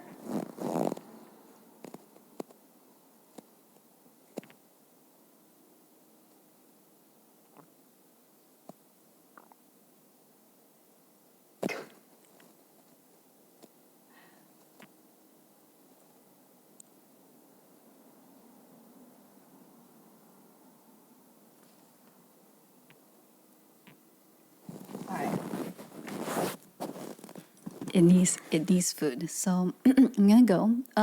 Should I spin now? Are there things that require me to prepare for? Okay, let me see. Eat well. I will.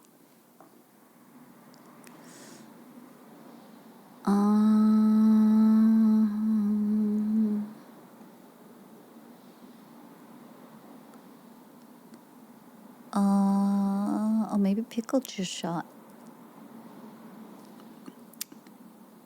Coke or oh yeah, some of these do.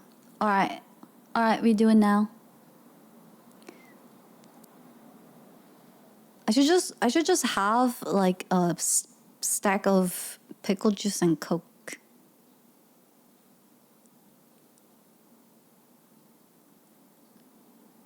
but it's not exciting if you see it. Well, isn't it more exciting to spin it on the day of?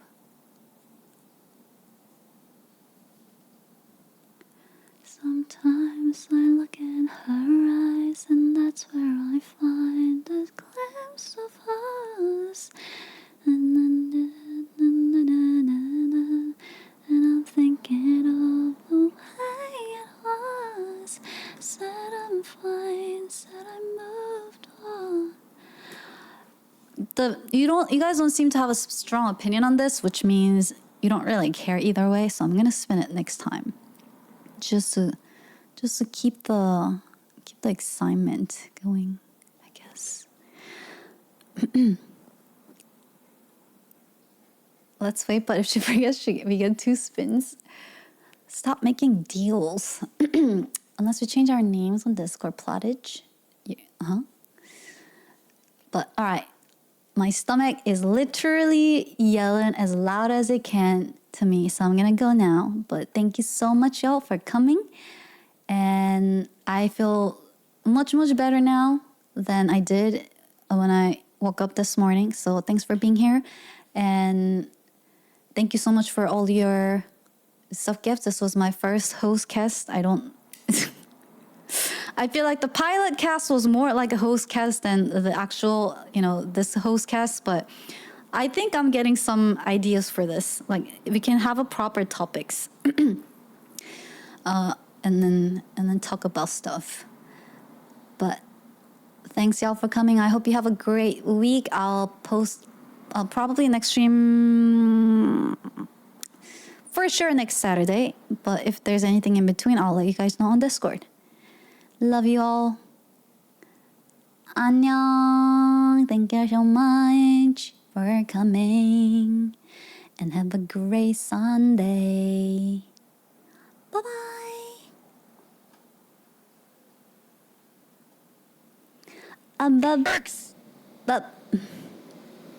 Bye-bye.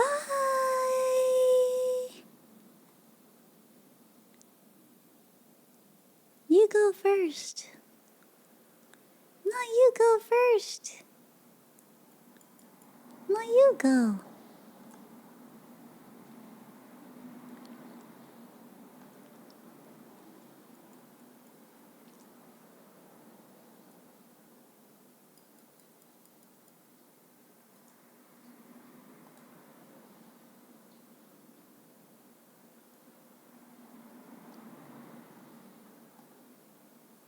Python. 안녕.